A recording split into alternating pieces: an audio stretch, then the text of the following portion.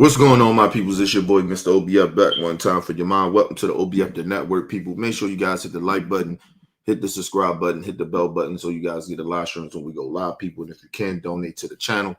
Go to OBF the Real Cash App and donate to the channel, people. We highly appreciate anything you guys could donate to the channel. Yeah, people, I'm out here looking like Wolverine right now. I gotta get a haircut. Right after I do this live stream, go get a fucking haircut.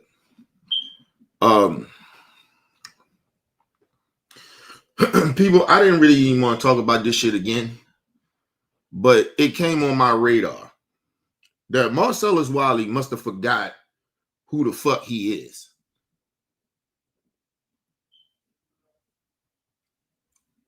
What up, gang? Morning to you too, bro.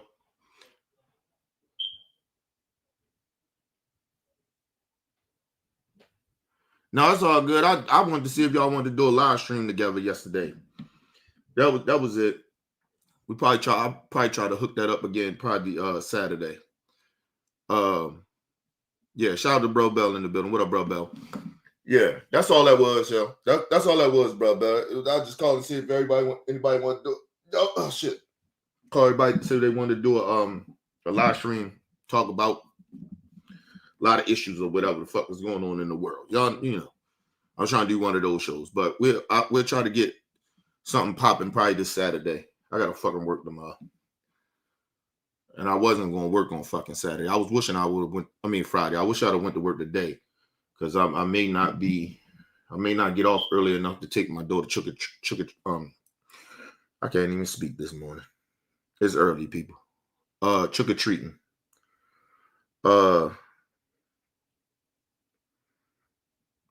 But yeah, so my wife gonna have to take her.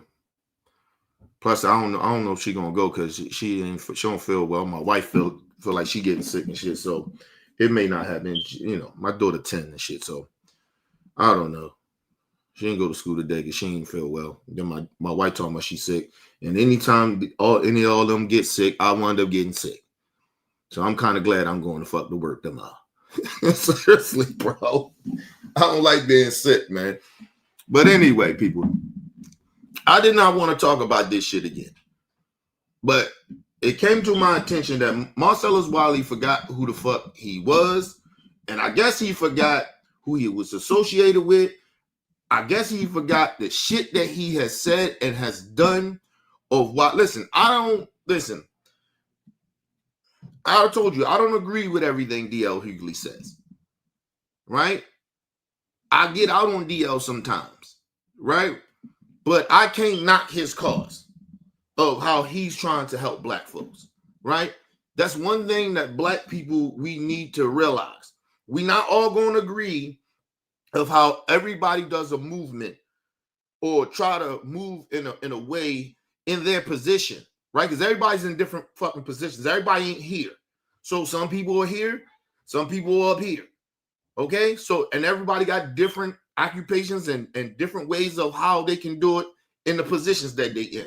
So I try not to be critical as I don't go as harsh on DL like certain people would, right?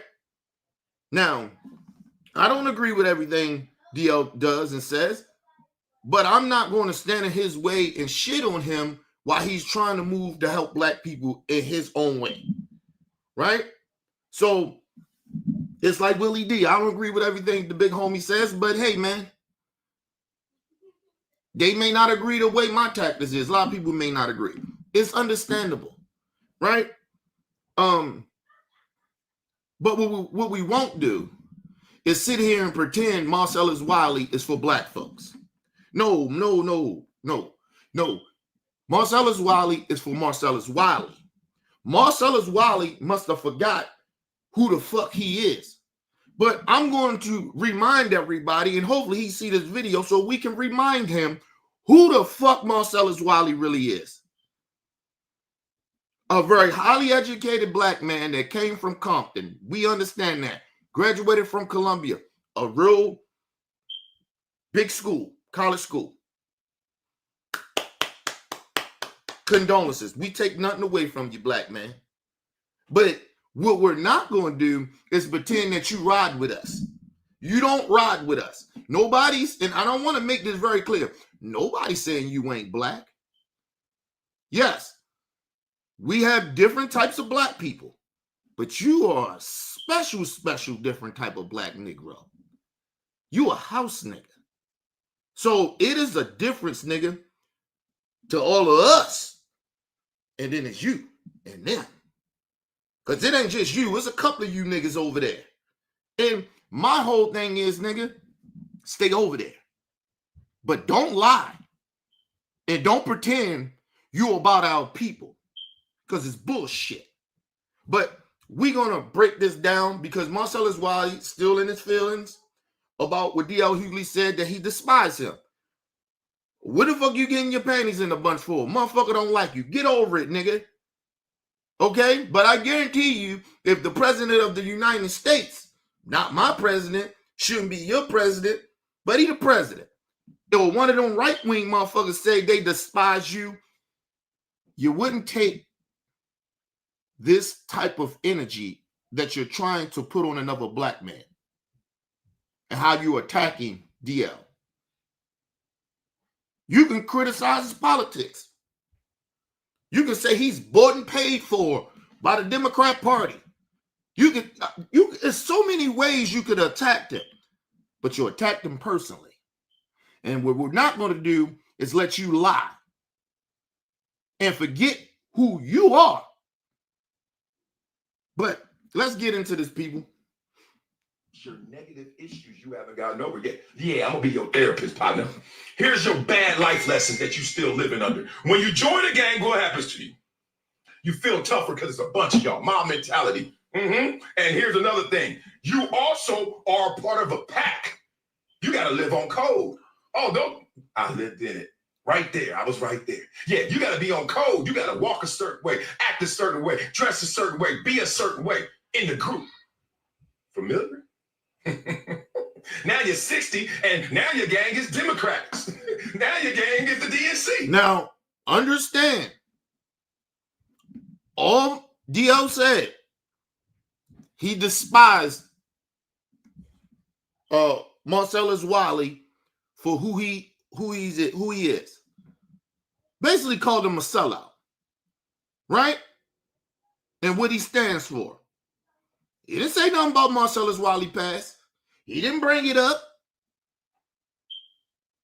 He didn't say anything personal. It had nothing to do, his wife, kids, nothing. But I will today. I will. Because this nigga must have forgot who the fuck he is. I ain't gonna bring up his kids. Like in a disrespectful way, because you know kids don't fuck with the kids. But, oh yeah. Oh, I'm gonna bring up your wife. Because you want to get personal, nigga. See, I see DL different. He don't want to do that. I will. Because you forget that, you must have thought that we forgot that what you did. Oh no. We gonna egg your bitch ass out today. But let's get it. But I'm reminding people he got personal first. And then now he's trying to play like he didn't get personal. But let's move on. Banging on anybody else who ain't sounding the same, looking the same, acting the same, talking the same, walking the same. Scared of a kid. Still in the gang and just gonna switch it up from Crips or Bloods to some damn Democrat or Republican. Grow up. Okay, so we had to talk about DLU. And first of all, nigga, you coon Negroes, you gonna stop playing this stupid ass game. When you vote for a side, that means you agree and you riding with that side. This whole notion that you niggas want to sit in and play stupid game. Wow, I voted for the Republicans and I voted for Trump because he's going to do things for us. Bullshit. He's going to lower prescription drugs. He's going to lower food, groceries. Gas is going to go down. He's going to help the farmers. Bullshit. You voted for Trump because you anti-black, nigga, and you hate black people. So we're not going to play this stupid game. You want to say, oh, D.L. Hughley, oh, he went from a Crip of Blood gang to the DNC? Fine. Well, what we're not going to do is pretend that you didn't just vote and ride with the gang too. Because, nigga, did you forget I seen your bitch ass on Megyn Kelly, one of the biggest fucking right-wing racists in the country? Oh. So, if you want to talk about him being in the gang as a fucking kid, he was a kid. You're a grown-ass man siding with grown-ass racists. So, you want to bring up past, nigga? We talking about your presence, but I'm going to go a little deeper in your past. Because, see, what you're not going to do is play stupid games and try to pretend you're the smartest person in the goddamn room. Because you can speak very well and you went to Columbia College and you got a degree. Okay, nigga, you want to play those games? Let's do this. Let's simple. Let's make this very simple. We're not gonna go over people's head with your bullshit rhetoric, because that's all it is. But don't pretend you ain't in the gang either, nigga. You riding with racists. You riding with the Ku Klux Klan. You a good old boy. Remember that, nigga. But let's move on. Wiley and Marcellus Wiley, man, they've been going back and forth online for almost a week now, or maybe even a little bit longer than that. And it all started because D.L. Hughley was on Vlad TV's platform, and he had talked about people that he had despised. And at the end of that segment, he had brought up Marcellus Wiley. This is what he said on Vlad TV's platform. And if you can, guys, be sure to hit that thumbs up button. I had to put together about a week's worth of videos for you guys in today's video, so that really does help this video get pushed out to the algorithm, and I really do appreciate that. Thank you. I can't stand Marcellus Wiley. They all do the same. Wait, Marcellus Wiley? I don't like him at all. Really? I don't. That's my man right there. He's a regular on my show. Okay. Why? Because Why do you not like Marcellus? I think Marcellus Wiley. I think that Jason Whitlock. I think that Van Jones make white people way too comfortable for me. So Marcellus Wiley had caught wind of that. Facts. That's his opinion. He didn't get personal. He didn't bring up Marcellus Wiley past. He was in the present times of what he was speaking on. Now, listen, I don't agree with everything D.L. Hughley says all the time, but he's right about that. I have a real problem with you. I despise you, Marcellus Wiley, and a whole bunch of black people should too. That you make white people feel comfortable with their fucking racism. And you just like a good old boy, take your goofy ass right over there on Megyn Kelly platform and sit there with a skeletal-looking racist bitch. And gloat on a racist president with your big goofy ass. But you, man, you upset what D.O. Hughley said. Nigga, it's facts. And it's the present. It ain't nothing from your past. When you was a fucking child or whatever. But you brung up that man's past. So we going to go deep on you. We're going to go pause on that. But we're going to go deep in your past. Right? And I showed you guys a little bit of what he was talking about in the intro. Marcellus Wiley was going off. And he also said some more things about D.L. Let's check out this clip right here. I make white people too comfortable, right? I make them too comfortable to come at black people. Look, I'm not looking at life through that lens. Look at this. If I'm right, I'm right. If I'm wrong, I'm wrong. My color ain't saving me. And that's your issue. No, nigga. And you're right. But see, that's the problem with you Negroes. See, you keep forgetting the world that you live in. See, you live in a fantasy world, nigga. Color matters. And I don't give a fuck how many good white people you've been around. You claim they're around, or a bunch of racist white motherfuckers that you've been around, and tell you that your color don't matter, man. We go off of who you are, man. You one of the good ones. I don't give a fuck how many times they tell you that. And race doesn't matter, man. I don't see race at all, man. Well, I'll tell you one thing. If a white person tell me they don't see race, I question them. Good or bad. I question if they don't see race. Something wrong. You need to watch those white people. Sorry to tell you.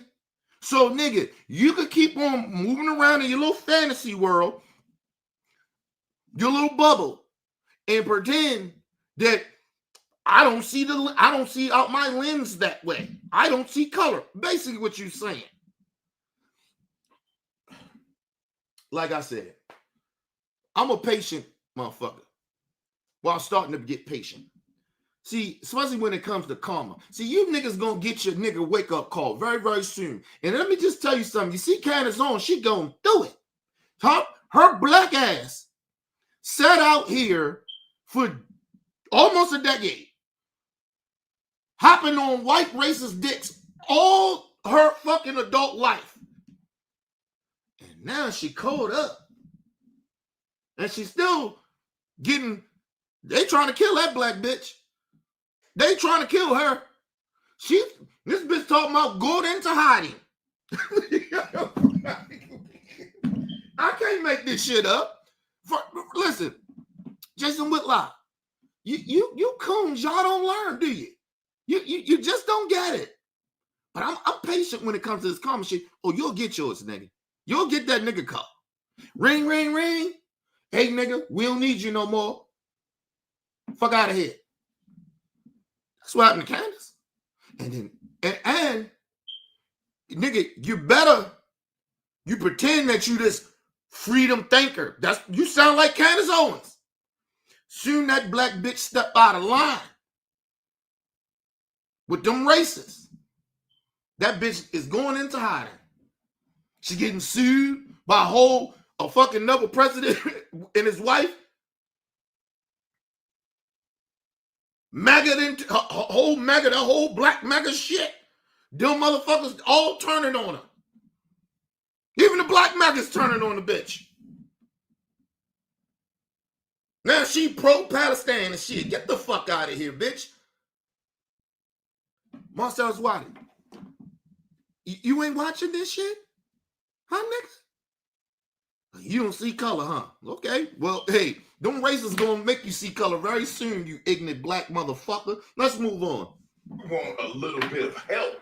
You want the handicap sticker, placard. You want to be the one that get the concessions because of your skin. And that is a backwards mentality. And we're going to talk about how... First of all, you accusing him of that. That don't make it true. But let's just say that's true. What's wrong with that? White people do it. And then, you got your white people that, that love you, man. You one of the good ones. Okay? They do it. And then tell you, oh, we don't see color.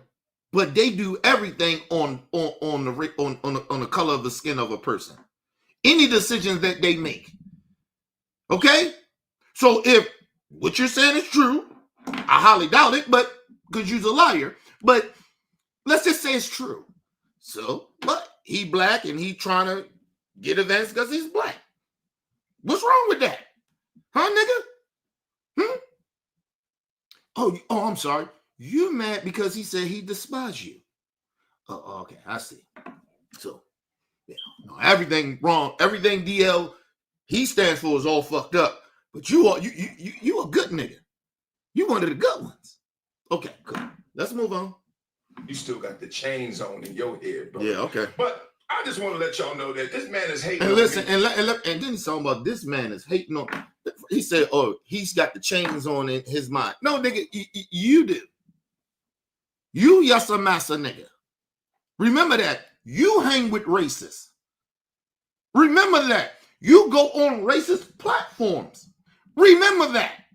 See, these are receipts. These are facts. This is shit that you assuming about DL. But what I just said about you are facts. You hang with racists. You're friends with racists. I don't know. You ain't my brother. I don't give a fuck if you black or not. You ain't my brother. You ain't DL Hughley brother. You ain't the rest of our brothers. Nigga, you hang with racists. You are very comfortable of hanging around racist people. That should let you, people, that should all let y'all know who the fuck Marcellus Wiley is. He's comfortable around racist people. People, I could not ever get comfortable around a racist. Not on no scary shit. Just being uncomfortable with a bunch of motherfuckers that hate me. Why would I be comfortable around that? Why would I even want to speak to these type of fucking despicable human beings? But Marcellus Wiley do. But, you know, DL is jealous of him. Jealous of him. For what? For what? Marcellus Wiley, listen, let me just say this, bro. You was a decent football player. I ain't gonna say decent. You was a good football player. I'll give you that. Other than that, nigga, what the fuck D.L. Hughley got to be jealous of you about? You had a TV show, a sports show. You had a couple of them. I think you was on a couple of TV shows. You was on ESPN. You got let go from there, and then you went over to Fox and had a TV show with Jason Whitlock and Jim Jackson. And what happened? They let y'all go. Because you niggas was over there cooning too much. I got my honest opinion. But ever since then, you doing what? So I'm still trying to figure out what the fuck do D.L. Hughley need to be jealous of you about or hating on you. I'm sorry. He's hating on me. Hating on you for what? You sit down with racists, bro. Like, come on. Stop, bro. Like, nobody's jealous of you. Nobody's hating on you. Nobody's picking on you. We're just telling you your behavior presently is out of step with our people. And you can pretend that you a free thinker, one of these free thinker black Candace-Owens motherfuckers, all you want. But at the end of the day, that skin complexion that you get in the mirror and wipe your face in the morning, you see every day, that's all them racists see. And you can pretend that you different. Your skin color don't matter. It's your attributes. Okay, cool. You think that. But them racists will let you know soon who you really is, nigga. And don't come crawling your black ass back over the side. I keep telling you niggas, ride that coon train till that bitch fall off. But even when that bitch fall off, don't bring your ass back over here. Because, nigga, we ain't going to forget that. And I tell people this all the time. Black folks, we don't have to forgive these coons once they fall off and want to come running back. Look at Omarosa. The black people still don't fuck with her. That bitch can't come to the black community like that. She know that. Omarosa come out, motherfuckers like, okay, what you on?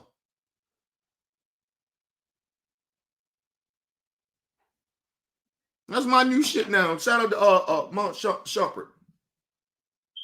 What you on? Listen, we can't let these motherfuckers come back. I told y'all they are a danger to our community. And they're openly okay with it. So we have to be openly okay of telling them, you don't bring your ass back over here when them white folks kick you out the main house. Don't bring your black ass over here. You better go find another club.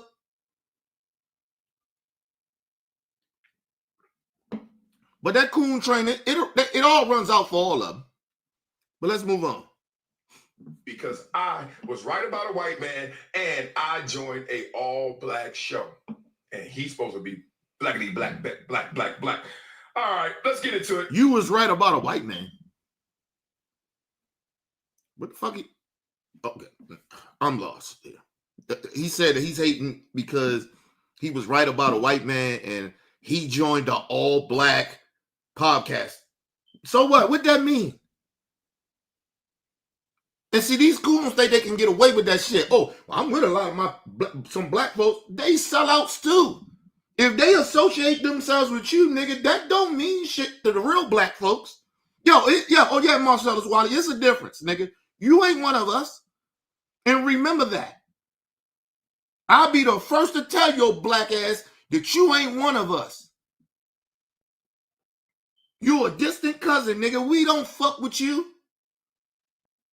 So I don't give a fuck how many black Negroes you do a podcast with or you hang around with. I don't trust them coon ass niggas either. So it is what it is, nigga. You don't like being black? We don't accept you to be black. We put it that way. You want to be black when it's convenient for you. See, I know the coon games. You can't play that shit with me, Marcellus Wiley. You are a straight up coon. Nigga, just your behavior of how you even interacting with this situation with D.L. Hughley, let me know that you are a high-ranking coon. You on that top list of coons. You want to be Stephen A. so bad. But you kind of really not Stephen A. either, is you? He went at your buddy Max Kellerman, and all of a sudden, you was right about it. But you defended a white man over a black man. And you do it all the time. Oh, that's what you're talking about Max Kellerman. Oh, okay. Listen, I have nothing against Max Kellerman. But now that I know that Max Kellerman is friends with Marcellus Wiley, I can't fuck with Max Kellerman no more either. So sorry, Max. And I know you about black folks and all that shit. I think you got black wife. I get it, nigga. But nah, I can't fuck with you. You fuck with a straight up coon like this, I gotta question your judgment. I gotta question who you really is. It's who you associate with. Oh, I'm sorry. Oh yeah, remember, Marcellus Wiley. Remember you because you got personal with DL. You talking about when he was a kid though. He was connected to the blood gang. He was a gangbanger. You still see him as that gangbanger, don't you? Like an OG gangbanger, don't you? So nigga, whoever you associate yourself with, and whoever associate with you, that's how we see you. So you can't get mad at DL for despising who you are. You're doing the same shit to DL. You see him as a high school dropout, got his GED in the blood gang. Oh, and then you said he transformed from that to getting in another gang, which is the Democrat Party. So all you see is DL as a gangbanger. So now, nigga, just to let you know, all we see you as is a sellout and a coon and a person that defends white supremacy and sides with racists. You like the Klan, nigga. See, and we ain't got to make up how you feel. We ain't got to make up scenarios. We watch your behavior. We see who you sit around with. And just because you placate to some other coon-ass niggas doesn't give you a pass. Oh, I seen you on Megyn Kelly.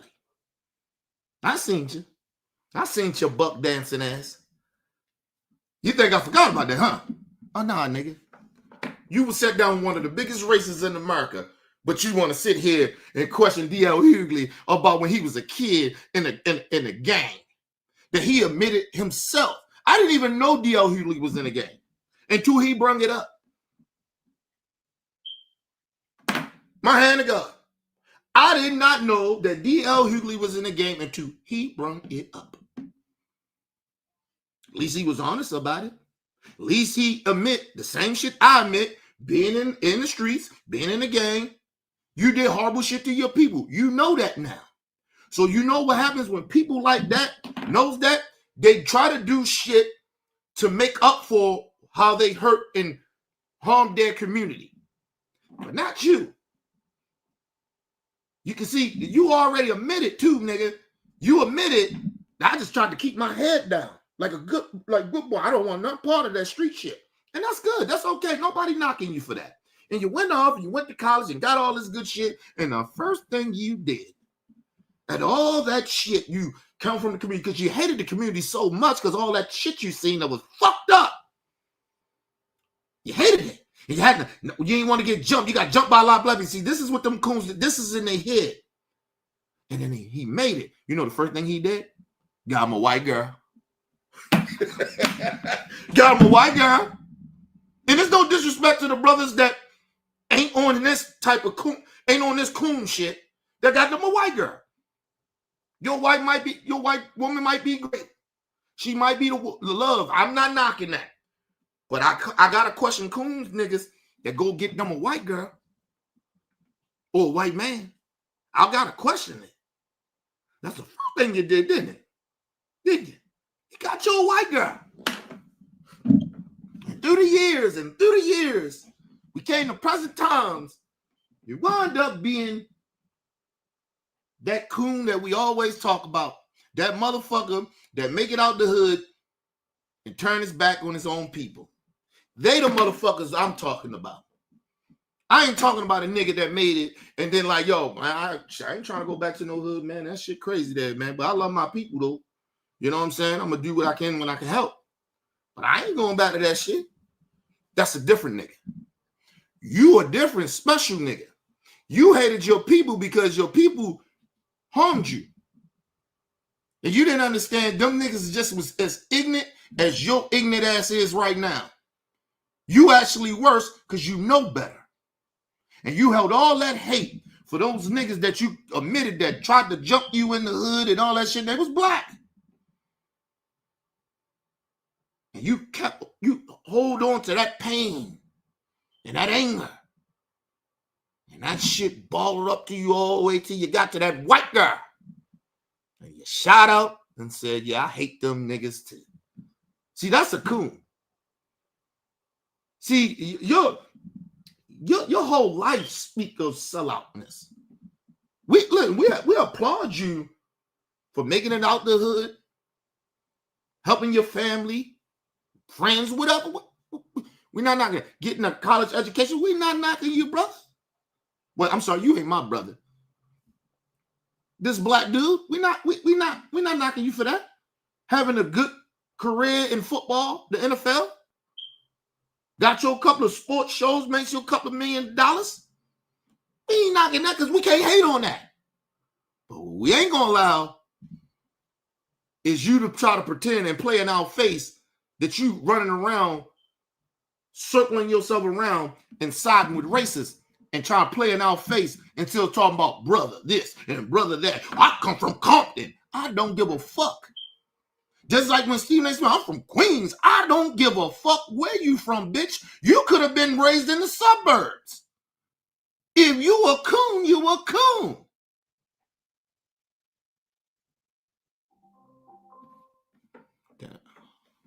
I know a flood get ready coming. This weather crazy as shit. It was just raining like a bitch. And now the motherfucking sun is out. Crazy. That means it's a motherfucking thunderstorm coming. They talking about it's a flood supposed to be around this bitch. But anyway, nigga, don't forget we know who you are. But let's move on.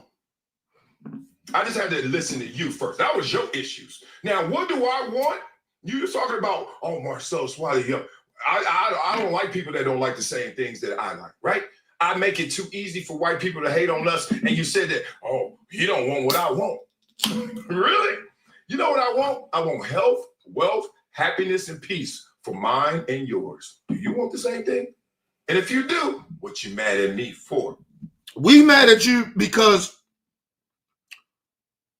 not if you sitting down with racists and supporting racist people that hate black people.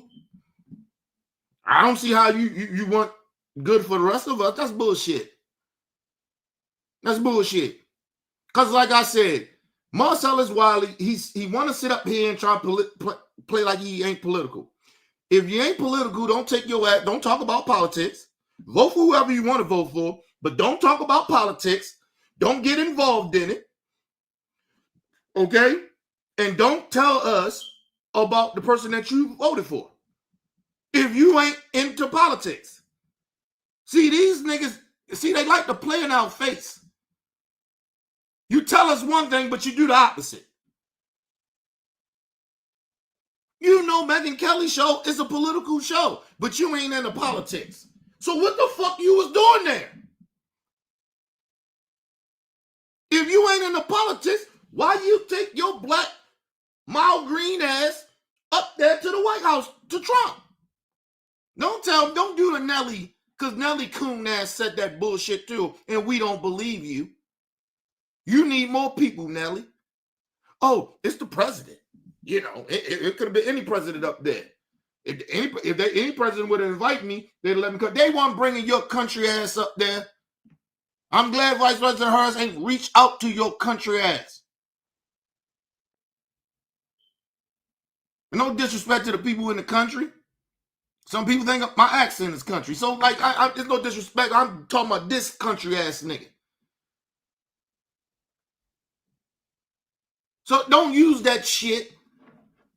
Nigga, listen, it's who you associate with. This whole notion these niggas want to live in this make-pretend world that, oh, just because I associate, they my friend. If the motherfucker your friend, y'all have to agree in certain things in life.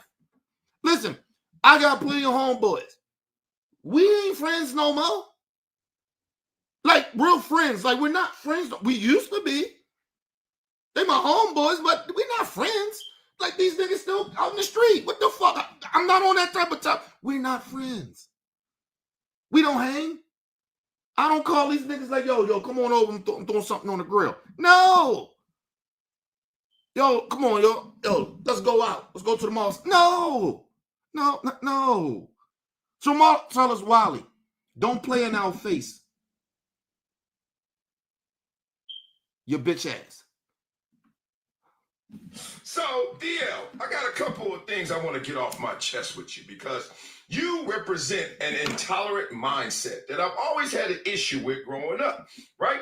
And you're the type that wants black people to stay in line. First of all, hey, shout out to Mark. Listen, first of all, if I would listen, I hope and pray Stephen A. run for president. That'll be his nigga wake up call. Because he will really find out that black people, the majority of us, do not fuck with him. So I want him to run. Stephen A., I beg you, run for president. Run for president, bitch. Bitch ass nigga. I want you to. So you can get a rude awakening. Or you talk all that shit about Vice President Harris and all this other shit. Bitch, you think you better than her?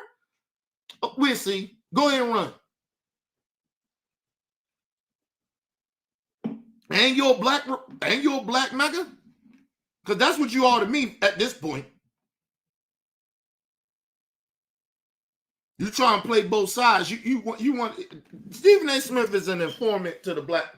He's trying to infiltrate our community. That's all that shit is. You know how you had the Black Panther had a movement and some niggas, you think the FBI got him. He an informant. That's who a lot of these coon ass niggas is. That's why they always try to play both sides. I'm still down. I'm black. How you want to question my blackness? Nigga, because we can. We ain't saying you ain't black. We can question your blackness, though. This whole notion we can't question niggas' blackness is bullshit. And that don't mean you got to grow up in the hood. My thing is, nigga, you don't get in positions and gatekeep to not let other black people come up like a crab in the barrel shit, like a lot of black niggas do when they're in that position. Okay? Or you don't shit on our movements because you cool with them white folks and they giving you them checks. Because I keep telling you niggas, all money ain't good money. But let's move on. Hope he run, Mark. I hope Stephen A. run. Cold to the script. Say it the way we supposed to say it. Act black. Even hearing the word act, I'm already off. I don't care what you say after that. But you want me to act black. First of all, nigga, ain't nobody tell you to act black. Nobody even knows what that means. Nobody knows what that means. Act black. What the fuck do that mean? No, nigga. And then first of all, let me just say this. You know what? I'll take that back. We know what acting black means. And we, listen, the bad part about it, the coons trying to pretend that we're trying to say they ain't black enough. No, nigga. We saying don't get in the way of our movements.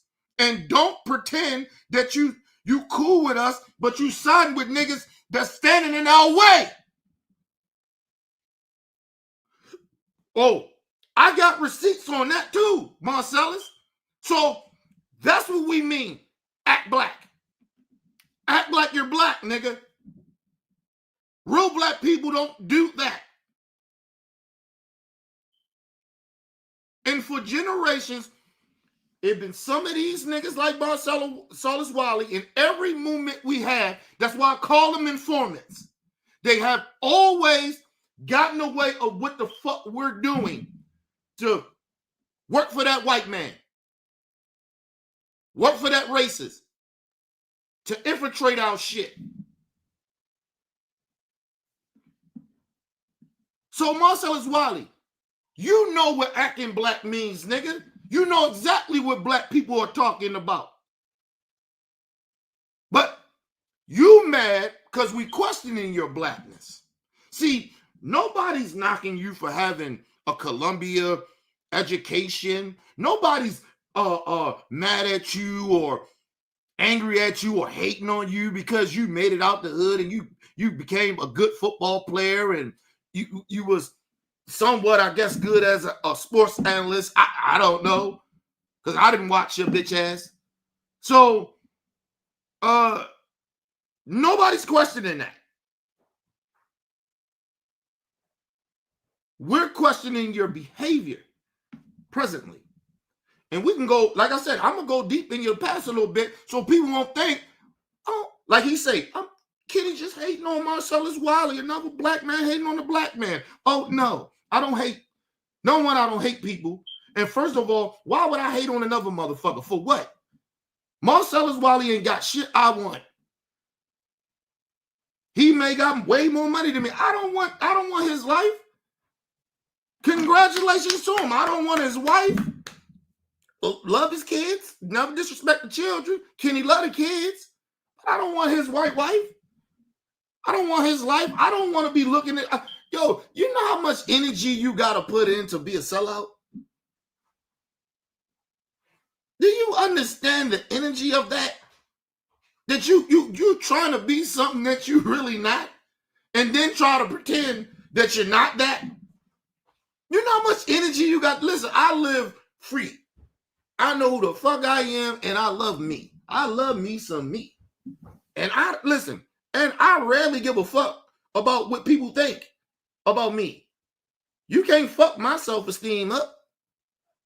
I done built through the years of having low self-esteem as a black person, as a black man growing up in the hood, to where I built my shit up to where I'm happy who the fuck I am. But imagine the energy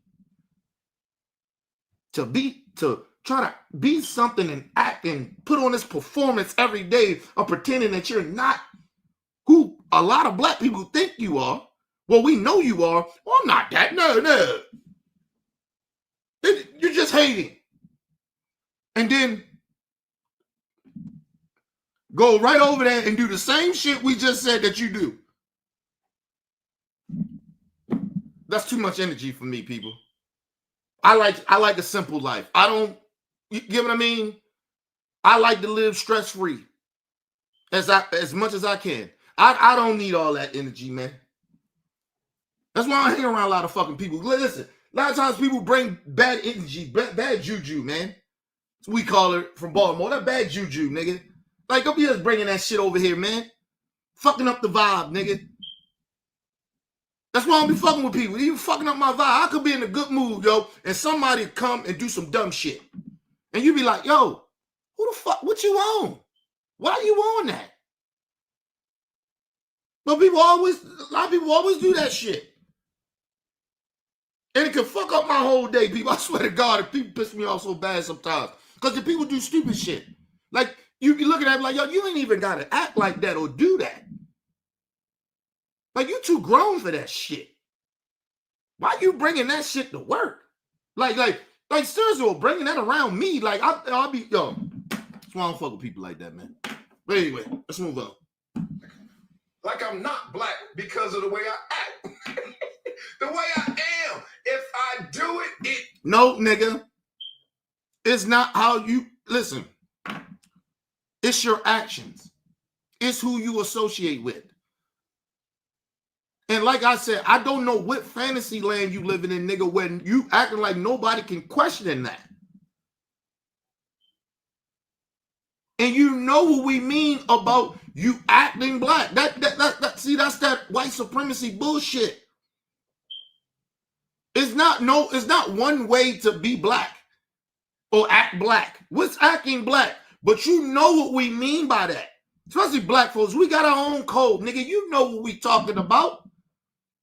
Nobody's questioning your skin complexion or your blackness.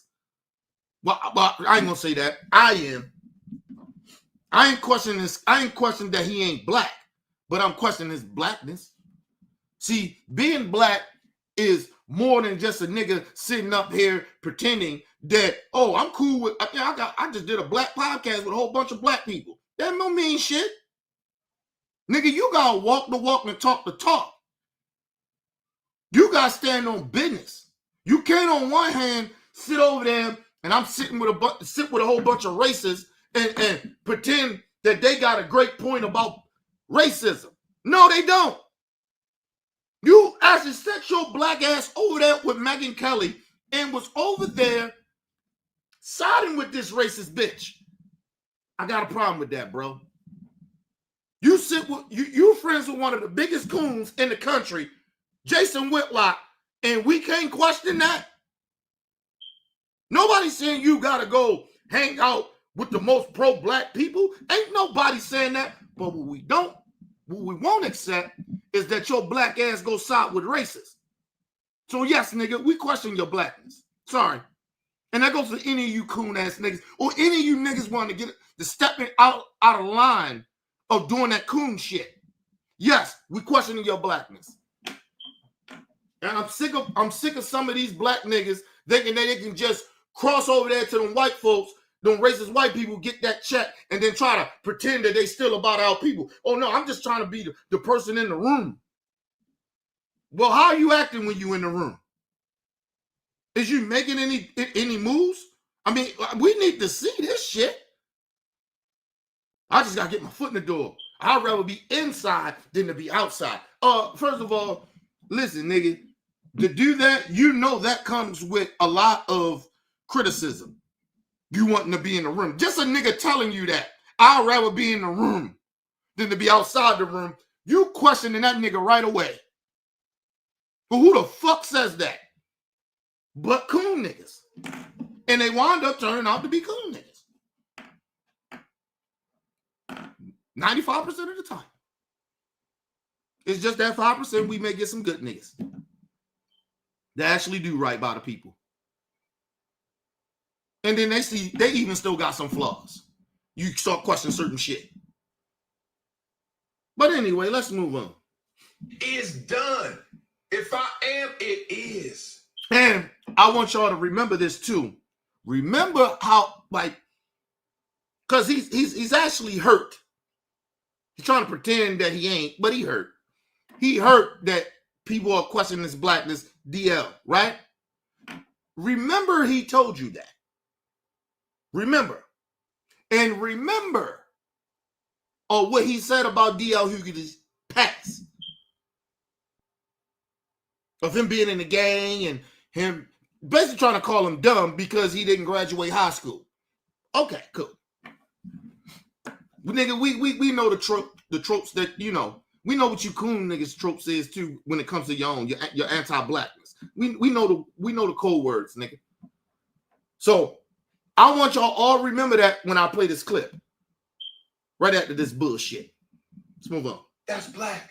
You keep thinking black is a certain way, certain style. And I'm going to tell you at the end of this video why you think like that and how you can fix yourself. No, nigga, you can't fix us. There ain't nothing you can do to fix us. And first of all, it is a code amongst black people, but I said this before. It's different black people. Different types of black people that been raised differently. But listen, people, I know black people that grew up in the suburbs, and they ain't coons. They not sellouts. They just live a certain different life. Their reality and their circumstances was different than mine. That's it. But I vibe with them. Because we be on the same shit. Right? But I don't question their blackness because they grew up in the suburbs. They just, first of all, I don't question their blackness. They just was privileged. They had the privilege to live in a good neighborhood. That's it. I'm not questioning your blackness. But nigga, if you are siding with racists, we get to question your fucking blackness. I don't know why he don't understand that. That goes for any black person. I don't give a fuck who you are. It's go for me. If you see me hanging with racist white people, y'all better question my racist white people. Y'all better question my blackness. Fuck wrong with y'all. Y'all better question it. This whole notion, these coon niggas want to play both sides, pretend, oh, you can't question my blackness because I hang with racists and I befriend racists? What? Who told you that? Oh, I'm sorry. Them racists told you that. Okay, cool. You keep listening to them, but don't come over here with that bullshit. Yes, bitch. Yes, Marcellus Wiley. Yes, we're questioning your blackness, and we actually question, is you really fucking with us? Because your behavior and the people that you surround yourself with and be friends with and cool with and even say you love, not on racist. That's all. Hey, nigga, I don't know what to tell you. Shout out to Ashley in the building. What up, Ashley? That's all. Listen, I don't know what to tell you, nigga. You can get mad, get gledlocked. But yeah, we question your blackness, nigga. And yes, I'm more blacker than you. Because if that's what you want to hear, yes, I'm more blacker than you. Because I don't sell out my people. It ain't enough money for me to sell out my people. And I don't give a fuck what your reason is for you to go over there and sit with racists like Megyn Kelly. I don't give a fuck. All I know, I wouldn't do it. So yes, I'm a better black person than you. I'm more blacker than you. Yes, nigga.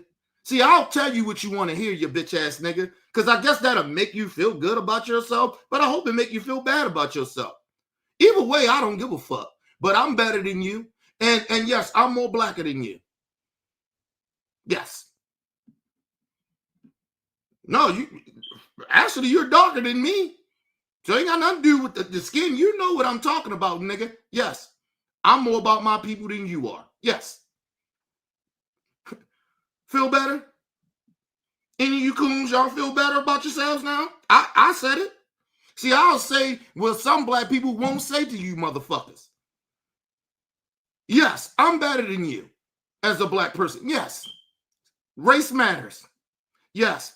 It's a difference between us niggas and you niggas. Yes. I question your blackness. I don't think you like black people very much. Because no self-respected black person, regardless of what background they grew up in, okay, suburbs, hood, whatever, middle class, it doesn't matter. Nobody black, self-respecting black people will go sit with racist white people and pretend what they're saying, they got points. They have no point. First of all, when you are a racist, you can't tell me shit. You can't tell me nothing. That goes for all the racist white people. And to the coon niggas, ain't nothing you can tell me either. When you side with racist nigga, hey, I don't give a fuck you got good points or not. It doesn't matter. I don't give a fuck if you telling the truth or not. I wouldn't trust you to save my life. What the fuck y'all on? What you on? What? Marcellus Wiley, all that education you got, nigga, and you still don't get it? You haven't figured that out yet? Nigga? Yeah, we don't fuck with you. Yes, I'm better than you. I'm a better black person. I love my people more than you love your people. They love our people. I'm sorry, our people. Yes. I'm more blacker than you. Yes. Just wanted you to know that. So we don't have this misunderstanding of, am I questioning your blackness? Yes, I am. Yes. Yeah. Yeah. That goes for any of you niggas. I don't care. At this point, I'm sick of these cool niggas. Yes, we're questioning your blackness. Nobody's saying you ain't black. We're questioning your blackness, though. And yes, it's a certain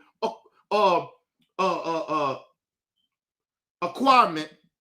No, not acquirement. It's a certain things as black people we don't do. Yes, nigga. And I don't give a fuck if you grew up in the suburbs, you grew up in the hood.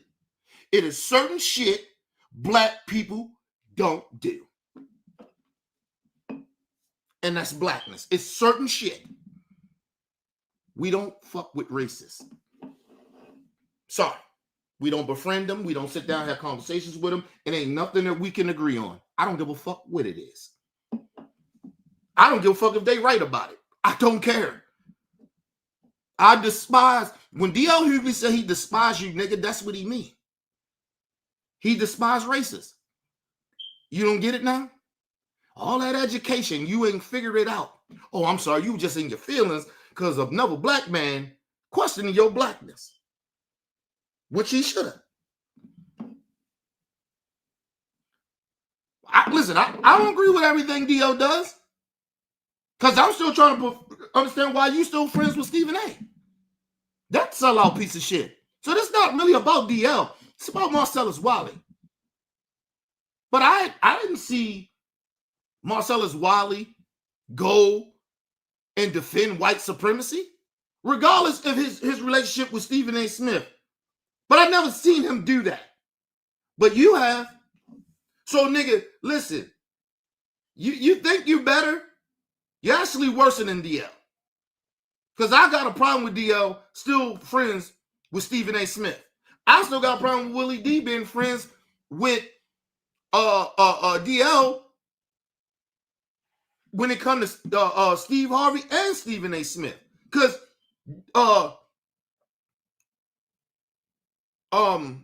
Willie D don't like neither one of those niggas. So I'm trying to figure out how you cool with this nigga. But I guess, it's me. I'm on that type of time now. Because I don't associate with, if you cooning nigga, if you cool with a nigga that's cooning, I can't fuck with you.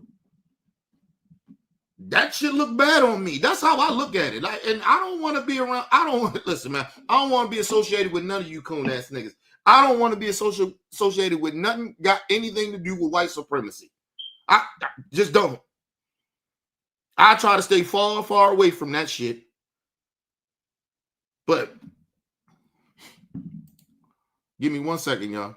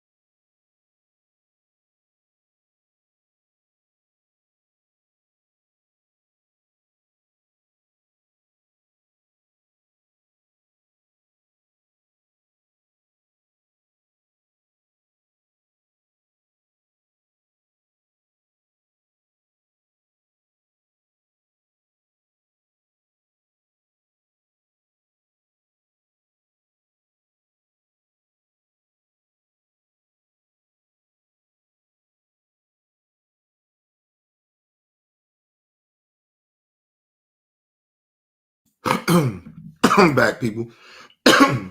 It's hot as shit in here, man. I had to turn the fucking heat off, man. It's 70-something degrees. It was cold as shit this morning. was like fucking, I say at least like 40-something degrees outside and shit. And it was raining. Motherfucking sun done came out, nigga. It's like 70-something degrees in here. Like, god damn. I had the heat on, y'all. I'm burning up in this bitch. But anyway, people, let's get back into it. Because Marcellus Wiley think we stupid. These coons like to play in our face, people, and I'm sick of this shit. At the tender age of 60 or wherever the hell you are, I saw them hands. You can't hide your age with them hands. You look good up here, though, big dog. I still love you, but at the same time, your ass is old. Second thing is you are a dropout. Me and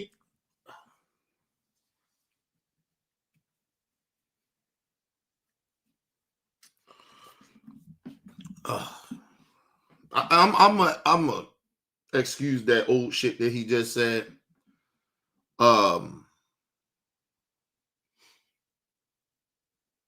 Now you,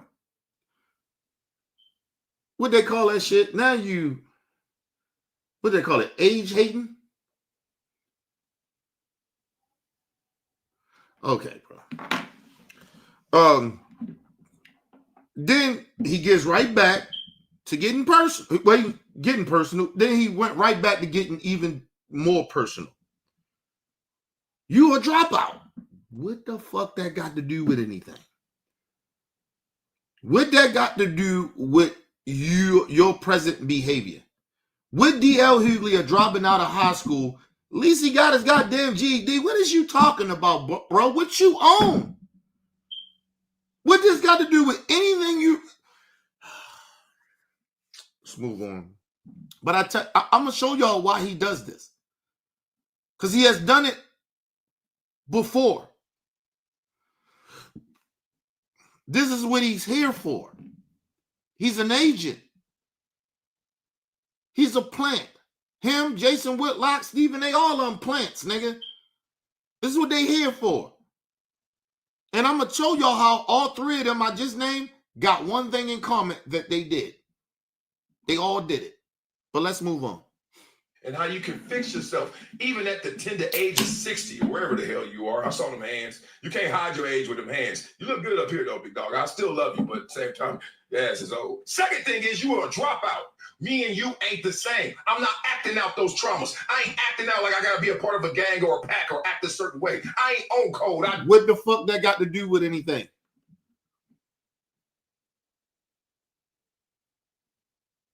Marcellus Wiley, let me explain something to you. You are doing that. When you took your goofy ass, probably with your white wife, took your goofy ass to vote. You sided with a gang. Okay? Everybody knows there's only two gangs in this country. The biggest two gangs in the country is Democrats and Republicans. Everybody knows that. Listen, people, even for me, I can say, look, I'm not a Republican or a Democrat, but when I go vote, I'll usually vote Democrat because it ain't nothing on the right that I see morally good or anything to help people that look like me or poor people. Sorry. See, because I actually pay attention to real policies. I just don't go vote because, it's my responsibility to do it. No. I vote because I actually pay attention. I actually do my homework. Marcellus Wiley, you don't know what the fuck you talking about. You know nothing about politics. You even claimed yourself. You know nothing about politics. You ain't into politics.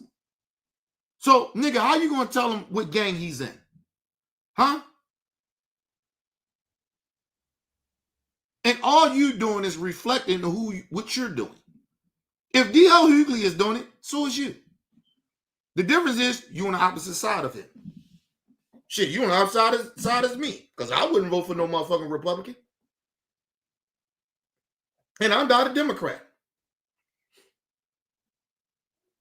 So, but when I do go vote, I voted for Vice President Harris. Oh, yes. Oh, yeah. I didn't vote for Biden. Because, yeah. Listen, I told y'all, I had a strategy that I wanted. We wouldn't have been having this motherfucker terrorizing the country the way he doing if black people would have stayed the fuck home and let Trump win again. Let them fuck it up. Y'all, believe it or not, going to vote for Biden, it really actually is fucking the country up. Even though Biden did a decent job, nobody's knocking that. I didn't feel no stress too much about politics. You get what I mean? And life and shit. But it's a strategy. So just let Trump win. And like I said, Biden had too much shit in his past that I didn't like.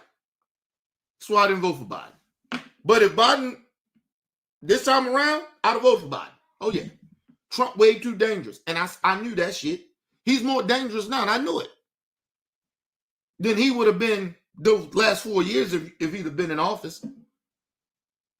He probably would have got impeached. And I mean literally got impeached where he had to leave office. Because all the criminal shit he doing. And you got to think about all the Republicans that was in Congress at the time, because I pay attention to politics, wasn't all riding with Trump. Especially at that January 6th shit. Well, people fucked up. They want to get Trump out there so goddamn bad. Hey, man. We had enough people that was around that wouldn't let him do what he's doing now. Now he got more smarter racist people. I didn't even go down that hole because I already tell people it's a waste of time talking about it because I tried to warn people. But anyway, and then fucking 94% of people didn't even vote. So, like, they almost, like, people that didn't vote, you could really blame them. You really can blame them. So, Vice President Harris was that bad, but what Trump is doing, never mind. Anyway, let's move on. Listen, she had her issues, but anything was better than Trump. Anything. Shit, I probably would have voted for Nikki Haley, nigga. Like, seriously. I'd have voted for Nikki Haley over Trump. I'm not lying. Trump? No.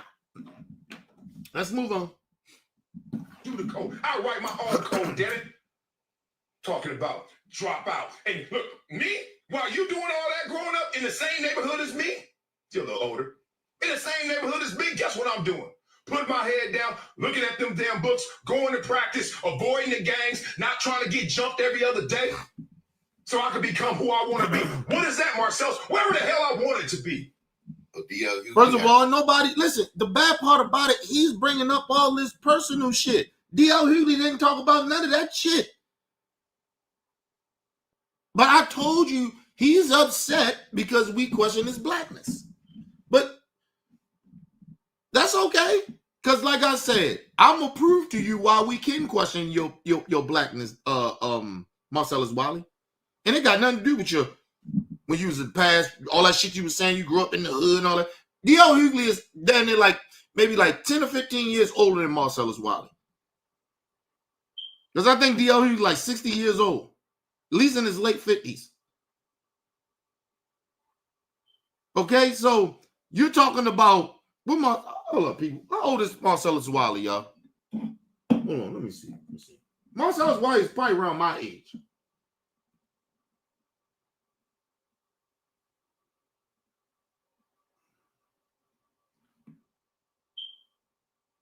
How old is Marcellus Wiley? How old is Marcellus Wiley? All right, hold on. Give me a second.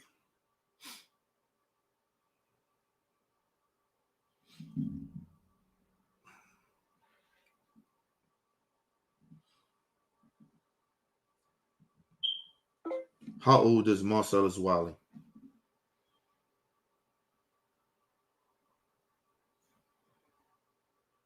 Marcellus Wiley is 50 years old. So Marcellus Wiley is 6 years older than me? So he even grew up in a different generation than I grew up in. Right? Because I always tell people, it's a difference. 5 years of a motherfucker in a certain age, it's different. I hung around a lot of older people, so maybe not for me. But it is a big gap. You're talking, you 50, and then you question somebody's oldness. You can't hide that 60 with change. Nigga, you 50. You old, nigga.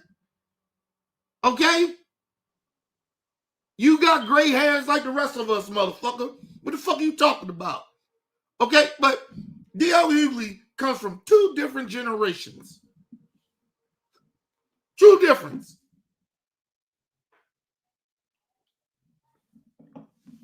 Marcellus Wiley is 50 years old. You're not even the same generation as him. And back in those days, when D.O. was growing up, the gangs was worse. Not compared to this shit now. This unloyal shit. Ain't no loyalty in gangs no more. That's why I don't even understand why niggas get in gangs. Nigga, you got to kill me to get in the gang. You got to kill me before I get in the gang. Fuck out of here. I'd rather die. I can't be in no gang. These niggas ain't got no loyalty. I couldn't be a street nigga now either. Ain't no loyalty in the street. So the generations are different.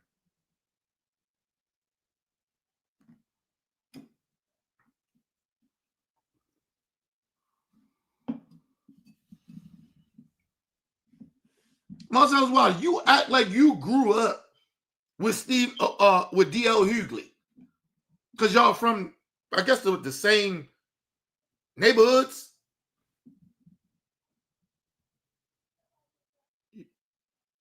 Nigga, you put your head down. Okay, cool. Nobody's knocking you for that. You're knocking him because when he was young, that's what he had to do. You don't know why he did what he did to a certain extent. You've never been in a gang. You don't know what a gang is like. You ain't never a street dude. Remember that. See, this nigga is talking. See, I told y'all, it's a difference from niggas growing up in the neighborhood and really being street niggas. It's a difference. The experience is way different. Because see, when you're a street nigga, you active. Growing up in the streets don't really mean shit. To a certain extent. You just know how the environment is. But you don't know how to you don't know why a lot of people is active. You don't understand the streets. So he's really actually unqualified to even be speaking on street shit. Let's just be real. Actually, where I come from, speaking on street shit and you ain't in the streets can get you killed. When I grew up, you know, times different now. You know, all this weird shit, niggas ain't no loyalties, niggas snitching every motherfucking day. You know, but that shit'll get you killed. Speaking on street shit and you ain't a street nigga. That's why. Listen, believe it or not, that's why Suge got a lot of backlash once he fell off. Niggas like, nigga, you ain't really a street nigga. You ain't never been active. You just knew street niggas. You grew up in the environment. Suge was never a blood. He just was associated with bloods. And it all, nobody's saying Suge a bitch, but I'm just saying it's a difference from street niggas. Niggas that are street niggas got a different level of how they handle things. Right? Niggas ain't really street niggas. They level of how they handle shit. They're more, if like Suge, you see how Suge was? He wanted to be a part of that shit, right? But not really.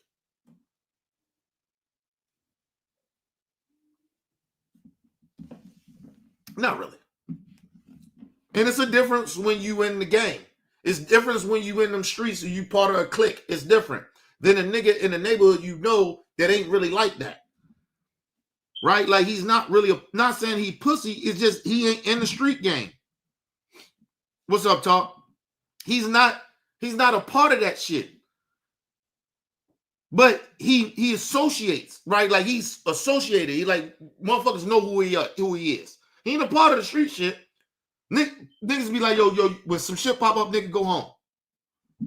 You get what I mean? Like, we know you ain't like that. Yo, go ahead home, bro. Like, you get what I'm saying? So that's who Marcellus Wiley is. And it seems to me, because I know niggas that grew up in the street that never was street niggas, they didn't move like that. Oh, I just kind of keep my head down and go to school. Try not to get jumped. Well, nigga, that's everybody. You didn't do nothing new or nothing different than a lot of niggas did. Even if you was street niggas, you was trying to keep your head down from certain shit too. You ain't want to get jumped either. What the fuck are you talking about? Oh, bitch ass nigga.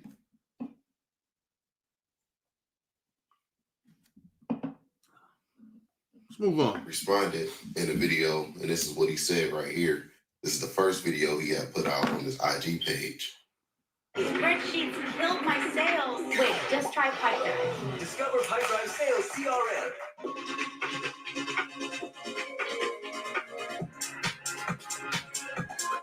First video. And I always tell y'all this. This is why we question these niggas' blackness. They keep saying they want to help the community's coons. I guarantee you, I put money on it. I can go to Marcellus Wiley hood before he can. They'll listen to me before they listen to him. And he from their hood. I put money on that. See, that's the difference. You get what I'm saying? Because if they find out who this nigga really is, who he is presently, they're like, man, get this corny ass nigga out of here. Well, we remember he was a corny nigga in the hood. He had a little guff in him, but he still was a little bitch ass nigga. Like, you get what I'm saying? Like, nobody would listen to Marcellus Wiley, and he knows that. Because he was not a street nigga. So, like I said, because you grew up in an environment does not mean you really know what it's like. Because you just know the parts of the struggle. You don't know why niggas did a lot of shit that they did in the streets. It's a whole nother different atmosphere when niggas are active. That's why I understand when niggas, like old niggas, they be out the streets and they like Black 100, niggas like that, pretending like you active. Because you know gang members, what the fuck are you still being part of a gang if you ain't the whole blood gang or Pyru gang you with ain't getting rich? What the fuck you on, nigga? But you still on Pyru and man, sit your bitch ass down. You ain't even active, nigga. You're not active. It's a different when you're active. You ain't active. Niggas ain't really got that much pull in the streets when you're not active. I'm telling y'all that. I say whatever I want to the young niggas. I'm not active. So they may listen to me. They may not. That comes with that. Because I'm not active. Those niggas live that life. I'm not living it. So, yeah, I might be saying the right shit, but not in their reality. They're active. Listen, let's move on. I swear, I can't stand fake niggas. And I can't stand old niggas that used to be a part of that shit, still trying to pretend that they got, like they active. You're not active. And like I said, listen, if I wanted protection from my niggas in the streets, I can get that. I'm connected in that way, but I don't use that shit. I used to use it, but I don't. Now, I don't use that shit. Because I don't want them to even think that, you get what I mean? Like nigga, hey. Because see, now what it is too, with the street niggas, they try to extort you for that shit. So, like, it's a slippery slope doing that shit. Right? But I'm connected in a way where, like, I know my OGs is still kind of OGs. So, you know, it tried to happen to me that one time. Like, they tried to extort me, like, nigga, the fuck you crazy. But I did it because I try to protect people. But that shit, it backfired. It totally backfired. It totally backfired. So you understand that you can't do that. Right? Like I go to the hood, bro. I'm on some positive shit. Or I'm there working. Whatever. I work in the community, nigga. I like, you know what I mean? Mothers be like acting like I moved to the suburb. No, nigga, I live amongst the people, nigga. But I'm not a part of that street shit. I ain't been a part of that shit for over 20-something years. So I ain't been in that shit since I was 19 years old, bro. So like that shit is not relevant to my life. Like, you get what I mean? Like, well, I gotta go to the hood. Like, for what? Yeah, I got family. Oh, I told you, I'm trying to go to the hood. Family members, because a lot of them still live there, right? Or I go, like I said, I go talk to the young niggas at a little juvenile spot. But other than that, nigga, or now I work in the hood. I work in the hood. Like, I don't be in the hood, nigga. For what? I don't hang in the hood. I don't party in the hood. Don't get me wrong. I'm much comfortable in the hood, though. I'm very comfortable, nigga. I ain't never scared. I ain't moving around scary. Because whatever them niggas is on, I've been on. It's just the times are different. Them niggas, it's a different time, and them niggas on some other shit. I've been out the streets for a long time, but a lot of the shit they doing, I'm not scared of that shit. And I don't move around life fearing no other man. Like, I don't do that. Or fearing nobody. Like, fuck out of here. I told you, I don't even fear death. Only reason I not fully fear death is because of the simple fact I want to be here for my daughter. That's it. And I want to grow old. I don't want to be darn young. Like, oh, he was so young when he died. No. Fuck out of here, man. But let's move on. Put out on this IG page. I hear Marcellus Wiley, I'm reminded of a quote by Oscar Wilde. He said that every saint has a past and every sinner has a future. And they interpreted that to mean that regardless of what you did in your past, that redemption is possible. Look, Mark asks, that sounds dangerous growing up on the streets. Did you like it? No, I listen. I tell people this all the time. I wasn't scared of the danger. Like, I mean, anybody be scared to get shot at and do shootouts. I mean, it's a little fear there, but I wasn't afraid of street shit. I was really mainly like when I probably was young. I probably was when I wasn't even in the streets. I probably feared more because you grow up in the environment, so it scares you. But once I got in the streets, I didn't fear shit like that no more. Especially after I got shot and almost died. I didn't fear street shit. And I didn't think I would live to 18 anyway. So, like, I didn't give a fuck about life. Right? Because you almost down there got turned into a borderline psychopath to even live that life. Right? But the only thing I really, really, really feared in the streets, especially after I got shot, it was probably getting locked up. I didn't like prison. And I got locked up in the juvenile shit very young. Even before I even got in the streets.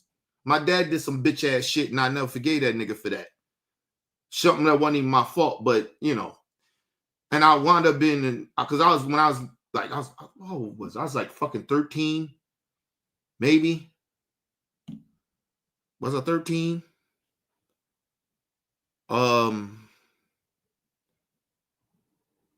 Yeah, I probably was like 13. Get ready to turn 14 or some shit like that. And my dad got me arrested and I wound up going to a juvenile shit. It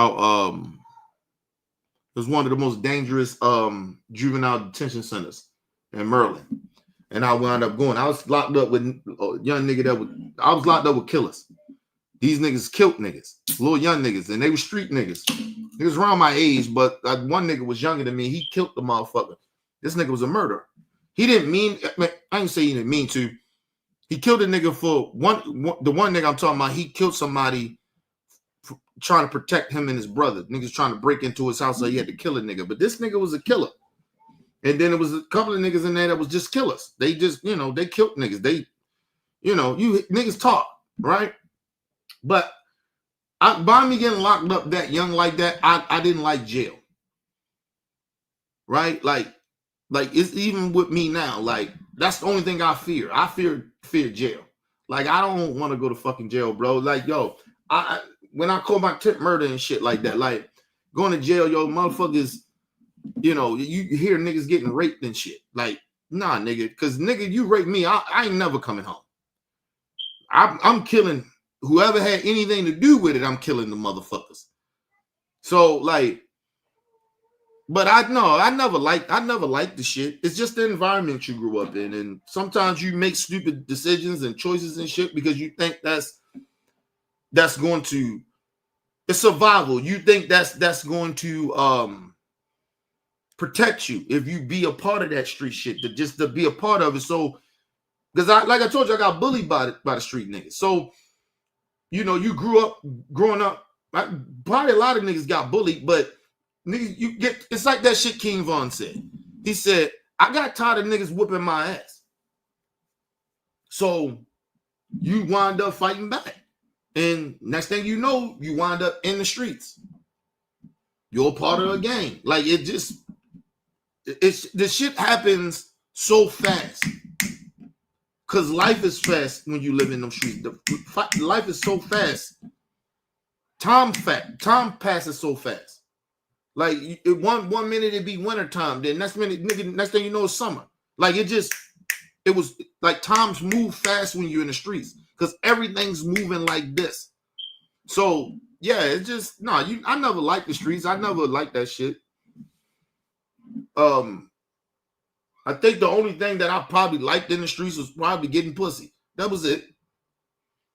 And you know, to get the pussy, you gotta have some money. So, but I never liked to sell dope. I hated selling dope. I really genuinely did. I never really liked selling dope. And see, I knew I was an entrepreneur in a way because, nigga, I just didn't sell dope. I sold guns and shit. So, like, I didn't make a lot of money off of selling dope, really, believe it or not. I made a lot of money selling guns. So, you know, niggas ain't even, a lot of niggas, like, I knew, a lot of niggas I grew up with, they didn't even know I was selling guns. Because I wasn't selling it to them. I just always had guns. And I always had a gun. Everybody knew that. I used to walk around with a gun all the time. You know what I mean? So, but I used to sell guns and shit. I used to fuck with some Italians that was in Hell's Kitchen in New York. That's where I used to get my guns from. So, yeah, like, that's like some shit that I did on the side. I knew I could make, if I needed some big money, I knew I could sell guns. Dope was, it's fast money, but it goes real fast. You know what I mean? And especially if you're not like, if you ain't like you don't make that much money selling dope. But I tell you, you like a roach. Like, it's a nigga that's making all the money, the nigga you selling for, he's really making the money. You just a cockroach. You just out there, you getting crumbs.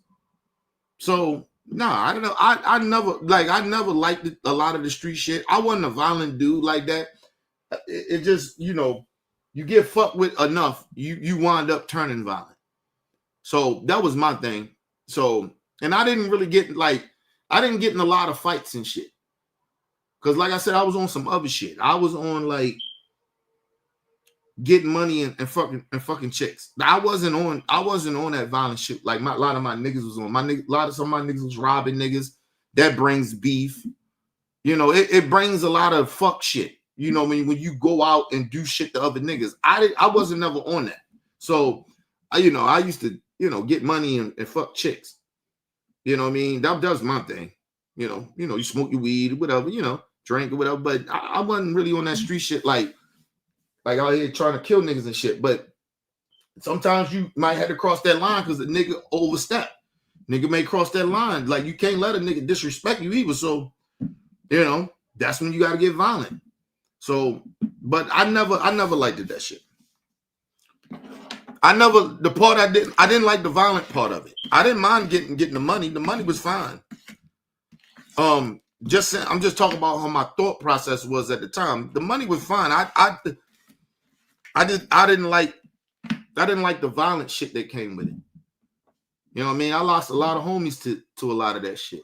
I watched a nigga get his head blown off in front of me.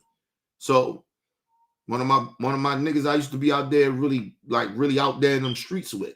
Like, man, this nigga, we got busy. And they got his head blown off right in front of me. And it was nothing I could do. I had my gun and everything. It was nothing I could do. So I watched people get the head blown off. Listen, one of my little homies died in my arms. It's so many other fucking stories. But they the main two that always haunt me. They the main two.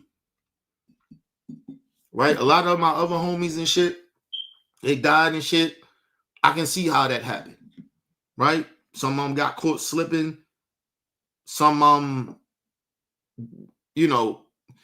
try to be too hard in the street, and sometimes that shit backfire on you. That's why I never tried to be so hard. Cause like, yo, you see the most thoroughest nigga get their head blown off. And that's what happened to my man, because he was really like that. That nigga, he'll blow your head off. And I know he did it a couple of times, blew niggas' head off. He did it in front of me one time. So, like, yeah, man, like, I knew he was like that, but I, like, Bonnet, shit happened to me right. He was right there. I had blood all on my face. Boom. Yeah, you don't not remember that, right? Like, you get what I mean? That shit haunts you. That shit stays in your head. I have a dream of that shit at least once or twice a year. You know what I mean? And then my little man Yoda and shit, he died in my arms. So I tried to give him CPR and shit. So that type of shit stick with me. But I watched plenty of people die. But it's almost like you can understand that shit happen, because it comes with that street shit. But they probably the only two that kind of fucks with me. Because I done seen niggas. I seen some fucked up shit where, like, I just was talking to a nigga and I just walked up the street and his man killed him. So I was cool with him, but I didn't know his man, but I was cool with the nigga. I walked, she was just saying, yo, what's up? Blah, blah, blah. He said, yo, what y'all doing? It's like, yo, nigga, we can go up to the bar, blah, blah, blah. Man, my man's and shit. We was like, yo, we going to the bar, blah, blah. He's like, all right, cool. Yo, y'all niggas be safe. Like, you get what I mean? And we just walked off. And we walked up to the bar. Bar was like two blocks up, maybe. Block and a half from where he was. And his man was sitting out there with him all day, drinking and smoking with him, and blew his fucking head off. I guess he got high enough and got the guts enough to do it. It was a hit. So, own man, it's own homie. But he thought it was his man, put it that way. So I seen shit like that happen. So, like, I done seen some real fucked up shit. But those two things always stick with me. Them shits always fuck with me. Them two murders, they always sit with me. You know what I mean? Because, like I said, my little nigga, he was my little nigga, and I was protecting him, but I was slipping, and he was slipping. And he went off, and we was calling in the night, and he got caught, and they got him. So that shit always stick with me. And then my man that got his head blown off, that I ain't gonna go too deep into that, but he did some fuck shit and crossed the line with a connect. And so it was like, if I knew that, I probably could have checked that shit. You get what I mean? But it was too late at that time. And it's always like, it's like what if, like, you know what I'm saying? Like they those two things, like what if. But the other shit, it ain't no what ifs with that. That shit comes with street shit. Niggas, your own man will kill you out that bitch. Oh, give me 1 second, y'all.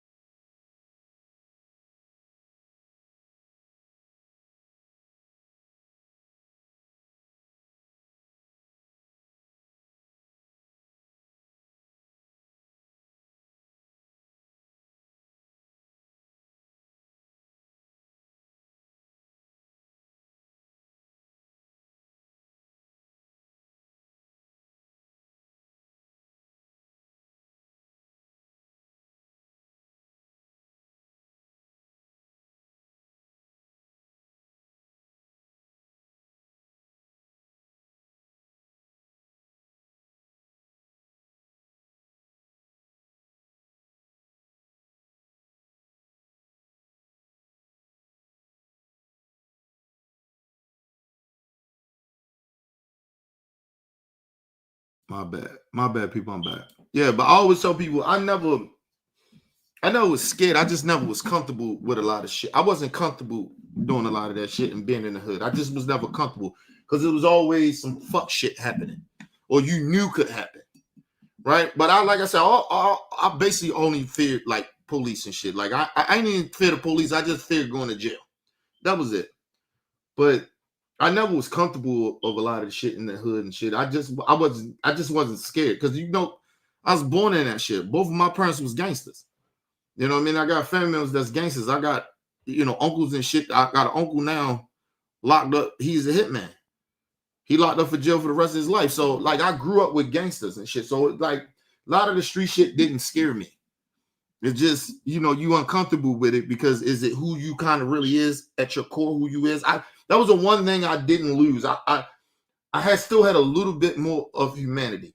But when I went dark and I got dark, I did a lot of dark shit. And I did a lot of fuck shit. So yeah. But once I came back, because I used to black out a lot. Like when I got pissed off and shit, that's why I don't like fighting and shit. Like because I black out, I kind of forget why the fuck I did what I did. I'm like one of those motherfuckers. So I don't like violence. Because I black out. Because part of it ain't even me.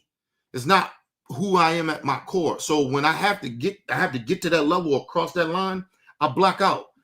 Like I fucking lose it. Like I said, I borderline I turn into a psychopath because I fucking black out. Like, and I don't care about nothing. So like I never wanted to be like that. I got this close of killing a whole bunch of niggas on the block. Almost shot about 25 dudes up. Like I got that dark one time. Like I blacked out. I was getting ready to black out. And I'd have been locked up for life. Tell you that shit. And there wasn't nothing they can do. I had to drop on them. I'd have killed all of them. And I had a machine gun at the time. So, yeah. I could have killed those niggas, but, luckily, like I said, like, that's why I say I believe in a God. I believe in a higher power. Lucky, something like, nah, don't do that shit. You get what I mean? Because, I'm not, in the crazy part, I could have probably got away with it too. You don't know, but it's back then, them times was a little different, but shooting 25 motherfuckers up, you might get caught. You know what I mean? And no, you know what? I would have got caught because I thought about it. Because I had to drop on these niggas. What I didn't realize was that down the street, the police was sitting out there watching these niggas. They was under investigation. Right? We in the hood, we call them knockers. Right? They was undercover cops. They just sitting there. And I ain't know.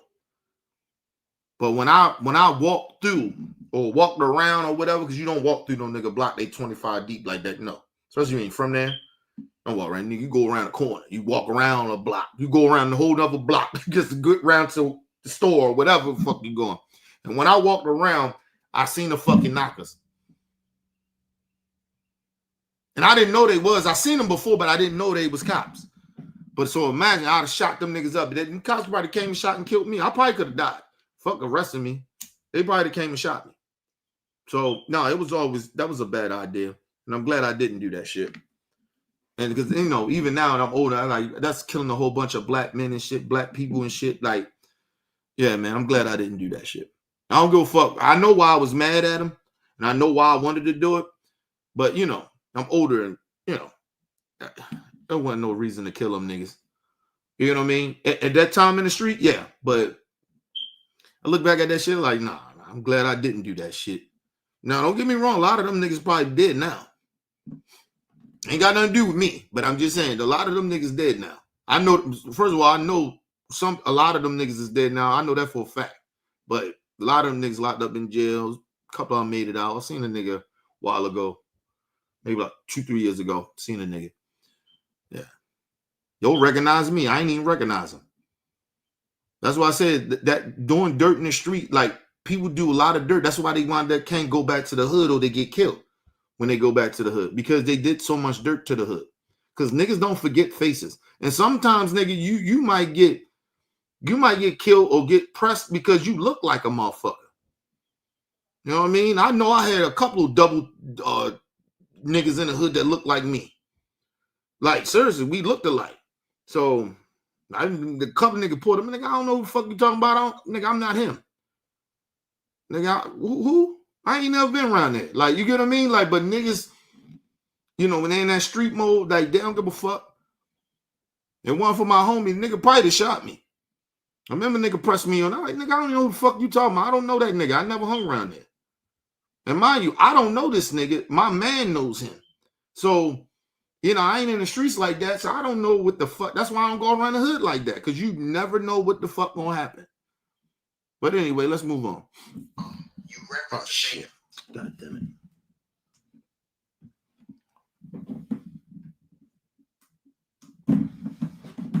Left channel, right channel.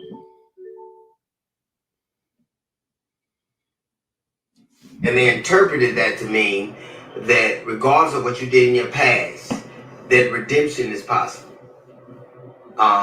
You reference the things that I've done in my past, the things that I've done to hurt people. And let me say this, people. Everybody don't make it out of the hood to talk about shit that probably me or DL could talk about. You know how many niggas he probably know that's dead? That he hung around? Or some of them still there and they ain't never get to the level where he at? And it's the same thing with me. Like, yo, we got lucky. And so a lot, like, that's why I vibe with DL in a way. I don't like that shit. He cool with Stephen A. I don't like that shit. But I vibe with DL because we have that in common. Like, yo, you like making it from the hood. You got this, like this remorse, this call it guilt remorse or something like the remorse that you make it from somewhere, you know, but you have that. So you try to do what you can to a certain point, the way you don't get pulled back into that shit though, right? It's a way you want to do it, and it's a way you have to do it so you won't get pulled back in. Because the street being in the streets is addictive too. It's like being on drugs. Believe it or not, there's some people that's addicted to the street, that lifestyle. My cousin was like that. You know what I mean? I got shit. Plenty of my cousins was like that. Aunts, uncles. Listen. I grew up around gangsters. Listen. Niggas was addicted to that shit. Had homies, they addicted to that shit. One of my homies that like family blood to me. That nigga's addicted to that shit. We didn't even believe in gangs. We used to beat niggas up. Motherfuckers trying to come recruit us in gangs and shit. We used to beat people up. That nigga wound up turning to be a part of that gang shit. One of my homies. And he a crook for life. I can't hang around that nigga. He know that. He can't even talk to me, bro. I don't even want to talk to him. All right, seriously. Nigga, unless you out the game, that's the only way I'll talk to you. Other than that, nigga, if you still a part of that shit, you associated, nah, I can't fuck with you. Fuck out of here, nigga. You see me, nigga, say what's up and keep it moving. Real talk. I'll give him 5 hugs, nigga. Yeah, what's up, blah, blah. Y'all holler at you, bro, blah, blah. Yeah. I keep it moving, nigga. Seriously. I don't fuck with niggas in gangs. I don't. Because listen. Just telling you. I have family members died because of gangs. Whole nice part of my family members in Ohio died. So I know what gangs do, bro. I had a real fucked up upbringing. I ain't gonna lie to y'all. That I've done to do damage. But what are you doing now? What things do you do now to make things better? Who do you throw your support behind? Like, to me, I think that the gang now I support is the 350,000 black women who've lost their jobs, or the federal workers who are now unemployed, or the people who are being spirited away and denied human rights because of the color of their skin or the language they speak. And mind you, Marcellus Wiley sides with this shit happening to people. He sides with people that's okay with this. And see, and this is the thing. He's talking about present shit. He's not talking about what Marcellus Wiley did back in his past and none of that shit, none of that goofy shit. He's talking about the present. or who he's associated with and who he voted for this type of shit of what DL is talking about. So yeah, nigga, we okay. I'm good with being over here with this gang, if that makes sense to you. If you want to characterize it that way, I damn sure don't want to be over there with your gang. But let's move on. When I was a kid, I believed that you should throw your support behind the most powerful people because that will keep you safe. But now I understand that it's the things you do for people that can't do anything. And you heard what he said. He said when you get in the like when you're young, you think that.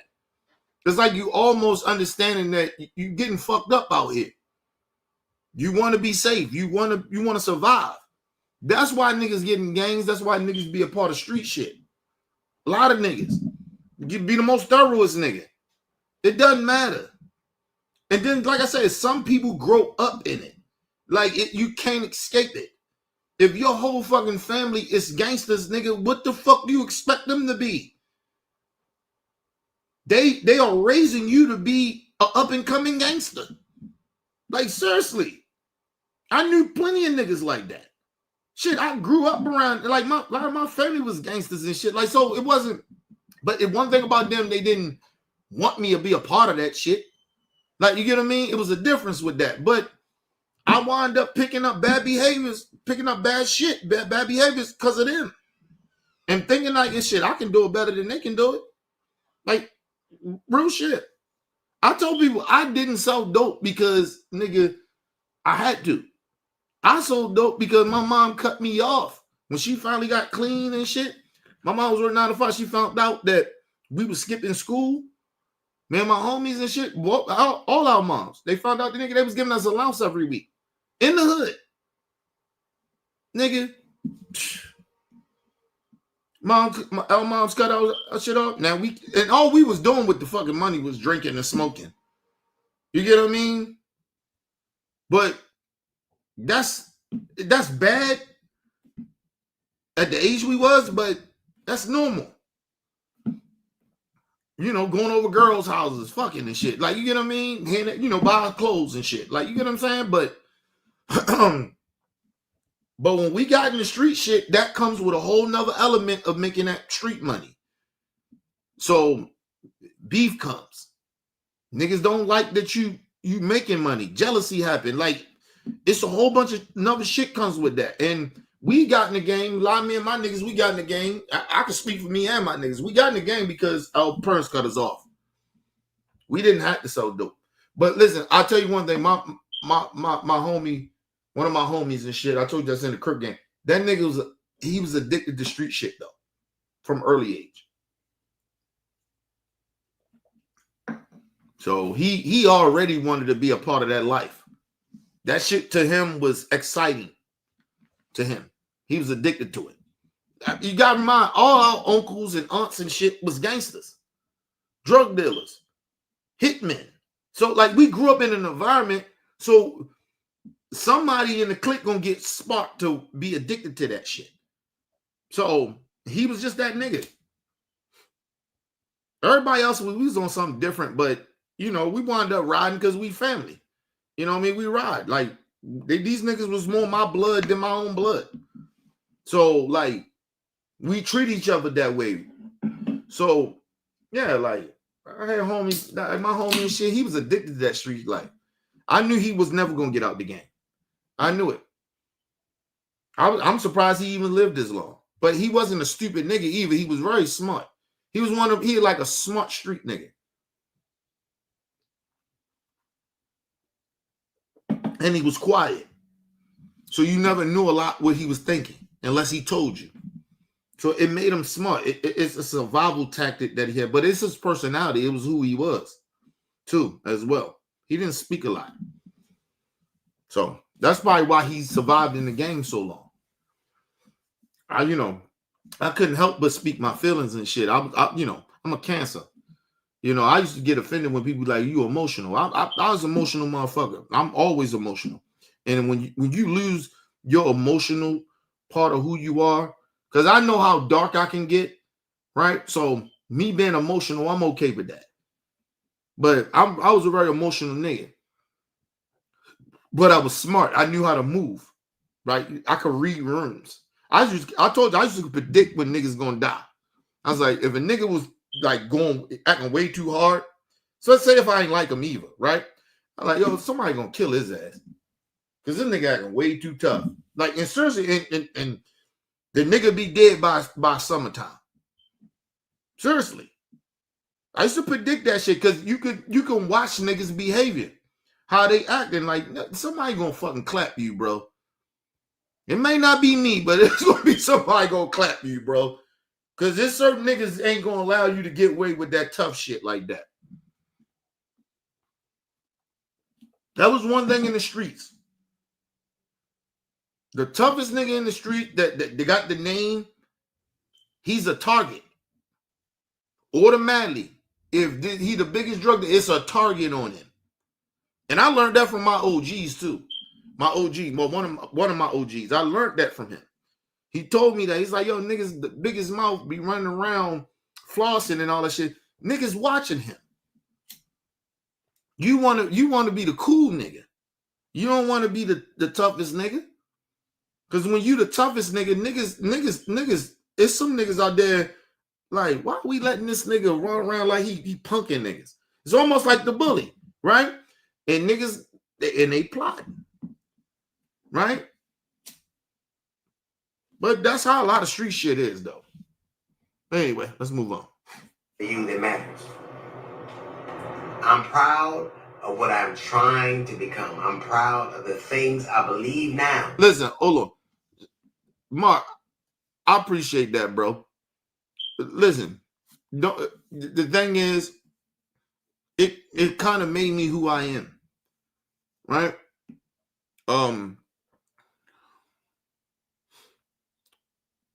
Listen, I was very athletic. I played a lot of sports and shit like that. I had fucking recruits trying to recruit me when I was 12 years old.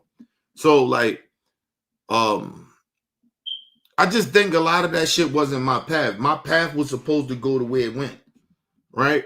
So, listen, only thing I regret is hurting out people when I was doing the shit I was doing. But I don't regret my path or how I wound up coming out the shit. I don't regret that. My life was what it was, bro. I always tell people, you got to forgive yourself first before you try to get other people to forgive you. You get what I mean? Like, so, like, I had to accept that's who I was. It's a part of me. And when you grow up and you recognize that, when you finally recognize that, then you can move on to help others. But I was in a dark place for years. My whole 20s is a blur. I listen.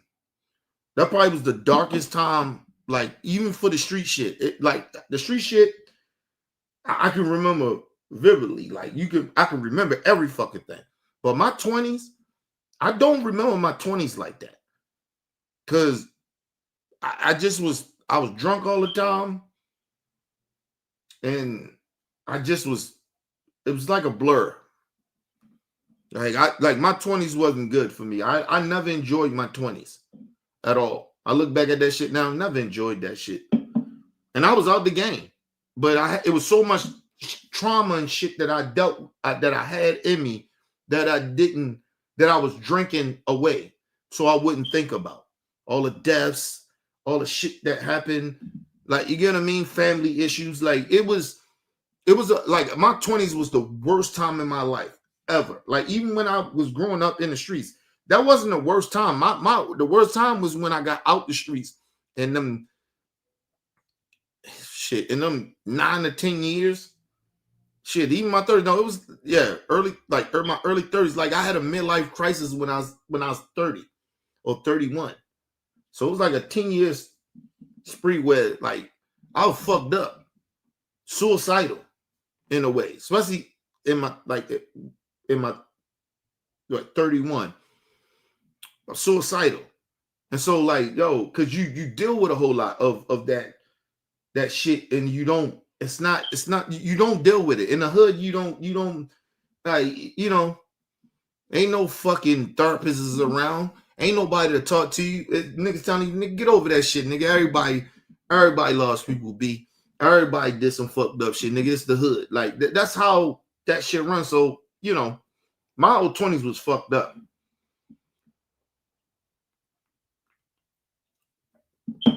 So that's why when a lot of people, young niggas ask me in their 20s and shit about certain shit, I can't give them a real answer for that. Because my 20s was fucked up. It was the worst time. Listen, I'm very, very honest. And I lost a lot of people. I seen people die and shit. My 20s was the worst personally for me. Mentally, I was fucked up in my 20s. Real fucked up. Mentally, I was broken. Like, because now when you get out the streets, now you got to deal with all that trauma and shit. When you're in the streets, you ain't got to really deal with it because you just out there, you living life, you trying to survive. But when you get out the streets, yeah, man, then you have, you know, you have family issues and shit. It was a bad time. But I appreciate you saying that. But, you know, I'm okay with it. I'm in a good place with it. Like I accept what was.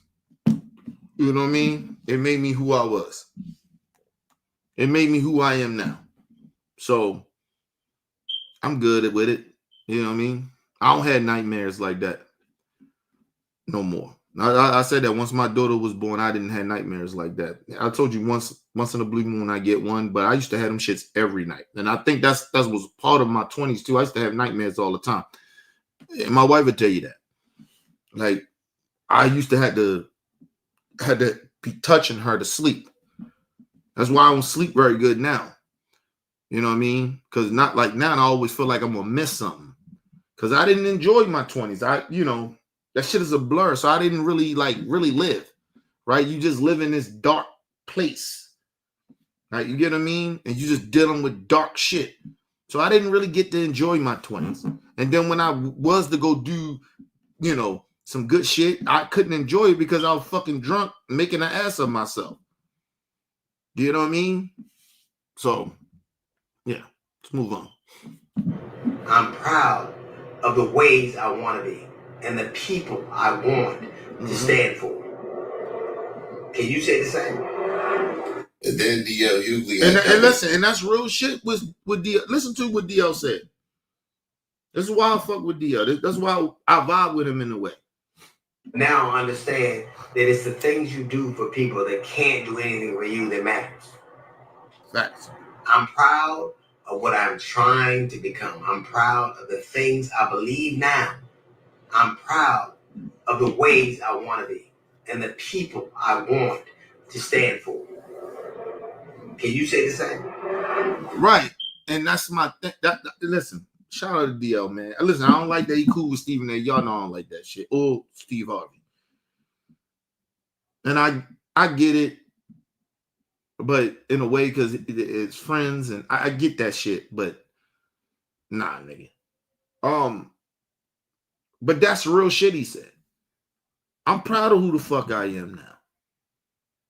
You know what I mean? I got family members still to this day don't want me around because who I used to be. And I had to accept that. I gotta be good with that. And we'll never be cool again. For me.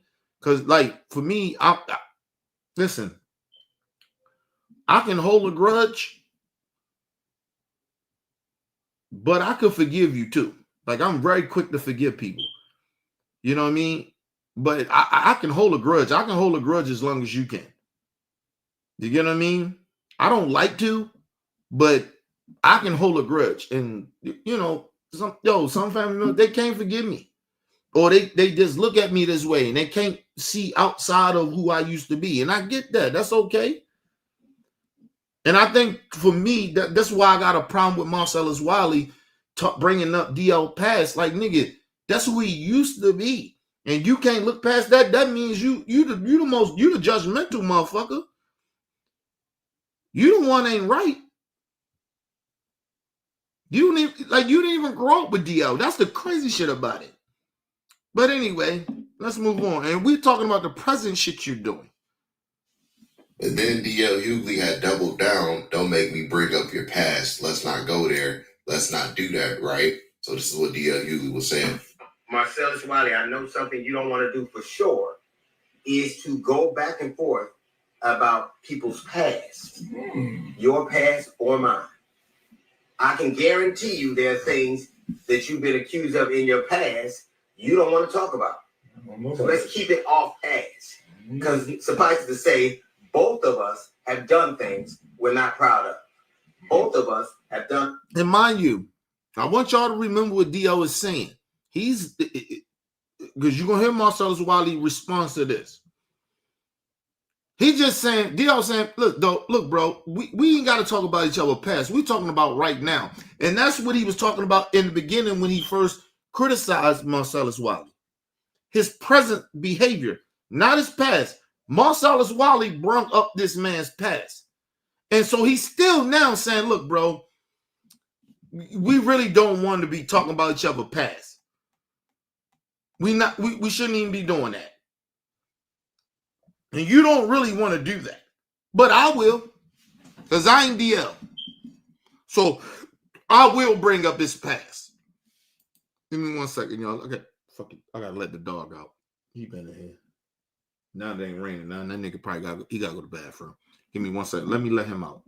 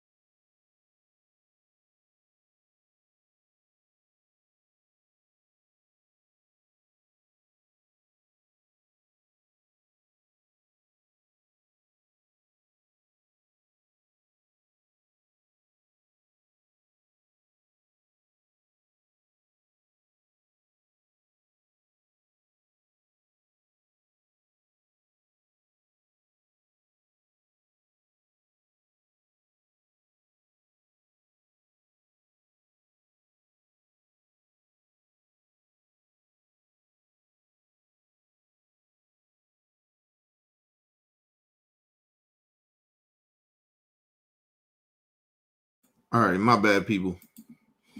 Had to let the dog out, man. But anyway, let's get back into it. Things we either have a tone for or should. So let's stay where we are right now.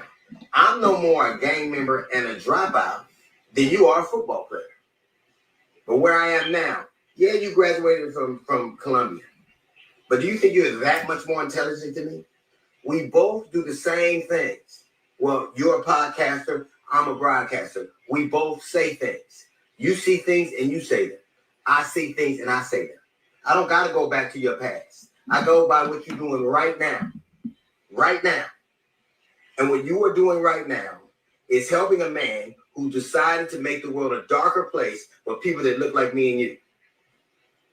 That's what you've decided to do. That ain't your past. That's last week. That's today. And that's the present.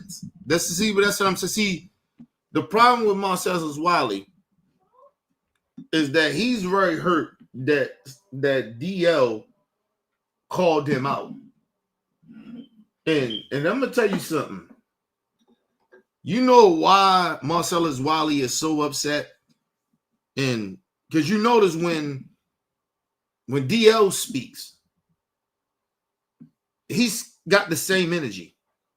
When Marcellus Wiley speaks, his energy goes up and down. It goes up and down, up and down.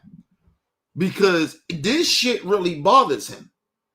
Just like my energy go up and down because of the simple fact that this nigga is Marcellus Wiley bothers me by sitting here pretending that he's planting our face like he's not a coon. Like, you are a sellout, bro. And acknowledge that and go. Listen, just stand on that shit. And listen, it could be very, very to this point that where he may not think that, but the nigga, okay, look at your behavior. But let's move on. You do all the time. My dislike for you has nothing to do about what you did in your past. It's what you continue to do now by saying washing the stuff that's going on right now. By saying washing it. You can talk about my activity in a gang, but nothing I've ever done is as horrible as the thing that you abide. And you and I both know what it's like to have somebody bring up your past. You and I both know what it's like to be accused of something you didn't do. But some of us grow up and some don't. Some of us trade places. That's, I think, what's happened to me and you. Doug has been speaking to our I've design been team. commercial, He knows yeah. exactly what you've been craving. My bad, people. I can't believe we're getting a brand new. Some don't. Some of us trade places. That's, I think, what's happened to me and you. And then last but not least, guys, Marcellus Wiley had responded to D.L. Hughley talking about the past. Hey, let's not bring up the past because that's going to be a lose-lose battle for you. But Marcellus Wiley didn't take two kinds of that. He's like, you're not going to pretty much try to threaten me. Like, I don't want to talk about my past. Let me show this clip right here for you guys. No, but see, the problem is, now you're a victim now. Now you want to play like, he's threatening me. See, that's that bullshit I'm talking about. You brung up that man's past, and he just basically said, look, bro, let's not go down this route of bringing up people's past. Because we all got some shit that we ain't proud of. I'm acknowledging my shit, and you bring it up acting like I'm trying to run from it. We talking about your present behavior, not my past or your past. We're talking about your present behavior. And now Marcellus Wiley, and this is what pissed me off. This is what pissed me off, people. And this is why I'm even talking about this shit. And this is why I'm going to go back in his past, because I'm sick of niggas doing this shit. You started some shit of, all right, you can say DL started it. It was his opinion. He despised the man. Okay, cool. That means, in a way, that means he don't like Marcellus Wiley. Fine. You got personal. You took it to a whole nother level, and then now you want to play victim. That's my issue with Marcellus Wiley. Get the fuck out of here, bro.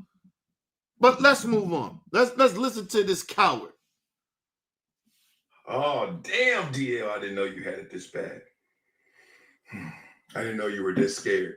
Yeah, that fear runs deep in you. Want to know how I know? Because of the weapon you just chose to use against me.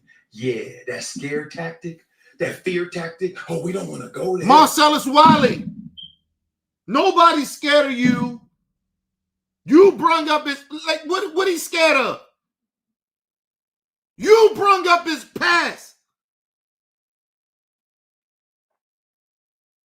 It's a scare tactic that he tell you, look, bro, we ain't gonna go down this path. We both got some things in our past. And DL's still taking a high road with your goofy ass, but I'm not.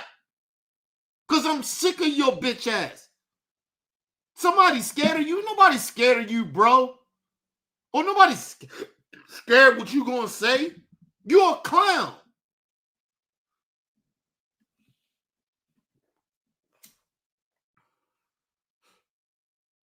You know this nigga's a very insecure man. Because his whole background is about him. Nobody else.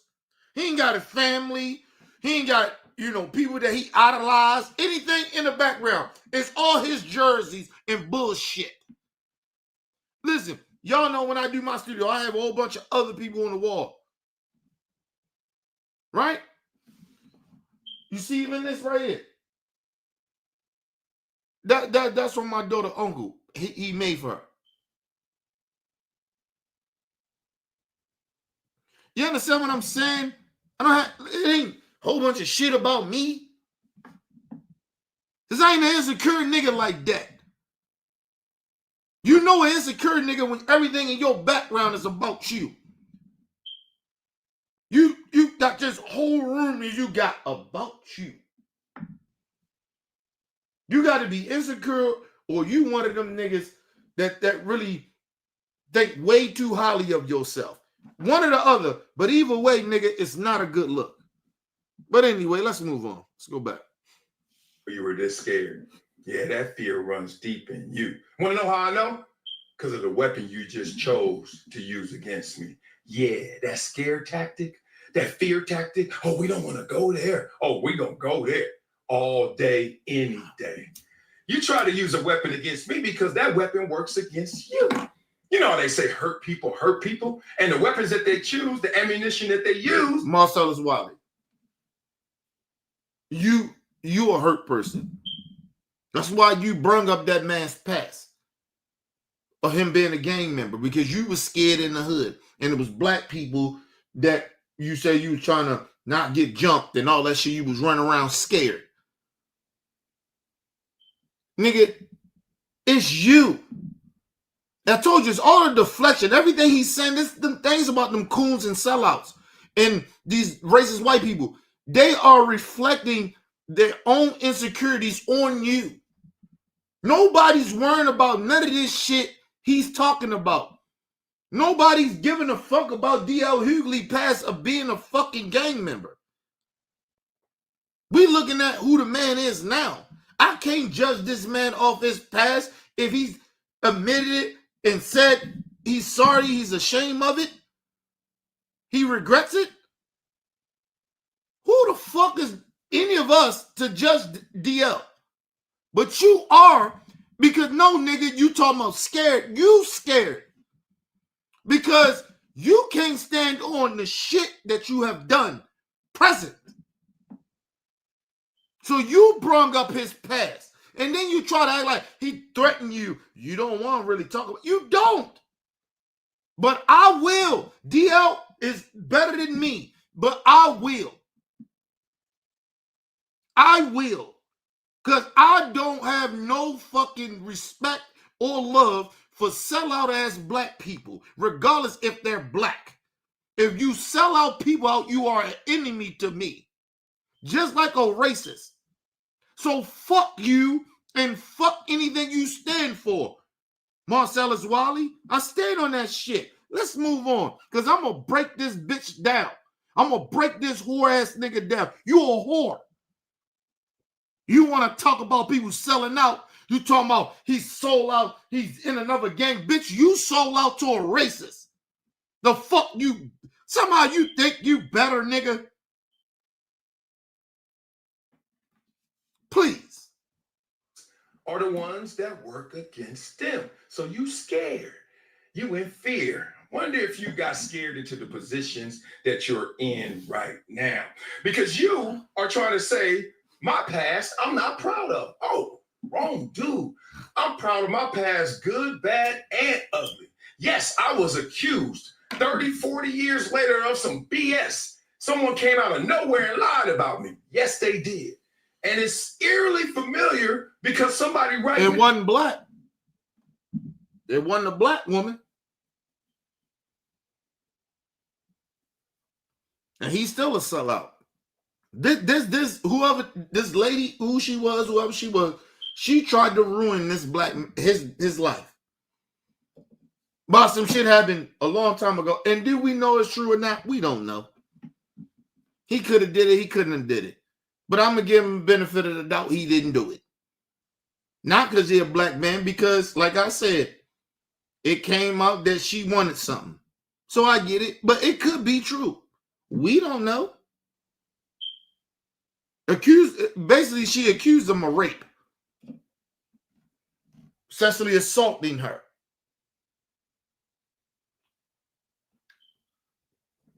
Listen, people, let me be very honest. It is a very nice percentage, a high percentage, that a man been accused of, somebody come out, you get famous and get popularity, some woman may come out and say you sexually assaulted them. But people, it is a nice percentage. Not a high, but it's a nice percentage. That nigga, no women wait that long to lie about you. You most likely did the shit. And probably, and I've told y'all, back in the days, people did not think, a lot of us did not think a lot of shit that we did back in the day would consider sexual assault. I'm one of them. I'm not saying that I did some sexual assault shit like that, but I'm just saying the times we are in now, the shit that we were doing back in the day, nigga, come on. Can't do that shit now. You can't do that.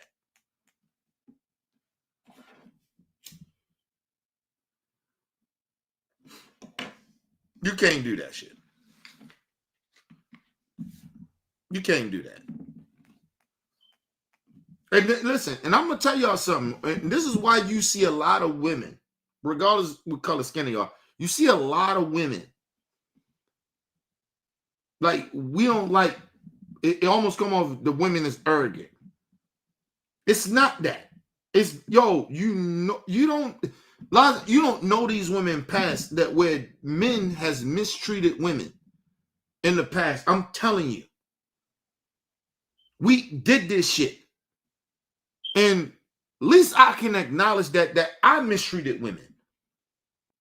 But I'm telling you, these niggas that's just trying to act like, oh, no, this feminist bullshit. No. Listen, I'll tell you this. The shit that I used to do to women back in the day, I can't do now. Even if I was in this time. And if I did that, I wouldn't think, first of all, morally, I would think I'm on some fuck shit. Right? Just me now. But when I'm young like that, and I'm in that atmosphere like that, nigga, listen, some bullshit. I was on some bullshit. Did I mistreat women? Yes.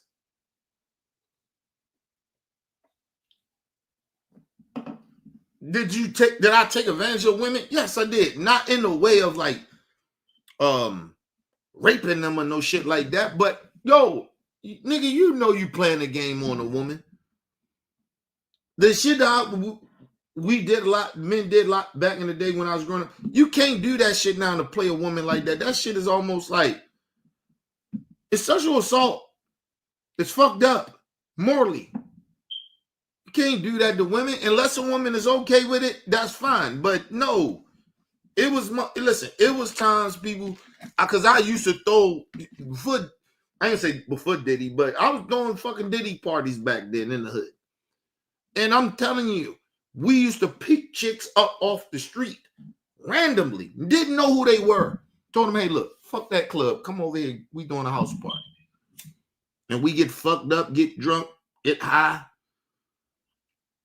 smoking the weed and shit. Got cases of 40s, half gallons of liquor. My cousin bring a fucking pound of weed. And we get fucked up. Then we in that bitch having orgies. Facts. My homies can tell you about that.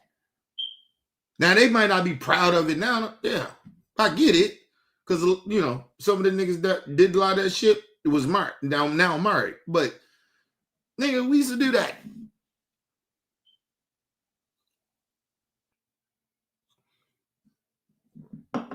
I watched chicks get, everybody fucked up, but I watched chicks get fucked up and they wasn't like who they was when they were sober.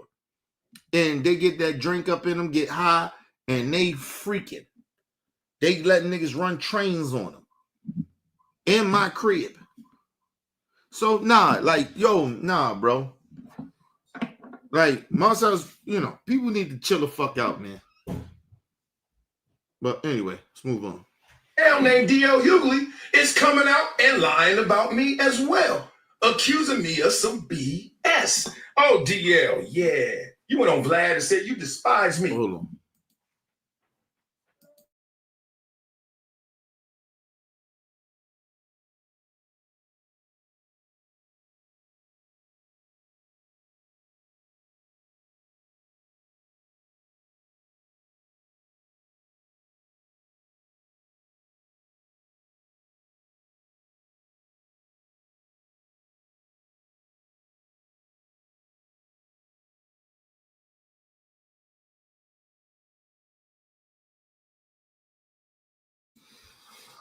All right, people, let's get back into it.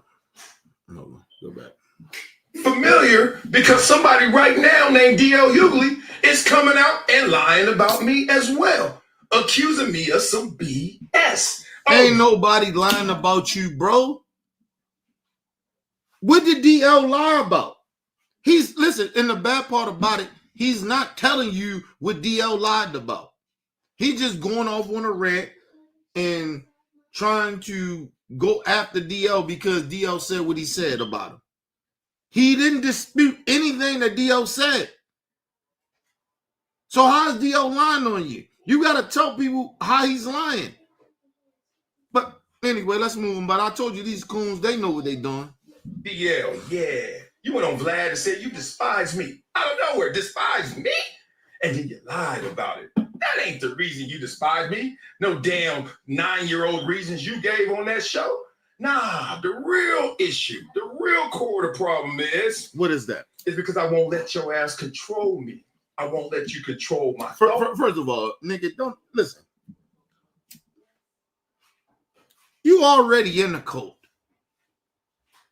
You sided with Donald Trump, so you already in the cult. What the hell are you talking about somebody control you? And that's that whole right-wing talking point they do.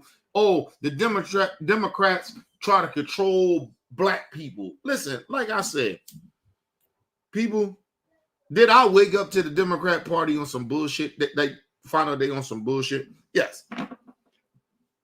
Excuse me. But y'all know that I'll be real about it.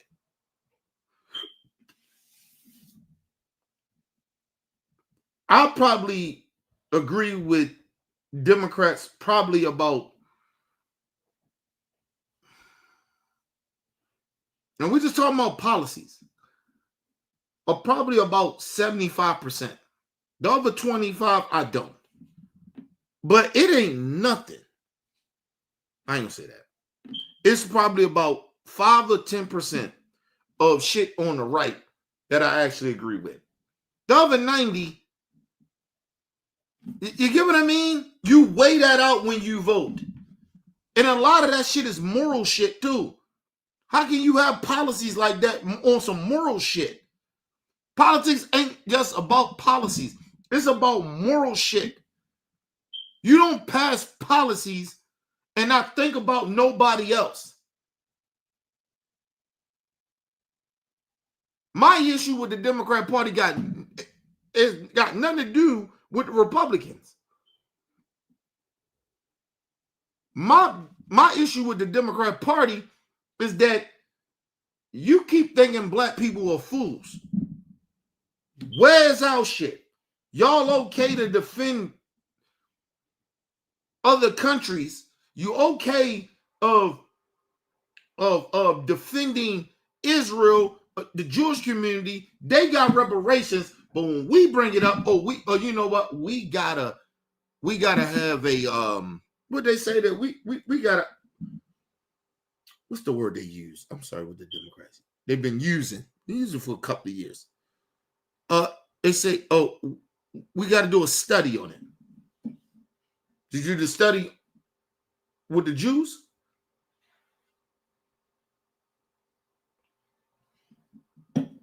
Listen, as a black person, I understand the times was different then as different now. I get that. Democrat Party was different. I get that. So I give y'all leeway in that a little bit. But at this point, y'all ain't got enough study? What the fuck are we studying? We got all this money to give to other countries, but for the black people that this country, regardless if you had anything to do with it or not, this country owes black Americans money. They took our shit. We built. Listen, I understand slavery, right? Not in the way of like how y'all thinking. I get it. It was the times. I get that. I get that. I give you that, white folks. Right? It still was fucked up. And it's still, you still owe us, bitch. But when black people came out of slavery and we built Black Wall Street, why we can't get refunded for that? The government took us down. That wasn't just some random racist white people in the community. It wasn't just them. It was the fucking government that bombed our shit. So don't tell me about a study. I don't need to hear a study from the fucking Democrat Party. And that's my issue with them. You want to give us crumbs, and we supposed to be the backbone of your fucking party. That's my issue with the Democrats. I want our fucking reparations. And I don't give a fuck about the other side. Get enough people in there and pass the fucking bill. I don't give a fuck about them Republicans. Bipartisan. Fuck them. Of course they don't agree that they owe us. The country don't owe black people. Yes, you do. And it ain't playing victim. It's what they owe us. You wasn't enslaved, but my ancestors was, bitch. Your ancestors wasn't slaves. So of course it's okay for you to say that bullshit. A lot of my people, me, myself, would have probably been in a better situation if y'all didn't enslave us.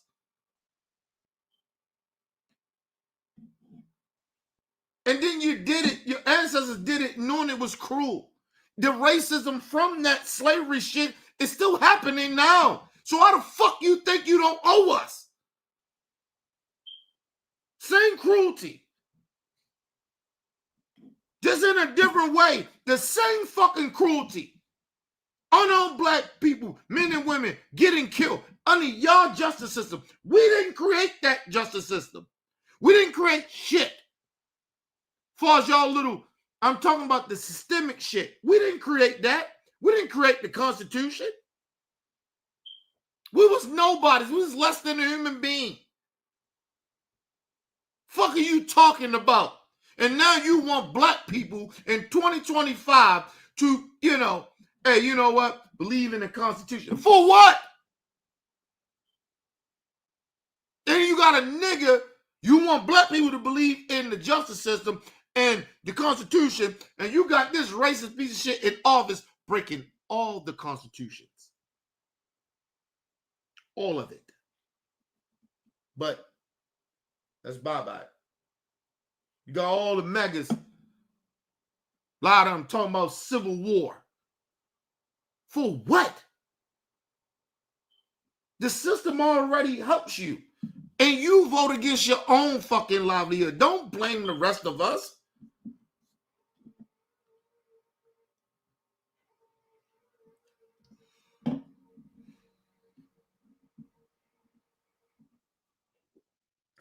If I was a hateful person, I would hate you mega people. I would hate y'all guts. But I do despise you because it's not what you think, oh, I despise you. I despise you because you stupid. Being a racist is stupid. Hating and being a bigot to people is stupid. It's the stupidest shit in the world. I'm supposed to hate all black people. I should be Marcellus Wiley. Because a lot of black people did a lot of fucked up shit to me in my community. But once I got out the community and I educated myself and I know better, yeah, I hurt them too. They hurt me. I hurt my people. But I know the system is the reason that we hurt each other. And we just too ignorant to understand the damn system. And that's why we continue to do this cycle of hurting each other. See, I know that. And Marcellus Wiley bitch ass know that, but he making money off of black pain. And I told you about Coons.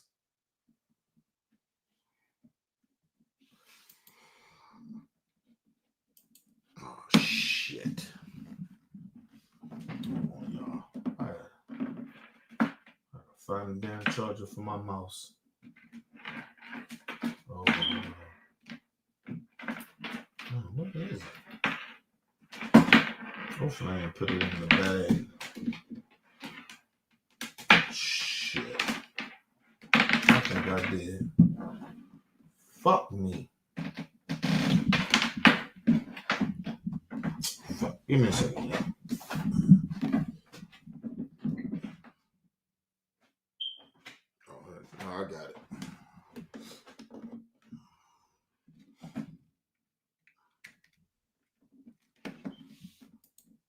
Give me 1 second, y'all.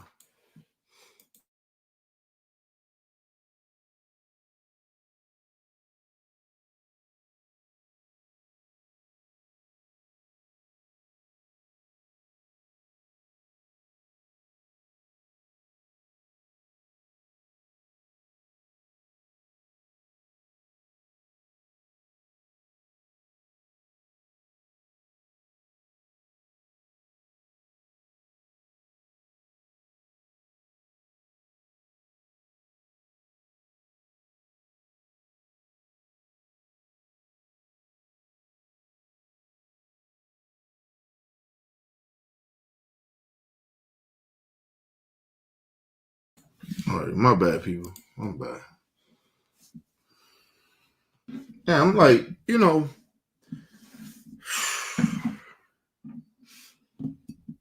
sometimes people, I don't. This is why I don't like being around. No, I ain't gonna say this is why, or why I don't sometimes. This is why I don't like to be around mega people. Because it ain't no conversation we can have.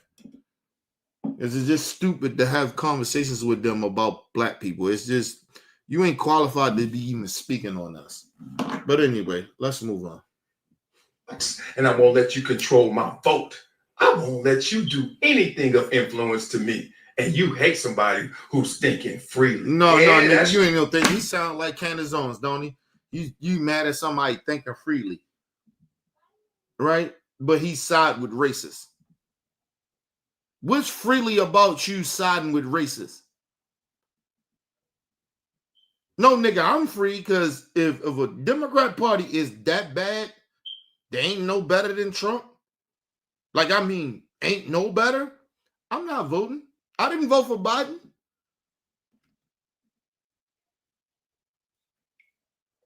I'm talking about when he first got in office in 2020, 2021. You might say, I voted for Biden. I mean, I didn't vote for Biden. Because to me, at that time, Biden wasn't no better than Trump to me. But then you learn, then you understand. Yeah, he a little better. He a little better than Trump, but it was a strategy too for me. That's how I was looking at it. Like, why the fuck are we getting out and voting for Biden? Let Trump be in there for another 4 years. He's stupid. You are not a free thinker. That's that Candace Owens bullshit talk. We done heard this shit before already, Marcellus Wiley. We heard this coon shit already, nigga. You a sellout. Trying to control you. Ain't nobody trying to control you, nigga. But we will tell you, you can't be associated with us if you on that coon shit. You can think differently from us. That's okay. But when you're literally siding with racists, what the fuck you talking about this free thinking shit? That ain't free thinking, nigga. That's self-hate. Fuck your free thinking. Let's move on. Your problem, DL. So our ancestors died for me to have that fruit. And this is what happens when nigga think he's smarter than what he really is. This ain't about you knowing about our ancestors. This is about principles. See, he keep trying, and this is why D.L. Hughley keep telling him. He told him, hey, nigga, because you went to a college, you think you more smarter than me? This ain't got nothing to do with that. This is about principles, bro. And this has got something to do with you get ready to break up our ancestors. They say, vote whoever you vote for. But the one thing our ancestors, while we fought for our rights, is not for black people, nigga, to side with hate, to vote for hate, to hurt us. But you won't bring that up. But okay, cool, fine. Let's move on. Freedom of choice. Yeah. And guess what? That he also died for me to have the ability to vote any which way I desire. Yeah. Just like God intended it, to have free will. But since you so nigga, you don't believe in God. It's a fake religion. Because whatever you think you voted for, whatever the fuck shit is happening around this country of regular citizens getting brutally hurt, you don't talk about it. You don't talk about it, nigga. So what are you talking about? You don't do nothing with the power of your platform or your platform. You don't talk about real issues. You beef with another black man because that black man said we despise you. Marcellus, why I don't even watch you, bro. I don't. Because I knew you was a clown. Number one, I knew you was a clown. But nigga, you thought I forgot what you did. And we're gonna talk about it. Listen, I told you this shit gonna come all the way back, people, where y'all gonna understand why I'm going at Marcellus Wiley the way I am. I got my issues with DL, but this nigga's so out of pocket. I'm done with this nigga. Eric, you can't even see that. You rather ride on me trying to say you pro-black and looking out for the community and the cause and your people, but you're gonna ride on your boy. So first of all, nigga, you are not our people. You sit with racists. When you talk about the pro-black shit, you ain't pro-black either. Fuck are you talking about? If DL ain't pro-black, you damn sure ain't. Fuck you talking about? What's pro-black about what you do? Presently. Nothing. You ain't nothing about you pro-black. Nigga, what do you even know about pro-black? Is this what you think pro-black is? We supposed to let certain black people get a way of selling us out. That's pro-black to you, nigga. See, pro-black, we stand on code. And you don't like code. Remember you said, nigga, I create my own code. I move the way I want to move. Nobody tell me what I can't do. That ain't pro-black. Because it's a code that black people stand on. That we ride with. Nigga. Remember, you don't stay on code. You ain't pro-black. What you calling pro? You question his pro-blackness? You can't question his pro-blackness, nigga, when you side with racists. And you don't stay on code anyway. You don't like a code, remember? You a free black thinker. I'm sorry you ain't black. You're a free thinker. You black when you want to be. And that's the problem with you goofy ass, buck dancing ass niggas, Marcellus Wiley. You a fucking sellout, bro. You want to be black when it's convenient for you. You want to, I'm black. And let's be, I'm going to prove all your bullshit you saying now, you ain't bought out people. And everything that DL said about despising you was factual. What you said, what you're doing, you mad because somebody's basically DL calling you a sellout. But I told you, I'm going to call you a coon. You a sellout to the core of our people, and you ain't black.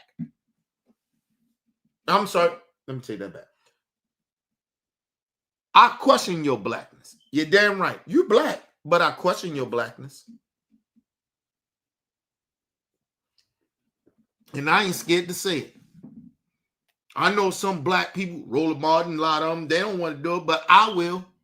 I ain't Roland Martin. And I ain't some of them other black people that keep on pretending and hoping you niggas come on home. Fuck you niggas. Right now, fuck you and fuck you in the future. They doing damage to us right now. How you forgive a nigga that do some shit and they intentionally doing it? Marcellus Wiley and Stephen A., all of them, Kenneth on, intentionally doing what they're doing to our people to make money. And listen, even if they feel the way they feel, that's still even more wrong. You hate your people. They ain't all black people. You stereotyping. Doing the same shit white supremacy do. And then try to pretend, oh, I don't see color. But every chance you get, you tear down black folks. But you don't see color, though. Let's move on. You're going to ride on somebody just because you have been paid and bought. Oh, yes. Let's talk about how scared you are and how you haven't done the homework to even be spitting the stuff you spitting, DL. Talking about, Marcellus, you think you're more intelligent than me because you went to Columbia. I didn't say that, but you did.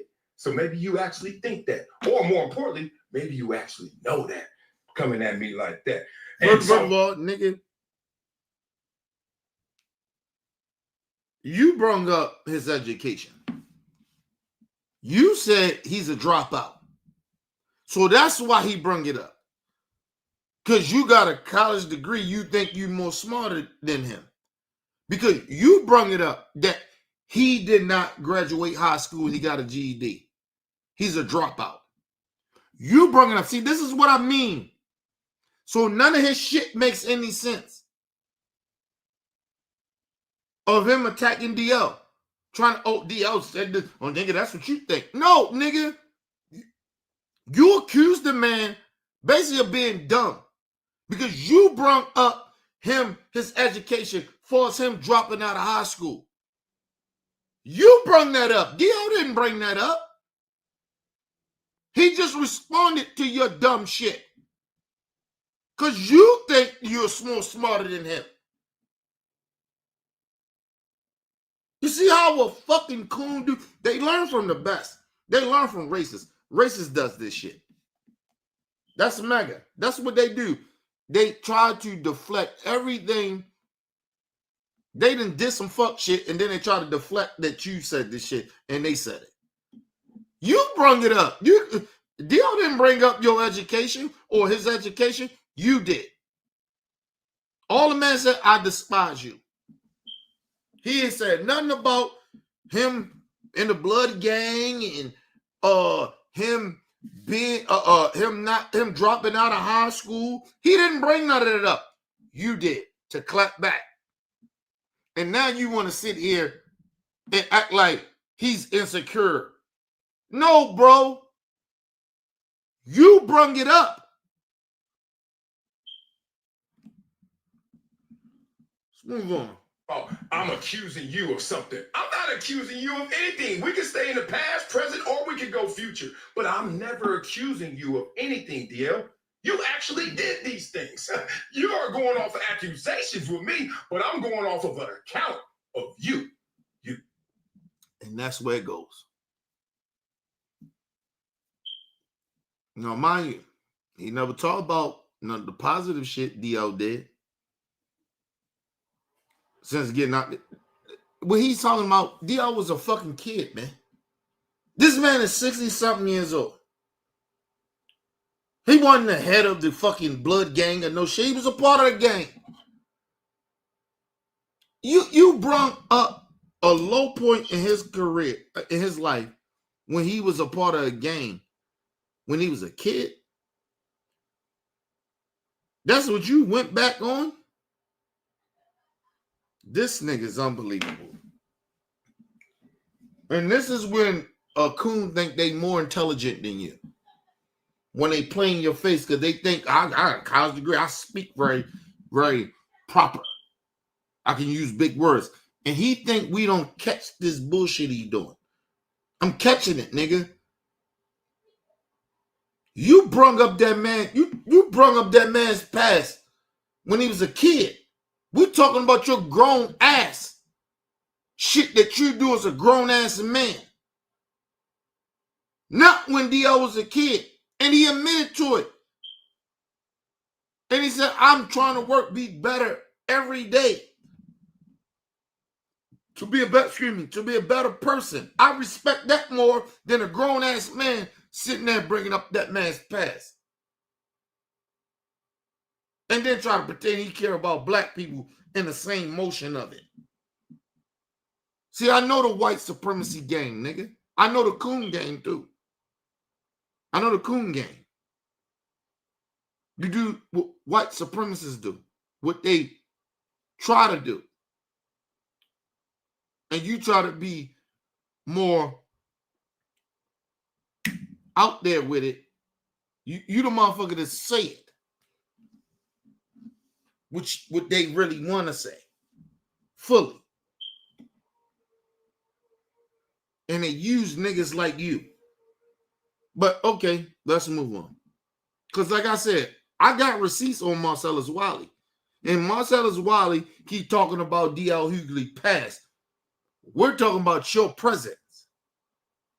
You keep bringing up his past. But we're going to talk about your present. And a little bit of your past. We're going to mix it together.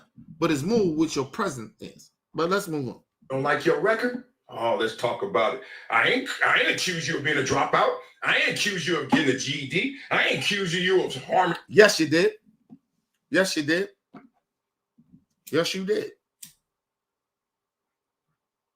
You ain't going to say it's a fact. Well, D.L. Hughley said it. Nobody knew. But listen, let me explain something to you. Everything he's saying, D.L. Hughley admitted. He said this shit. Marcellus Wiley didn't research this. I guarantee you he didn't. I told y'all, I didn't even know D.L. Hughley was in the game. I didn't know he was in the game. Only thing I did know that D.L. Hughley did drop out of high school and got a GED. I didn't know that part. I never knew D.L. Hughley was in the game. I never knew that. So with all this shit Marcellus Wiley is saying, D.L. Hughley already admitted. So I'm trying to figure out why you keep bringing it up. The man already admitted it. Why you not speaking on why D.L. saying what he's saying about you? Why you not addressing that? But okay, let's move on. Your own and gang banging and running through the streets looking for people that look just like you to ride on them. You actually did that. That is called an account. That is called accountability. But you don't want to go there. He already did. He went there. He took accountability for being in the gang. See, this is what I mean. This is not, he's getting personal because he's hurt because D.L. Hughley is questioning his blackness. And let me just tell y'all something. You can't get this offended if it ain't true to get that personal with somebody. And I don't even think he did that much research, but he thought about this shit to get that personal.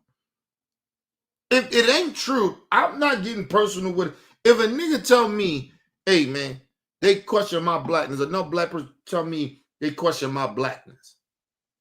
Well, nigga, explain it. Explain why you questioning my blackness. I want you to explain that. But I'm not going to bring up your past for what? You talking about me. You don't like me. You questioning my blackness. Explain it to me how I'm not about my people and questioning my blackness. Explain that why. Explain it to me. He didn't do that. He got personal and deflected from everything that now we don't. If people listen to Marcellus Wiley, they deflect everything that they ignore everything that fucking D.L. Hughley said about him, which was the real topic. And that's why I'm even talking about this shit, because of the simple fact he tried to deflect. That ain't the issue that D.L. Hughley was talking about, or how he criticized you. You could have stuck to that issue, but you didn't. You got personal. That's something that he already admitted to. He ain't tried to hide it. He admitted it himself. So what do you keep bringing that up for? But anyway, let's move on. And he was a kid when he did it. Are you crazy, nigga? But anyway, let's move on. Fine for me. I ain't say it. That's why I don't bang politics. You know, I ride for people. I ride with people. Okay? And you coming at me. Imagine, he say he bang, he ride for people. When y'all see Marcellus Wiley banging for people, He got a platform. We know who he is. What do y'all see him do? I'm gonna prove to who he is, but I'm just saying, what he bang for? What we know him more for? Do we know him banging for people in our community or banging for white supremacy?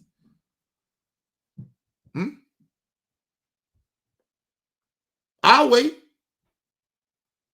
You don't hear about Marcellus Wiley doing anything for the black community. He does nothing. You don't hear about it.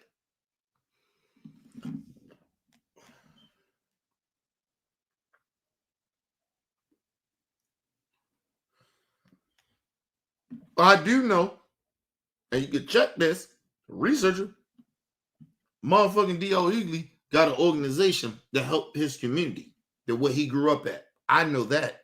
I know nothing about Marcellus Wiley. He doesn't promote that.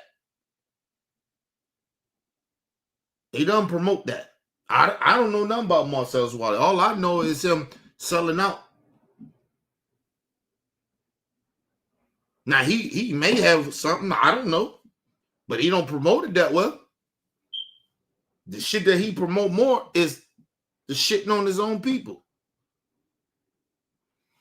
Let's move on. You don't even know your past. Oh, I forgot. No, you actually don't want to go and talk about your past. He already talked about it. My bad, people. Honestly, I've tried the new bearskin hoodie, and here's the truth. It's 340 grams per square meter, heavyweight bearskin fleece. It's warm. My bad, people. I fucked up. Hold on. Here's your negative issues you haven't gotten over yet. Harming your own and gang banging yourself. You're scared, you're in fear, and you. Shit. My bad, people. I'll charge that shit up. Give me a second, y'all.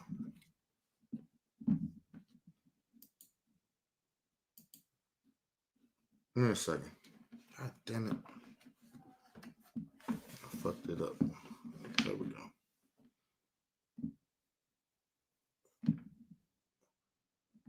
People, okay? And you coming at me politically, you don't even know your past. Oh, I forgot. No, you actually don't want to go and talk about your past, our past. So now you're prone to make the same. First of all, he already talked about his past. What you talking about, bro? This is what I mean. What are you talking about? He talked about his past already. What are you talking about?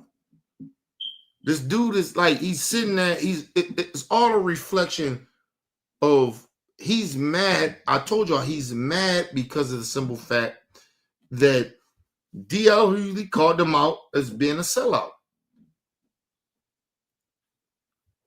Now, it's hypocritical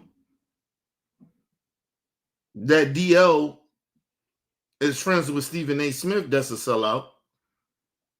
But my thing was, he was talking about present. Right? He didn't talk about Marcellus Wiley past. He talking about his present. He didn't bring up his childhood. He didn't bring up none of that shit he been through in his life as a kid. It was nothing like that. It was his present. That's the issue. I got my issues with DL, but I side with DL on this because Marcellus Wiley is so out of fucking pocket, he don't even realize it. Give me 1 second.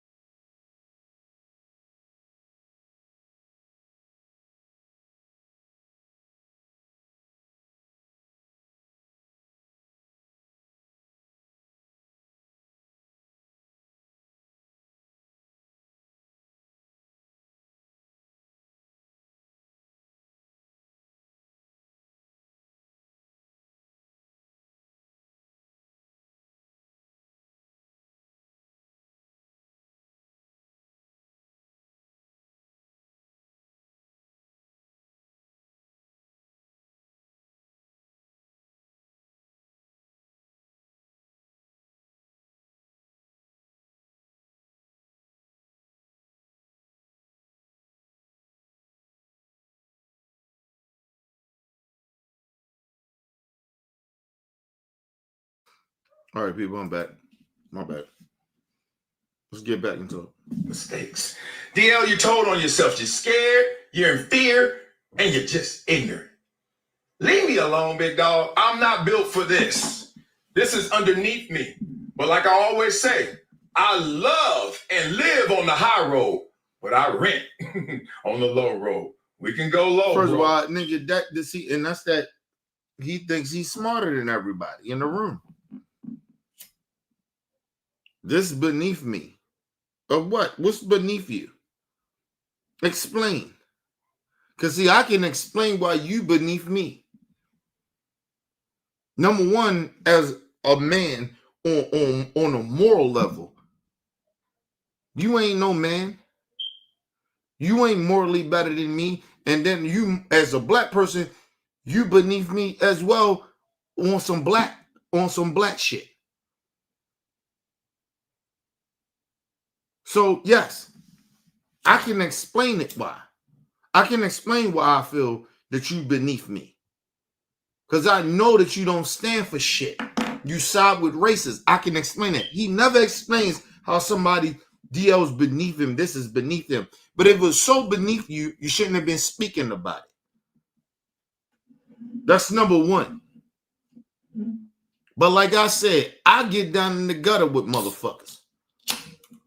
And like I said, the one thing I won't allow, and the reason I'm even speaking about your bitch ass, because you beneath me too, nigga. Right? If DL beneath you, you beneath me. As a black man, as a black person, about our black folks. You beneath me. But the reason I speak on it, because I don't like that you will sit out. It's some black folks that'll believe what you're saying, that you got a point. You don't, bitch nigga. You a bitch nigga. You a sellout. And you don't got no point because you contradict yourself that whole rant you've been on for the whole fucking week. You've been lying. And then you've been attacking somebody's past.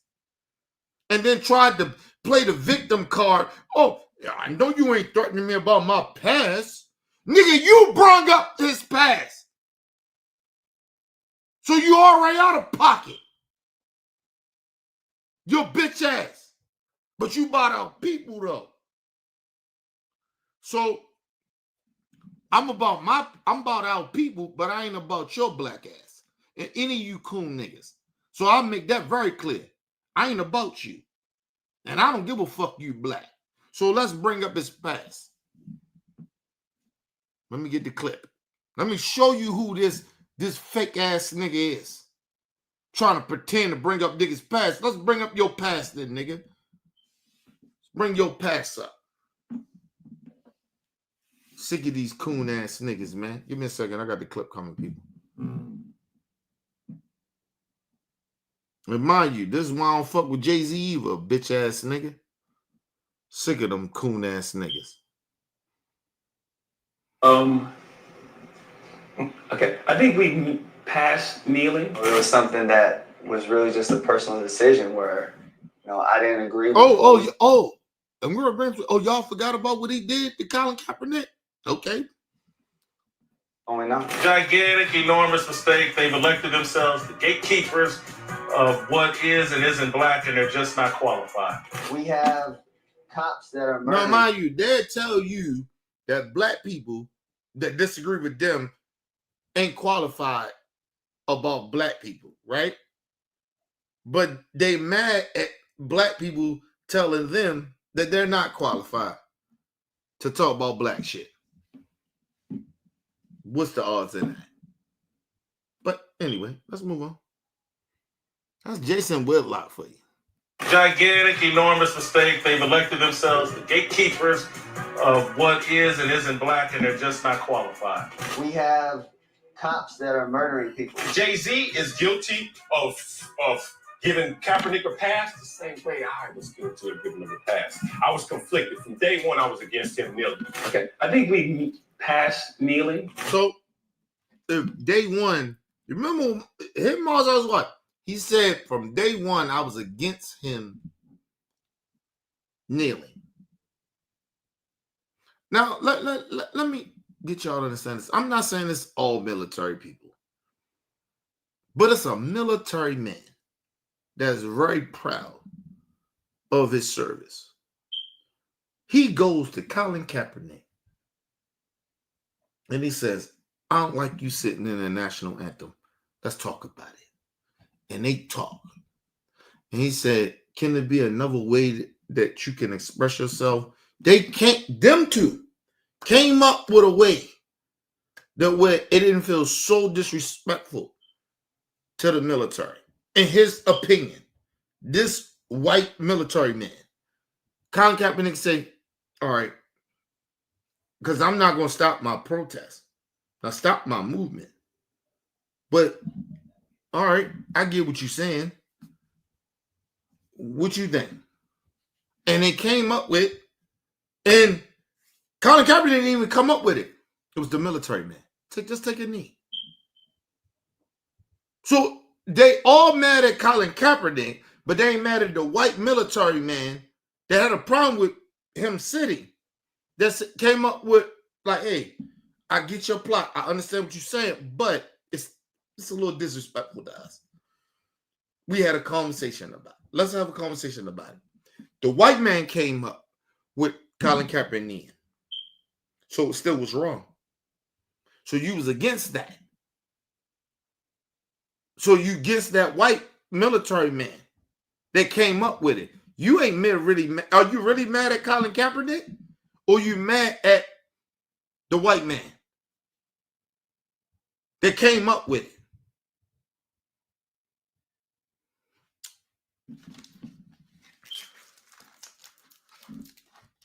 They don't love our people, man. Marcellus, Wiley, all them coons, they do not care about our people, man. They will point the finger at us like we're the problem. They do it all the time.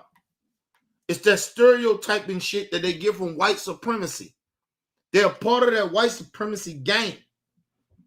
And then they sit there and pretend it's the rest of our fault.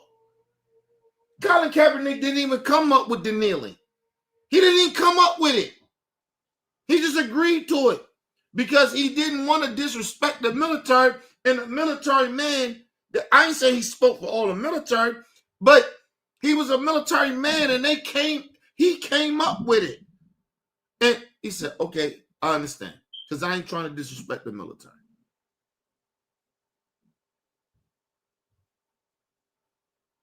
Let's move on, man. Believe in something, even if it means sacrificing everything. We need to bring light to the issue. I think everyone knows what the issue is. And we're done with that. Them kneeling at kickoff has. And who the fuck is Jay-Z to speak for black people? And this is why we don't listen. And I'm gonna say this. This is why I tell y'all Tupac is the greatest rapper of all time. You think Pac would have went along with that bullshit that Jay-Z just said? Do y'all really think that Pac would have been okay with Jay-Z doing that? And not because he had beef with Jay-Z back in the day. You know Pac, he was a political dude. He was really about our people. Even though he was a part of the fuckery, but he was about our people. We miss niggas like Pac, and then we get this nigga, Jay-Z. That ain't about our people. He about himself. Let me ask y'all a question. What is Jay-Z doing? Real talk. What is Jay-Z doing? You hear him speaking? Saying anything? He got the Super Bowl with the NFL. Nigga, he make money off of that. Pac spoke up for us. It was the wrong thing for him to do. He didn't make money off of that for speaking up for us. Niggas didn't appreciate Pac until he died. Think about that. But he was been giving us Jews. I was doing a whole like I got my whole my whole thing about pop music. Like, you know, I got my own soundtrack. My bad. Soundtrack that I was creating yesterday. And I was listening to this nigga shit. And even for me, I forget how powerful pop was in its music.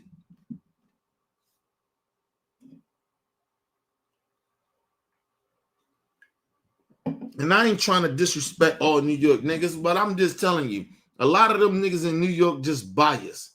They all are. A lot of them are. They know Pop was bigger than Biggie. Biggie didn't say shit. Listen, what political shit that Biggie was on that he was doing what Pop was doing? Nothing. He was talking about street shit. Pop was too. What's the difference? Nothing. And no disrespect to Biggie, one of the greats. And I keep telling y'all, Biggie is not really a top 5 great rapper. Nigga had 2 albums.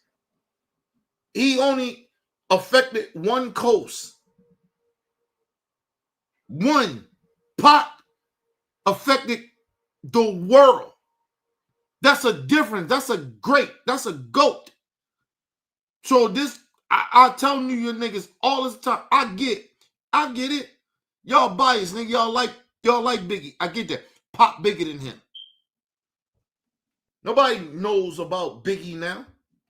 Seriously. Only you New York niggas bring up Biggie. Oh, he had the skills. He'd have been big. He wasn't, though. He wasn't.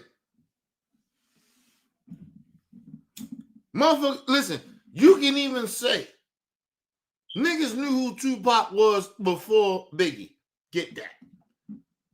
But his albums wasn't what motherfuckers knew about him. To a certain extent. He had a couple of singles, Brenda Had a Baby and all that shit. When that nigga, even the movies, you know about the movies, but when that nigga was a rapper, when he got classics. He got shit. He got a classic before Death Row, and he got one after.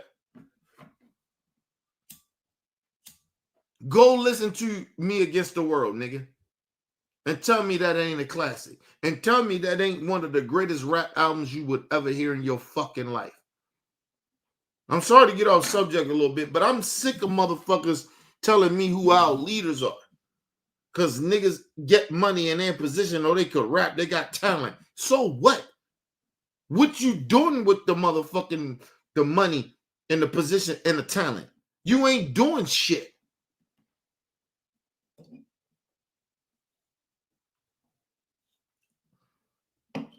Listen, I don't like LeBron James as a fucking player. Yes, Steve Nash will be right about him behind the scenes. I don't give a fuck because you're a sellout. But we know about LeBron James of standing up for the injustice.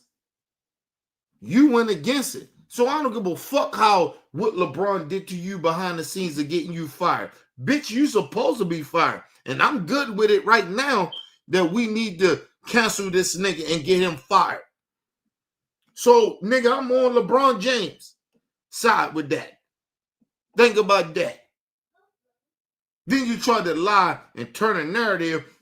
Oh, he approached me about his son. No, it wasn't about that. You question that man as a father. You said a lot of shit about Bronny James before you made that one comment on your show about him being a father. As a father. You question that nigga his parenting skills? Oh, nigga, I got a problem with that too. I had a problem when you said it. You bitch ass nigga. Nigga, we got an issue. I'd have confronted you on that too. Who the fuck are you? And you a parent and you should know better.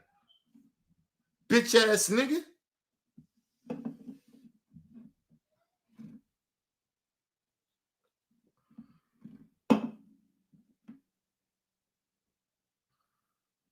If it means sacrificing everything. We need to bring light to the issue. I think everyone knows what the issue is, and we're done with that. Them kneeling at kickoff has nothing to do with our situation unless you translate that, materialize it, and monetize it. This is Marcellus Wiley, who has gone to the dark side. And think about that. And think about what he just said. He said taking a knee has nothing to do with what's going on in our shit. Colin Kaepernick got a position where he used his position to try to help the position on the ground.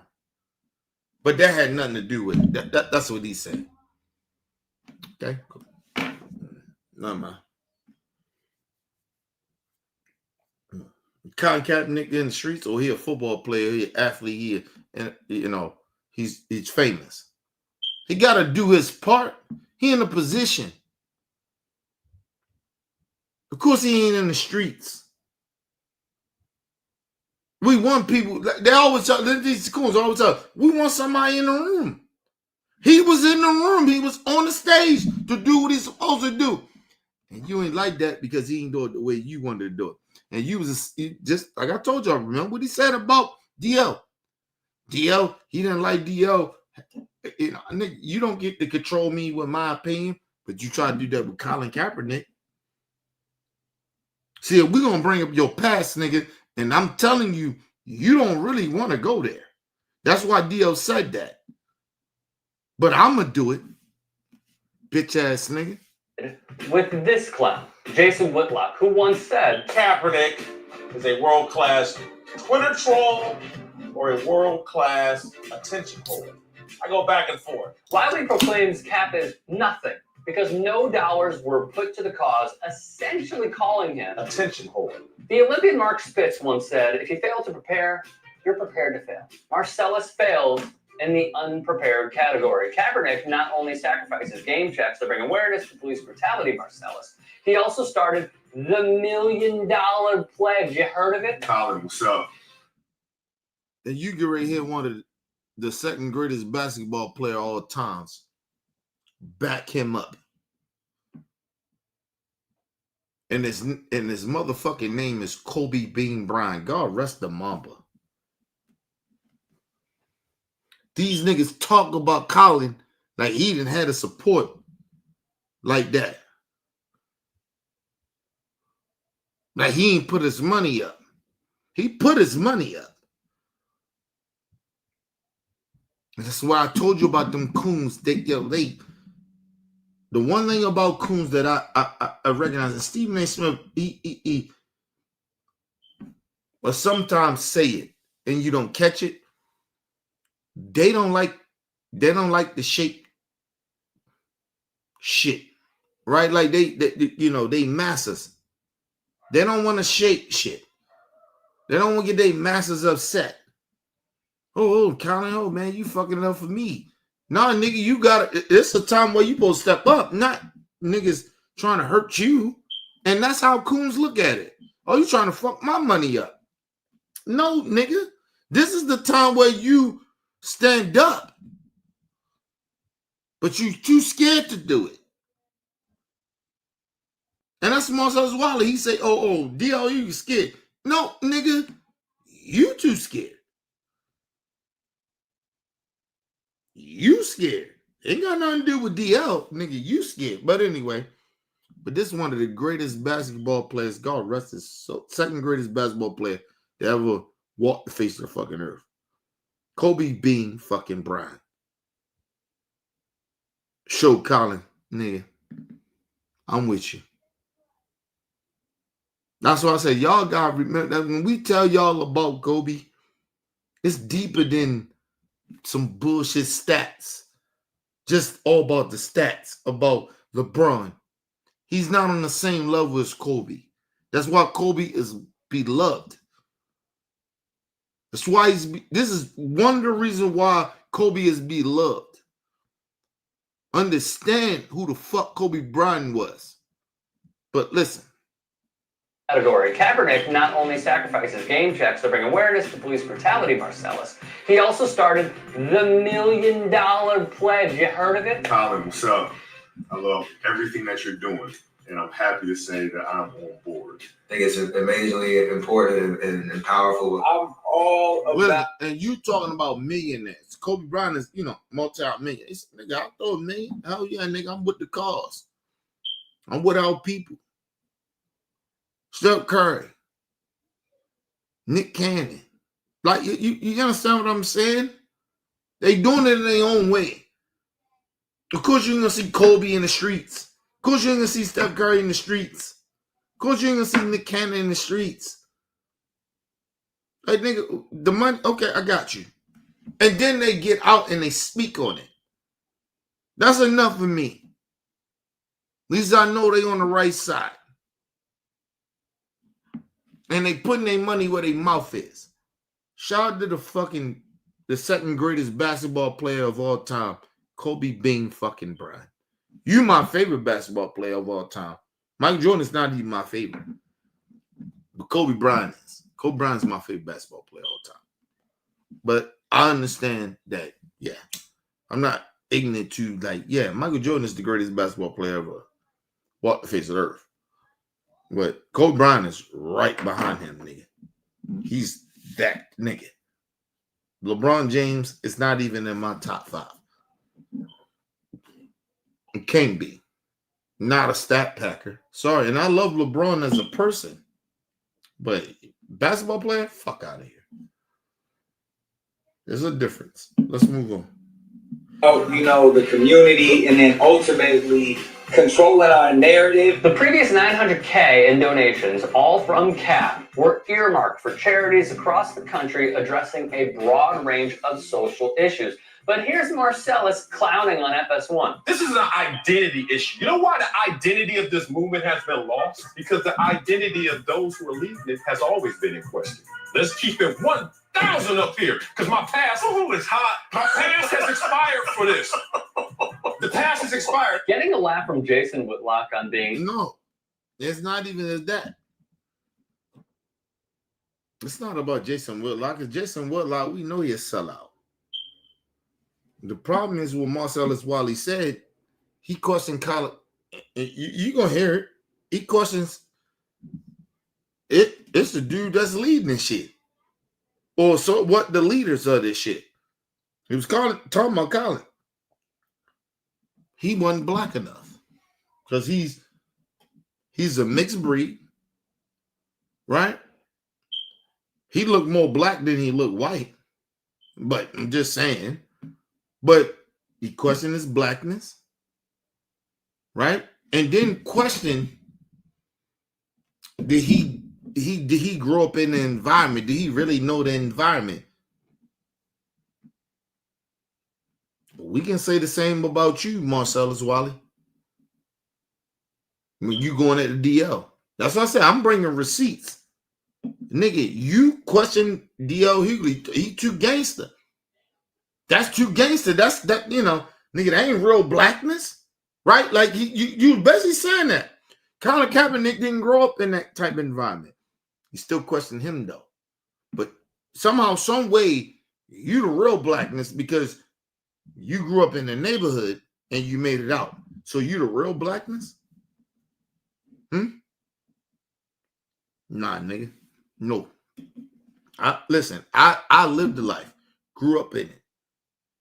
Was born into the life, such as DL. And we did some fuck shit. We get it. And we got out the hood and we try to do better for our people. We don't tear down our people regardless if we disagree with them on certain levels. But if you're a sellout, yeah, damn right we coming at you.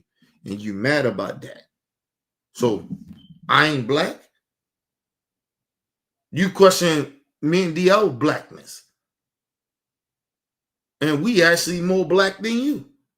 Or our blackness. We more black. We bought our people. You ain't. You do shit for us to question your blackness to your people or loyal to your people. Listen, people, I love everybody, regardless of what race you are. But I'm about my people first. And I'll be very honest about that. And I tell any race that. That doesn't mean I don't care about your race or care about your people. I'm just saying My people come first. And I would never discriminate against you because I want to see my people exceed over you. That's white supremacy talk.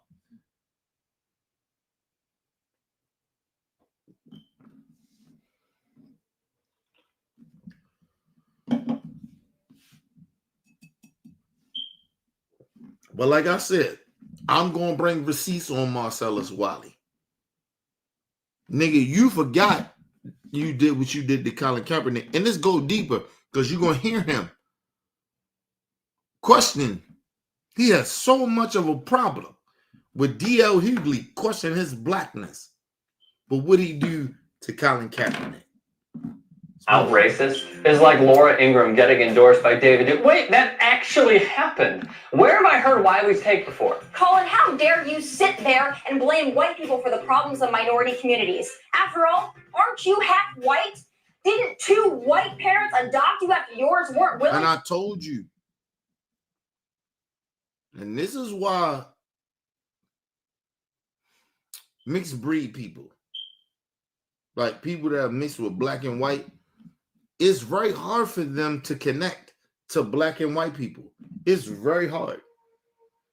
Especially white people. They cannot connect to them people like that.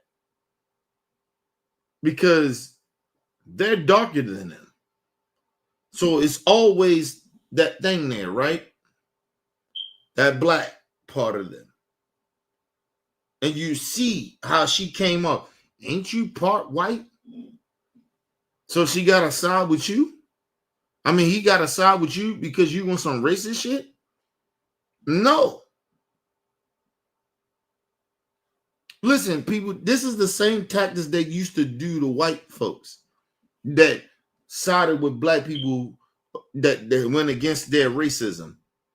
They used to call them traitors. It's the same shit they do to mixed breed people. Biracial people. They do the same shit, but it actually was worse. Because back in the day, when you was a mixed breed, nigga, you was considered black. And these racist white people forgetting that. How your ancestors treated black people that was mixed breed. They was white. They had part white, but they was black. They was black and they was white. Y'all people mistreated them. And now you upset that they side with the black folks because y'all been mistreating them. Shit, you still do it to this day. And that's why I told black people, you got to stop doing that shit to our brothers and sisters that are black and white. Nigga, accept them. Bring them. Come here. Now, if they sell us out, they on some bullshit, then I get it. But we shouldn't not be trying to harm our people. Because they our people. Because they not accepted over in the white community. That's a fact.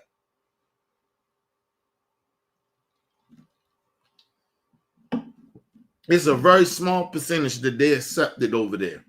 And big up to those white people that have, biracial family members. Big up to them. Number love. I never group you with these motherfuckers. But you seen Tommy Lauren. Ain't you white? Ain't you? So he got to agree with your racism? Your bigotry? Because he white? Actually, they got a better respective. Listen, biracial people actually have a better respective of life than the rest of us do. Believe it or not. Because they can see both sides. Because they've been raised in it. Because black people are very segregated. White people are very segregated from black folks.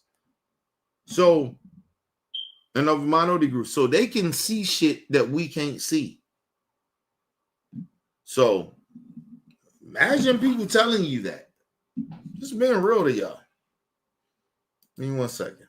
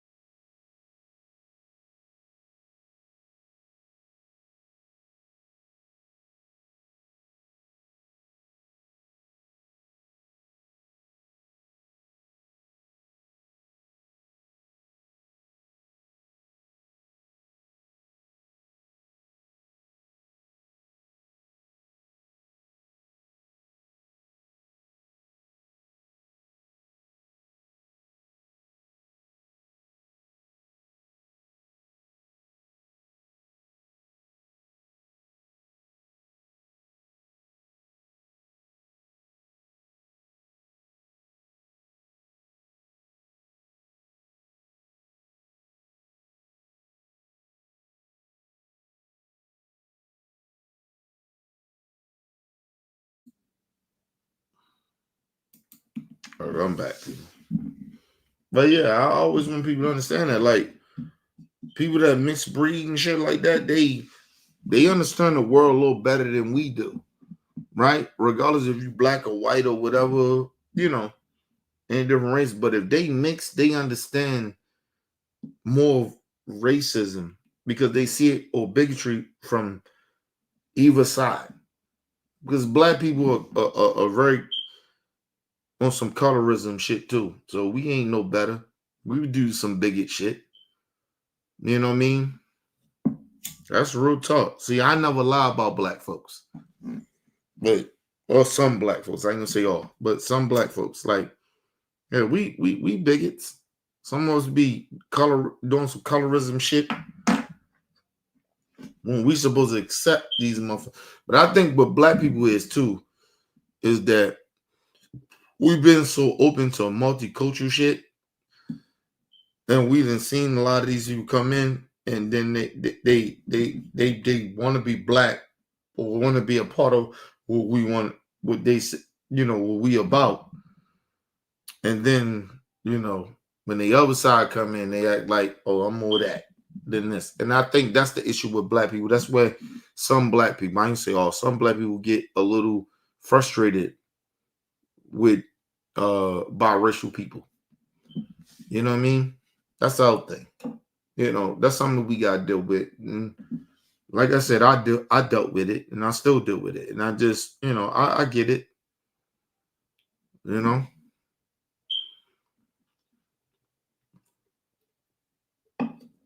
See, I've been to the Dominican Republic before. I'm part Dominican. And I'm telling you, it's a big difference of dark Dominicans. The motherfuckers, even for me, I'm brown skinned. So I'm kind of caught in the middle of that shit in a way. Right? You got light skin, you got dark skin. And it's a difference. And I'm telling you that. Colorism is real. You know, amongst our black folks, but that's why all white supremacy, and we don't really realize that. And we're not just trying to blame all white people for that, but we just saying the system of it. The system of white supremacy has made black people be very insecure of who they are. We didn't create color, people. White people did in this country, and even through the world. Like, that ain't shit that black people came up with. You know what I mean? So I need people to understand that. But anyway, let's move on. Raise you? That's right. Marcellus took notes from Tammy. But it doesn't end there. Another certain someone shares this view. And her name, Candace Owens, who once famously said, you think about, whenever we say nationalism, the first thing people think about, at least in America, is Hitler. You know, he was a National Socialist. But if Hitler just wanted to make Germany great and have things run well, okay, fine. Problem is that he had dreams outside of Germany. He wanted to globalize. He wanted everybody to be German, everybody to be speaking German. Or even Jason Whitlock, aka. And the bad part about it is, she's not fully lying about it. But the problem with Candace was saying about Hitler was, Hitler learned from the United States of America of how to destroy Germany and do what he did. He learned a lot of that shit from us. You get what I mean? So I'm just saying America. So like this whole notion that we like this whole notion that we offended by Candace Owens or what she's saying, I'm not offended by that because of what she just said. Because number one, factually, it is true, but the other part is, why you agreeing with that? You black. That means you ain't nobody. So you did have a problem with him being enslaving and torturing people that look like him, but when it came to black people or other countries or other people, you had a problem with it. Why wouldn't you have a problem with him in doing that shit in his own country? People suffering. And that's why people had a problem with Candace Owens or what she said. Because now motherfuckers got to question your morals. And like I told you about coons and racist people, if it ain't happening to me, I don't care. If it's happening to other people, it's like you seeing what's happening around the country with ICE. People don't care about that shit. And then they mad at black people because they like, oh, why y'all? I don't see black people out there, going up. Because, nigga, we know the game. We know what they trying to do. They trying to get black people to go off the fucking chain. And there's going to be somehow black people that's going to get affected by this. We get that. But, nigga, no, we're not coming out there. And we're not getting that angry about this shit. White people, this is y'all problem. All the Mexicans that voted for Trump, this is y'all issue.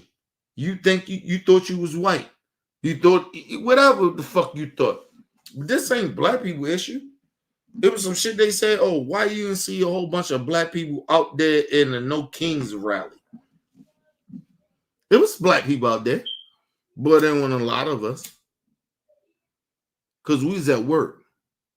And we told y'all this ain't our fucking issue. We told y'all this ain't our problem no more. We're not doing that shit with y'all. Y'all mad that y'all own people is breaking the Constitution that y'all people created. And we try to tell y'all this shit was gonna happen. Black people try to warn y'all. So no. And we didn't vote to be okay with that. So we don't have nothing to prove, and we're not coming out there. We're not protesting. I mean, it's just a couple of people, black people you see out there, whatever. But we're not out there. There's not a lot of us. There's not going to be a Black Lives Matter movement. It's not.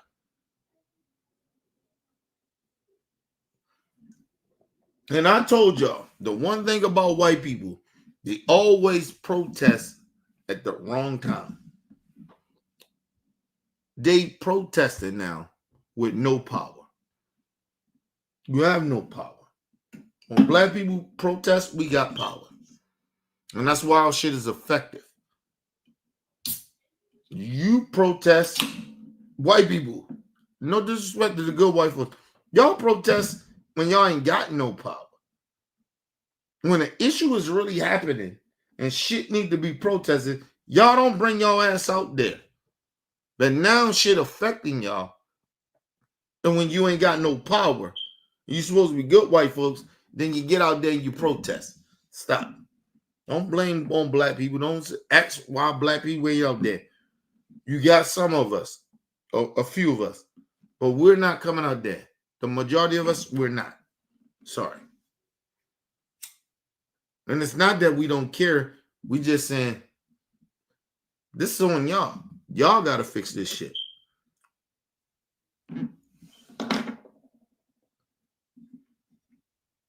Democracy is broken because of your people. It ain't because of us.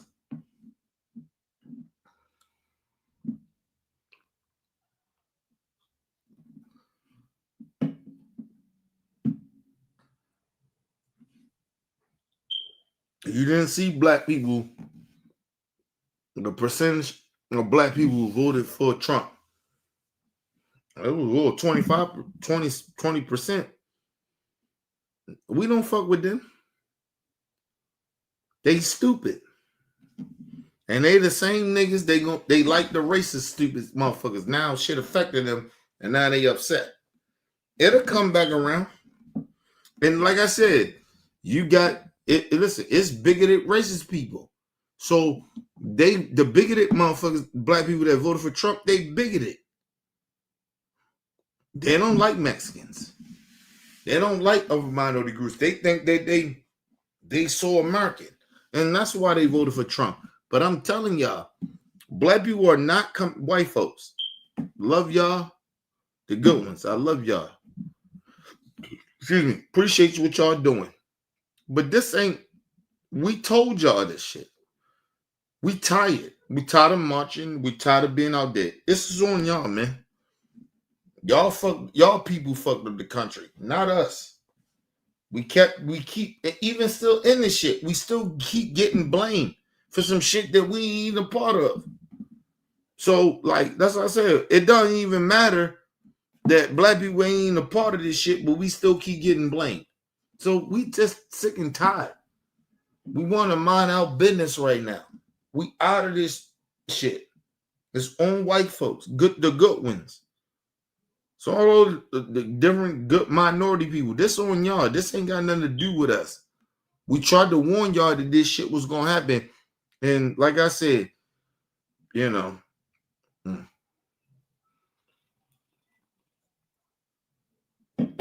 You see mega people coming out talking about they losing their food stamps. I told y'all there's more white people on food stamps.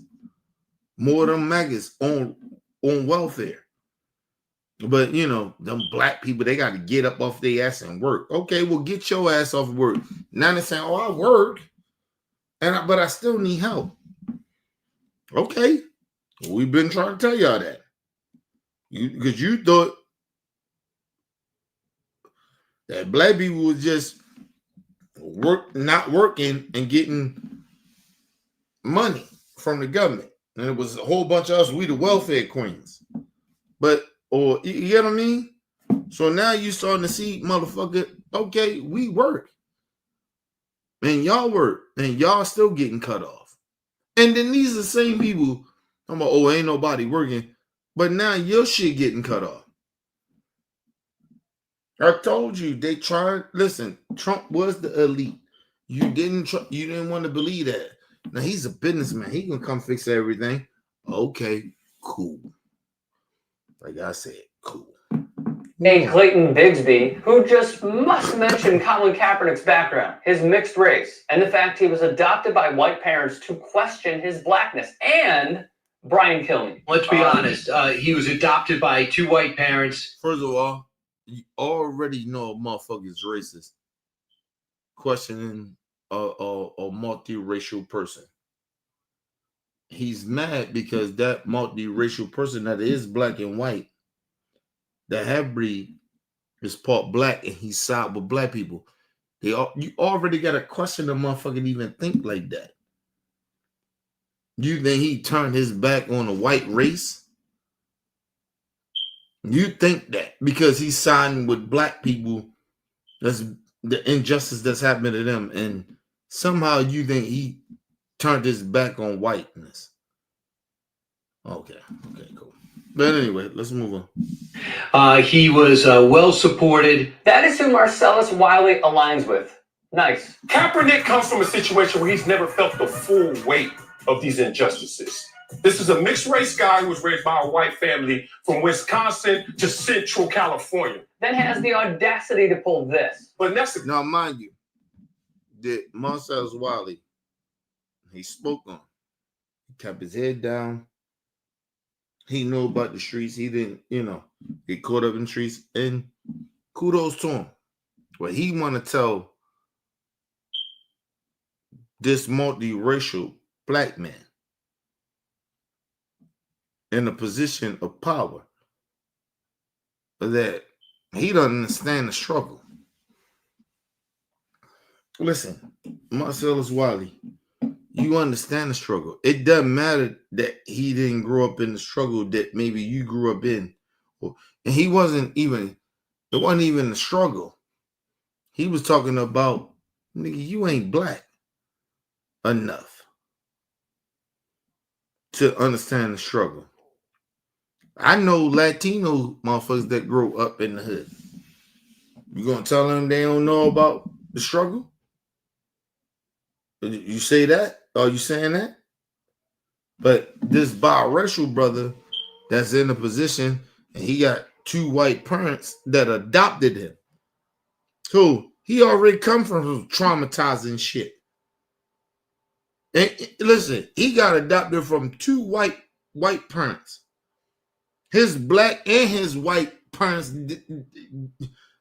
no disrespect to them, gave up on him. But he don't know the struggle. Okay, cool. All right, let's move on. Comes into play now. And we all know Nessa. Respect to her and her ethnicity, but it's not black. Eerily similar to another protector of the sheep. Right. So he black. He could tell you, because he a black man, he could tell you what the struggle is. Mind you, Marcellus Wiley lived in the hood.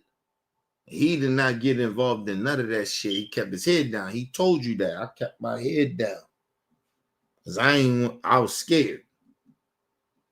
But this black man that grew up in the hood that was not a part of none of that shit in the hood with a college degree from a good college, one of the best colleges in the world.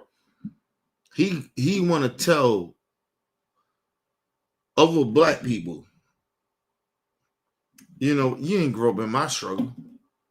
But then he get mad at DL. The DL like, yo, you're a black man. And you ain't living up to what you say you supposed to be doing for the black community. Or you question my blackness? But nigga, you didn't do nothing in the hood. You was scared in the hood. You kept your head down. You said that. There ain't no shit we making up. You kept your head down. And you was worrying about getting jumped by black people in the hood. Gang shit. But you never was a gang motherfucker. Never was a street motherfucker. You just lived in the hood. Okay, well, Colin Kaepernick didn't live in the hood. He's seen some injustice shit. He's a mixed race. He's still part black. He decided to say, you know what? Hey, man, this shit ain't good, what I'm seeing. You couldn't get behind that brother for what he was standing for because you say that he didn't understand the hood. He didn't go through the struggle in the hood that you grew up in. But at the same time, you weren't really like that. You didn't really, you grew up in it, but you weren't a street dude. So how the fuck you know? You just a nigga that kept your head down and cowered. And I'm not saying it's a bad thing. I'm just saying I'm good that I'm okay that he made it out the hood and kept his head down. I'm not trying to knock that. But if you go and knock Colin Kaepernick for him not being, he don't know nothing about the hood. Well, nigga, we can say this as a street nigga. I can say the same thing for you. You not a street nigga. You grew up in the hood, but you don't really know them. See how easy it is for me to do that? See, and so that's what I'm saying. He don't even recognize that. But anyway, let's move on. I'm a black man, and Colin Kaepernick, he's not black. Then goes on to blast Eric Reed and Kenny Stills. Now Eric Reed is taking it and giving them cover. Eric Reed is taking Kenny Stills, another guy. Respect, guys. Another mixed race individual who's not felt the full weight of this. And caps off his bigoted attack with this. I get back to the identity of those who are leading it, which has always been in question. And now Jay-Z has answered that question. Let somebody who really knows what this is about handle this. You hear him? They ain't black enough because they didn't grow up in the community. Okay, well, Marcellus Wiley, you grew up in the hood and you still sold us out. So how you better than Colin? He ain't fully black. He didn't grow up in the hood. None of that shit, right? But you grew up in the hood. How that make you better, bro?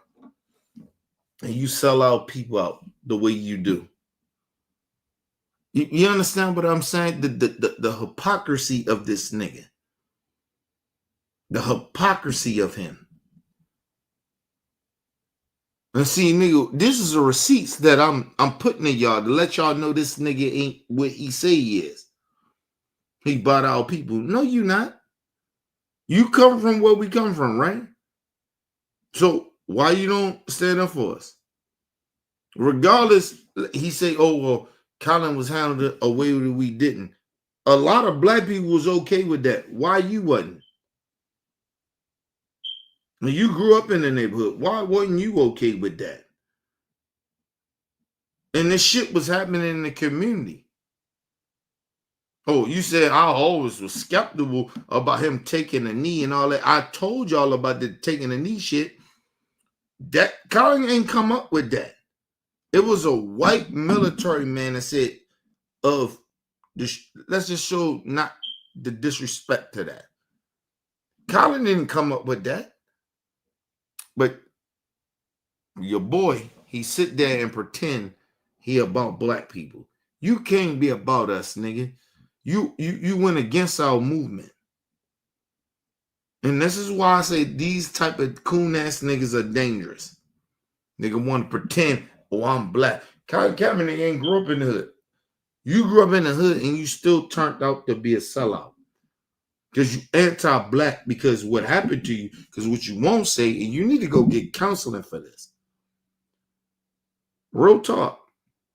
And I mean this shit from the bottom of my heart. Marcellus Wiley and people like him need to go get help. Because, all right, this nigga's anti-black. He hate black people. And fight against all our movements because that nigga was in the hood. And he don't want to admit this. And listen, I'm going to tell y'all this. I dealt with this. Right? That's why I don't hate people. That's why I don't hate white people or anybody. Because no white person harmed me in the hood.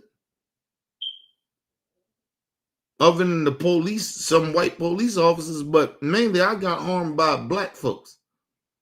And sometimes you can be mentally broken and fucked up and even make it from the hood and think that you psychologically better because you made it. No. People that hurt you look like you in the hood. That was the plan too. Marcellus, why that's white supremacy. We got our people hurting each other. And nigga, you need counseling. You need to go see a therapist, bro. Because you still hurt. Because you went against a movement because of some fact, oh, your personal feelings about black folks. Or people that, oh, he don't live my life. He didn't come from where I come from. It's a lot of black people that don't come from where I come from. That don't mean I disagree with them. And they stand up and they're in a better position than I'm in, and I support them. You see how that goes, nigga? You mad because we won't support you because you side with white supremacy and you think we're against you. And it's almost that traumatized shit that you got hurt by black people back in the day that harmed you in the community.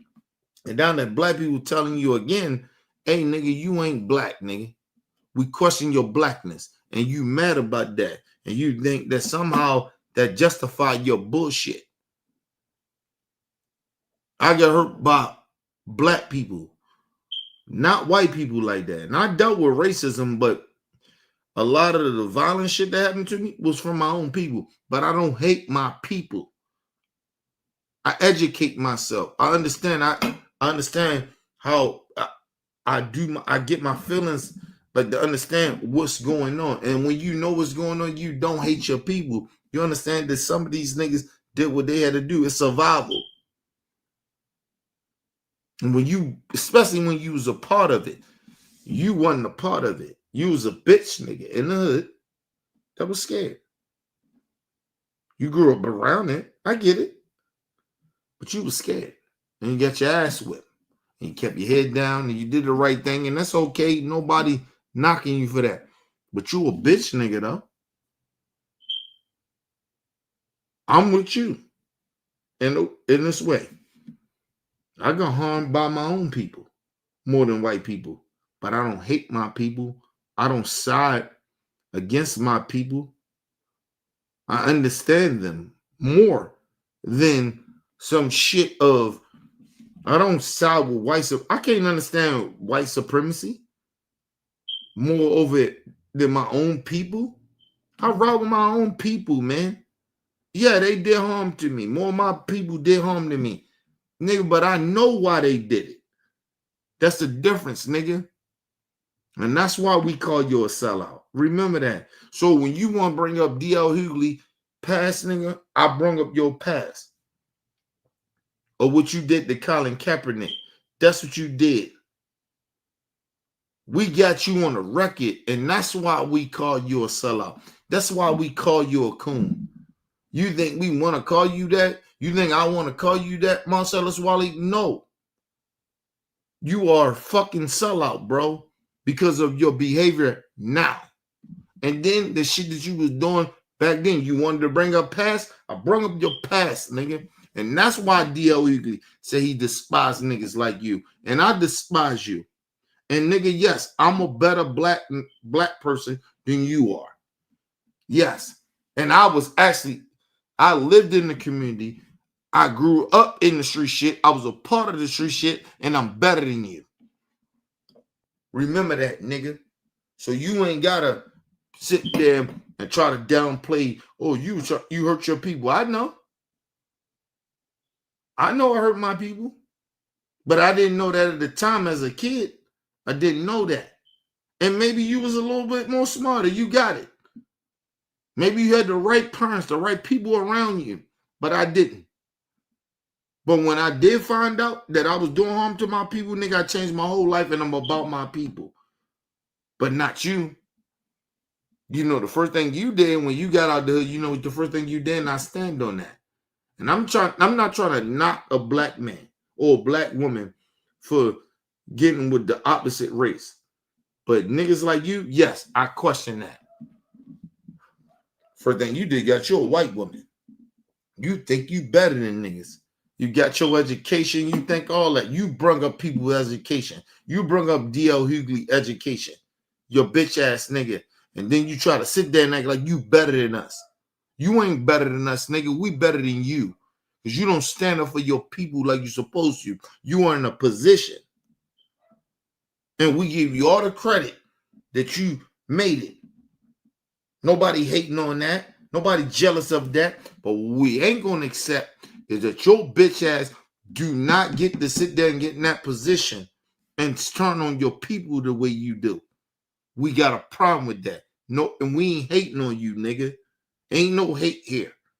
We calling your bitch ass out for who you are. Marcellus Wiley, your bitch ass.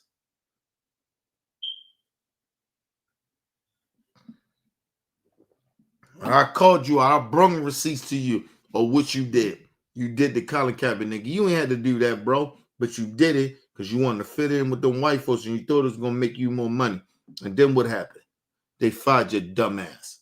And then now you still continue to do it because you know that's the way the money is. And so Jason Whitlock, of course, he's your friend.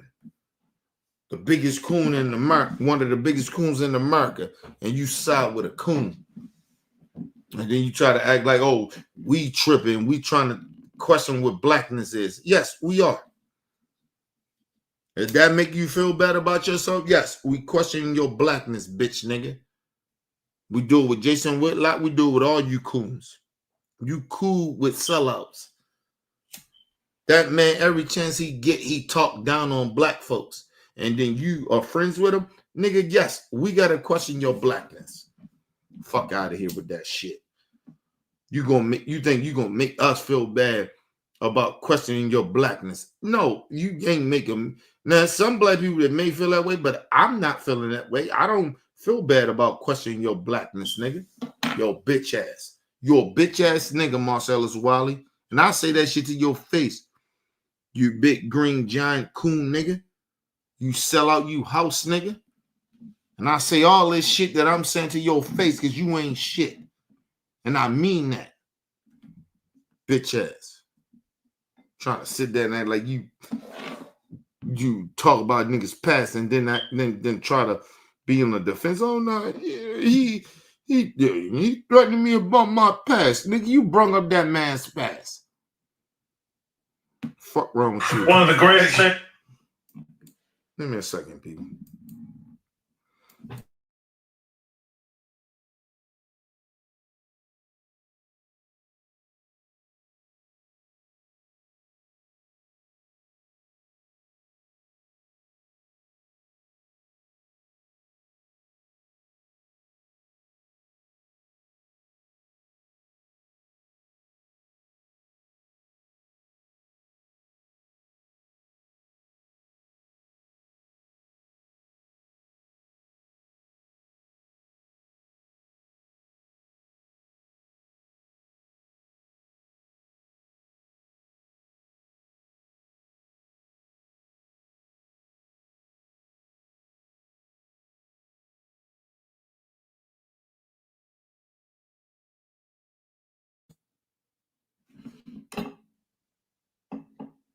Give me a second, people.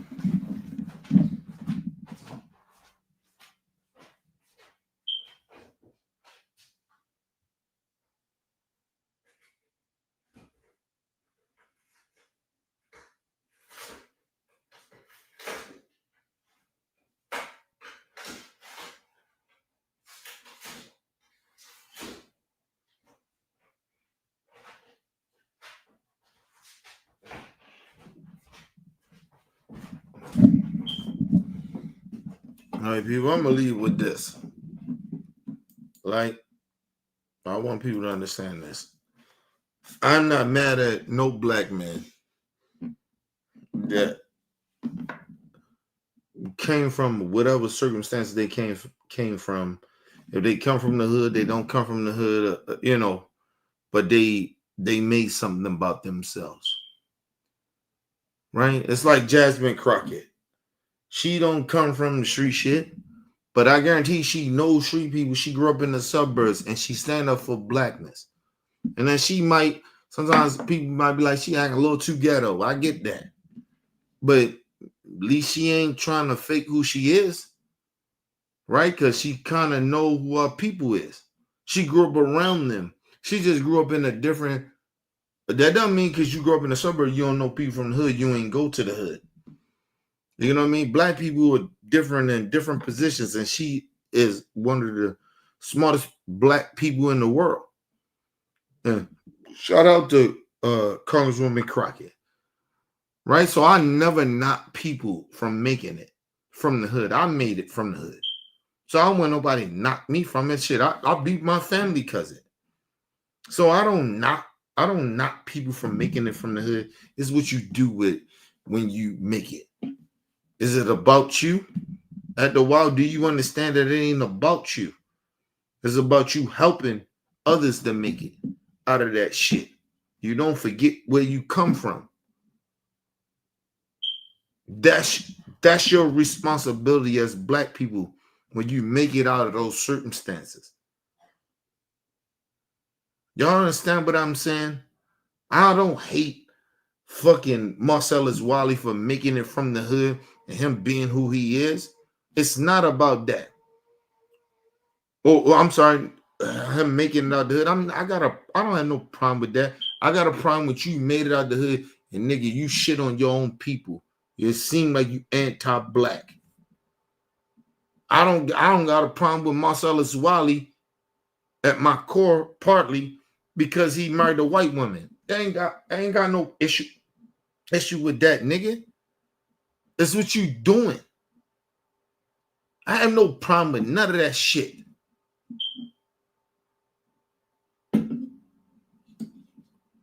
The one thing about black people, you make it from the hood, nigga, don't forget that you black. You live in a white man's world. White people, mainly white men. It's a white man's world. This ain't your world. This ain't your fucking, especially in America, this ain't your fucking country, nigga. They created everything.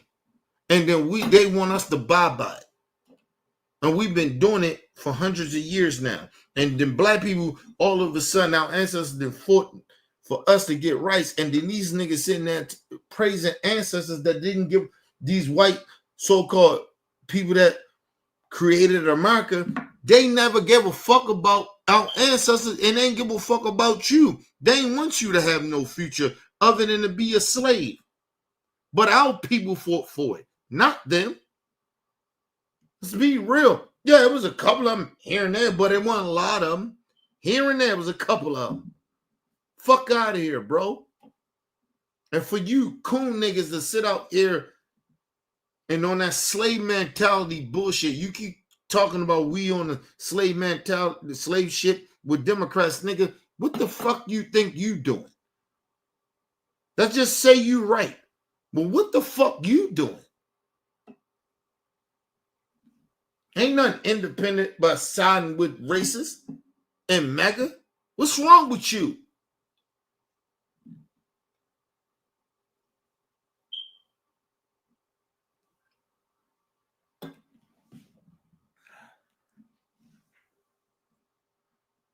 Racists ain't never did nothing for black folks, ever.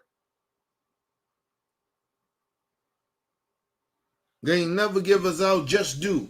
Look at the Lincoln. Oh, he was, everybody praised Lincoln. Lincoln ain't do shit.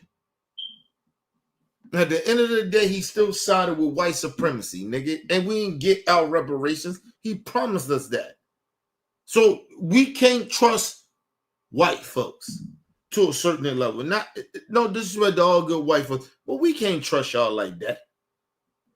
We can't trust y'all like that. Y'all good, some of y'all good folks. We can't trust y'all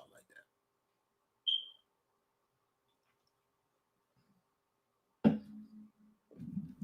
So people get upset at me when I say, oh, nigga, I don't trust white people. I don't. Good or bad, I don't. I only trust the good white friends I know. Nigga, I don't trust them. Fuck out of here, bro. Listen, I trust them to do, be or do what they gonna do. That's all I trust. But I don't trust them. And first of all, I grew up in the hood. I don't trust nobody. Listen, I've been my wife over 20-some years. I don't trust her 100%. What the fuck do you think I would trust some white person 100%? Because they so-called good. Are you crazy? The fuck out of here. My wife, and she black. I don't trust her 100%. Why the fuck would I say I trust white people 100%? And they good people. I don't trust nobody 100%. Nigga, I'm from the hood. I don't trust nobody 100%. Stupid as fuck. And anybody move like that to trust anybody 100%, you stupid as fuck. Seriously, trust nobody 100%. Got love for you, but you know what I mean? As a high percentage, I trust you, but I don't trust people no 100%.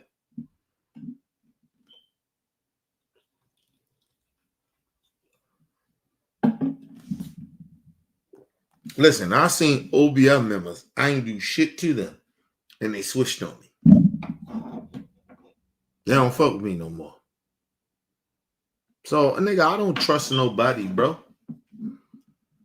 Not 100%. That's bullshit. Anybody trust anybody 100%. Don't trust me 100%. What the fuck wrong with people? Anybody is capable of taking somebody out. Like, seriously. You don't know what somebody's capable of doing, bro.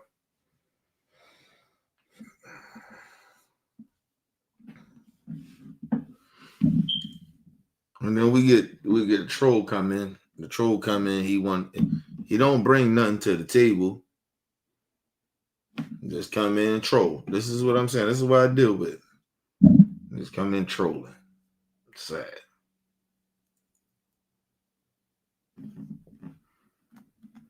This is why you can't trust people. Because, like, I ain't saying you can't trust people, but you can't trust people 100%. And this is why. Because he didn't come here and say, oh, you know, Kenny, let me understand the situation you're talking about. No, he came in and just wanted to be on some trolling shit. So you can't trust motherfuckers, man. And this same motherfucker, you don't fuck with OBF, but you keep coming in our space. You hate our black folks. You hate me. Let's put it that way. You hate me, excuse me. But you keep coming in our space. Trolling. You don't like what I'm saying over here. Why you keep coming over here? Like, that shit bug. I don't know why people do that. Nigga, I don't go to all these racist networks or platforms and leave comments. Nigga, I don't give a fuck. I got my own platform to do it. You got a problem with me? I wish you would go ahead and start a platform about me, how I'm lying, and nigga, and then we can talk about it. But you ain't even on the same level of me. You come here and get in my chat and talk shit about me. You ain't got no platform, and if you do, motherfucker, I don't notice it because I don't really give a fuck.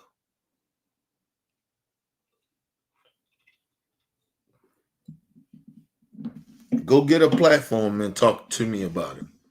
But you trolling my shit, it shows me how weak you are. That's a fact. You weak as shit. Motherfucker come in here down there. Every time I go live, he gotta come in as a motherfucker saying some stupid trolling shit. Nigga, create your own platform. You disagree with me, create your own shit. And I wish you would say something about me.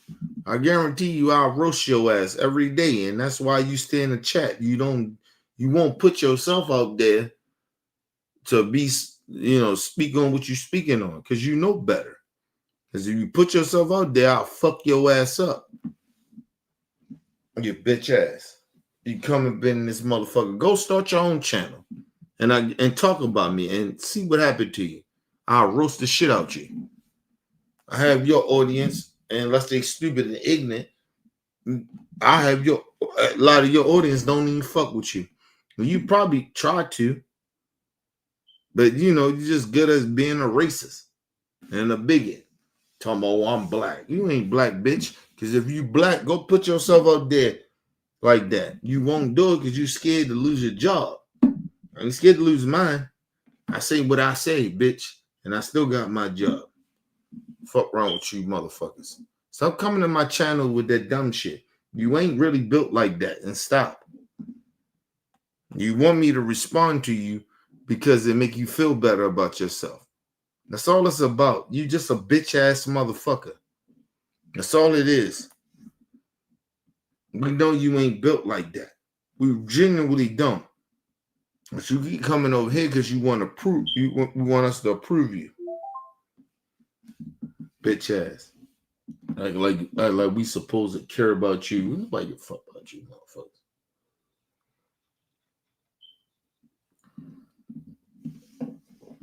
Listen, I'm black all day. I love my people all day, every day. I wake up. I go to sleep, wake up. I love black folks. And if my people do wrong, I check them. But I'm about praising my people more than I check them. Because we got enough motherfuckers like you trying to check out people. So they don't need that from me. Love my black folks. You can consider it wrong. You can consider it ghetto, whatever the fuck you consider. But for me, I don't give a fuck. I can hang around my people. You can't. Unless you fake and act like, oh, some of y'all like to fake and like y'all care about black people. You don't give a fuck about black folks.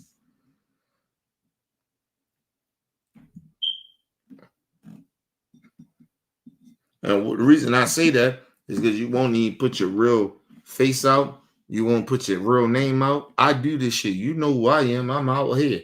You call me by my government name. I'm out here, bitch. So what?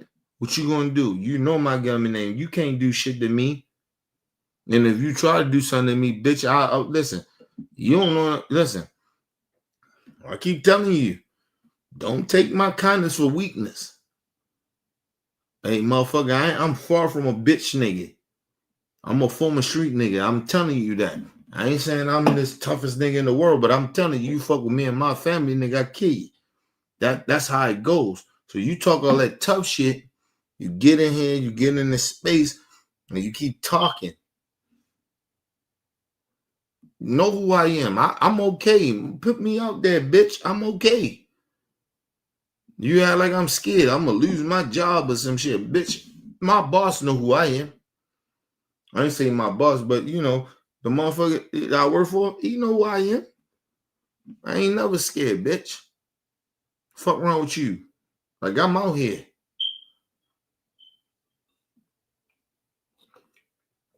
I'm against racist people like you. So how the fuck? Listen, unless the motherfucker I work for, if he a racist, that's the only way I get fired. I put it that way. You bitch ass nigga. This motherfucker tried to sit there and talk, oh, yeah, I know you is. Your name is Kenneth and all that. Nigga, hey, everybody know my name. I'll tell you my name. My name is Kenneth Jackson. Kenneth Eugene Jackson Jr. I'm a junior.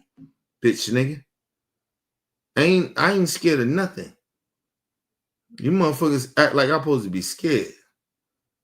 I ain't never scared, bitch.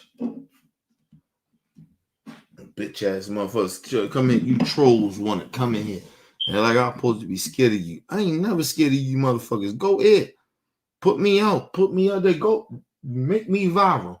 Go ahead and do that. Matter of fact, you'll help my channel. Number one. Then number two, you're like, oh, I'm gonna lose my job. Listen, the motherfucker I work for, he know. How about that? And I don't say shit on this channel that I don't stand for. I move how I move. Bitch motherfuckers. See, the problem is y'all live in fake land. I live in real land. I live in real life. I move real. So anything I stand for and what I say, I move like that every day. I ain't no fake motherfucker. You motherfuckers can't be who you really are. That's why you troll. I don't troll nobody. I'm who the fuck I am, motherfucker. Remember that when you trying to come at me. You get in my chat and you fucking trolls come in here, especially this one motherfucker keep coming in here trolling. What you gonna do about it? I ain't changed shit. You said, oh, change the shit there. Change this. I ain't changed shit. Bitch ass motherfucker. I don't change nothing because of you. You don't mean nothing to me. But I'll tell you one motherfucking thing. I acknowledge your bitch ass because I know you're a bitch. Put your real face out there. And I always offered you to come and debate me, and you didn't want to do it. So shut your bitch ass up. All you do is get in my chat and you talk shit. That's all you do. I gave you the opportunity to come and say some shit and debate me of where I'm wrong and what I say. You don't do it because you're a bitch ass motherfucker. So don't try to come here and act like, oh, you know, oh, Kenny being fake, oh, Kenny lying. No, bitch, nigga. You can say all that shit in the chat all you want. I gave you opportunity to come check me, but you don't. You won't do it because I embarrass your bitch ass. So you only feel comfortable about yourself is to be in the chat and say false shit and disrespectful shit. That's all you do, bitch motherfucker. So remember that. Don't try to come here and act like you like that. You not like that. Seriously. I'm a different breed nigga. Don't play with me like that. You a fucking troll. That's what you do. You troll me. You come in the chat. You say whatever you want to say. Oh, pull up. And Kenny, I'm in Baltimore. Get the fuck out of here. Bitch motherfucker. Listen, I work in Baltimore. I live in Baltimore. So motherfucker, it don't got nothing to do with me pulling up. Pull up on me and see what happened. You know what I look like, motherfucker. Pull up on me and see what happened to your bitch ass. At any time in my life, where I'm at, wherever I'm at, I will fuck your ass up. And you roll up on me, you can get your ass fucked up. I'm telling you that. That ain't a threat. It's a promise. Bitch ass motherfucker. Pull up the wet. You motherfuckers ain't even like that. You in my chat. And you from Baltimore, you see me, nigga. I'm in Baltimore all the time. Every day I'm there. So come see me. I'm from my city. I don't lie about where I'm from. I don't lie where I be. I'm in my motherfucking city. I work in my city. So what's up? I live in my city. So what's up? So you talk a lot, but you ain't really like that. Bitch ass motherfuckers.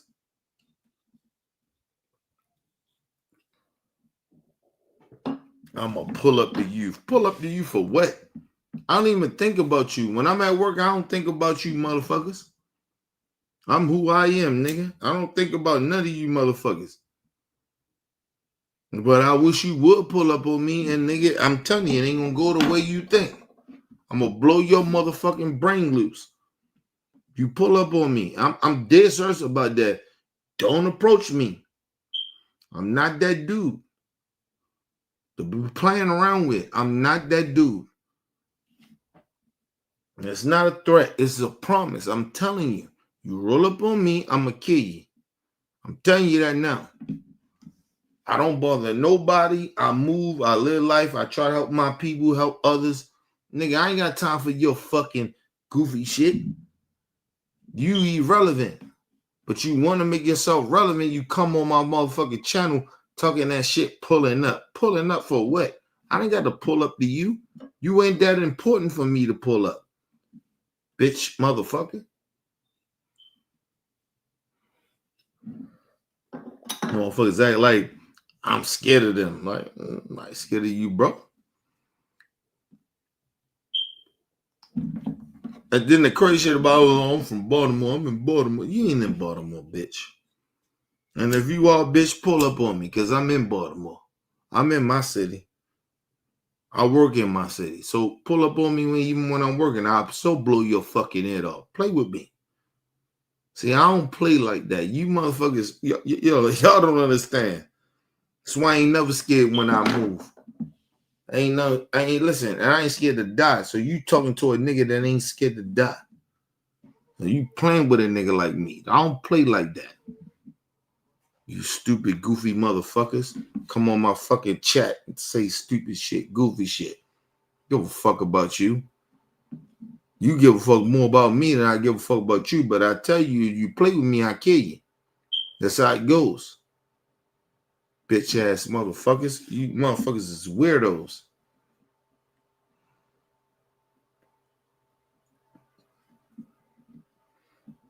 Every time the bitch motherfucker come in, he talking about some fucking alarm.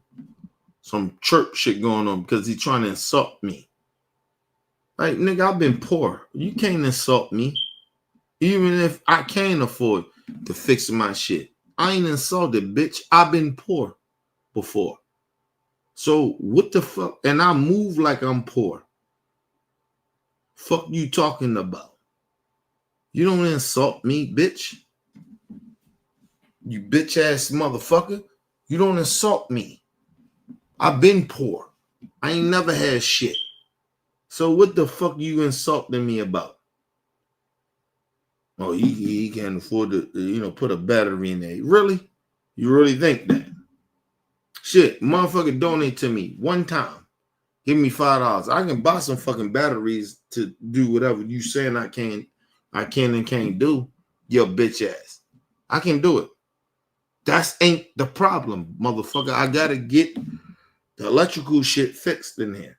That's what that is. The electrical shit with the alarm. That's the fucking problem. I put batteries in that shit before this shit. I knew it was a problem. It was that. It wasn't about none of that shit your goofy ass talking about, bitch nigga. My shit was hooked up to a lot of fucking shit in my house. Cameras and shit that they had already in here. So that shit's still going on. If it's electrical shit, it got nothing to do with me putting a battery in it, nigga. My alarms still go off. Them alarms I'm talking about still go off if a fire happen. So what the fuck are you talking about? You know nothing. But like I said, you know nothing about me. You know nothing about. And even if that's the case, I don't change nothing. Bitch, motherfucker, I wish you would approach me. I'll beat your ass. I guarantee you that. I will fuck you up. And I ain't about no violence, but I'm telling you, you approach me on that dumb shit, I will fuck you up. I don't play that dumb shit that you play. You a troll. You in my fucking chat talking about pulling up, bitch. Pull up on me and see what happened to you. I guarantee you I kill you. I guarantee you that. That's a fact. And it's all on the internet. Police see it. They see what I'm saying. It's all live. It is what it is. But I guarantee you approach me talking about pulling up. Bitch, I ain't got to pull up on you. I don't give a fuck about you like that. But you give a fuck about me. So if you pull up on me, I'm going to kill your bitch ass. I guarantee you that. So stop coming in my fucking chat with that dumb shit. Pulling up on you. I don't got to pull up on you. You're wasting my fucking time. And nigga, I wouldn't kill no bitch nigga like you just to pull up on you to kill you for what? For what? You irrelevant. You ain't about shit. You ain't nobody. I don't even know who the fuck you are to a certain extent. You scared to tell people who you are on my show. You don't show your face. So why would the fuck I try to pull up on you and try to do something to you for what? Bitch ass motherfucker. You irrelevant, bitch. All right, I stand on that shit. Bitch ass motherfucker. I was trying to act like people always trying to act like they tough on this internet shit. You ain't tough, bitch. And don't listen, I'm a street nigga. And listen, the one thing about me, I know shit can happen, but listen, I don't fear nothing. Remember that about me, bitch. Talking that gangster shit. Nigga, my wife will shoot you before I do. She'll kill you before I would. So think about that before you start talking that gangster shit. And I'm a gangster nigga. And I'm in the streets more than my wife, but my wife grew up in the hood. She know gangster people. My wife ain't no bitch motherfucker like that. But I'm just saying, like, my wife would shoot you before I would. Play with me. You motherfucker stupid. You don't know nothing. We want to get in here and talk about pulling up. Pulling up on what? I can't pull up on you for what? First of all, why would I pull up on you? I don't got no beef with you. I'm not mad at you like that. I'm not pulling up on no motherfucking bite, nigga. I ain't no gangster. And even if I had a problem with you, nigga, you had to do something to me for me to pull up on you. So remember that, goofy. You got to do something to me. And I'm talking about do something to my family. It ain't even about me, because you do something to my family, I kill you. And if you roll up on me, nigga, I kill you. So you got to do those things. I don't give a fuck about pull up and all that goofy shit you do in my chat.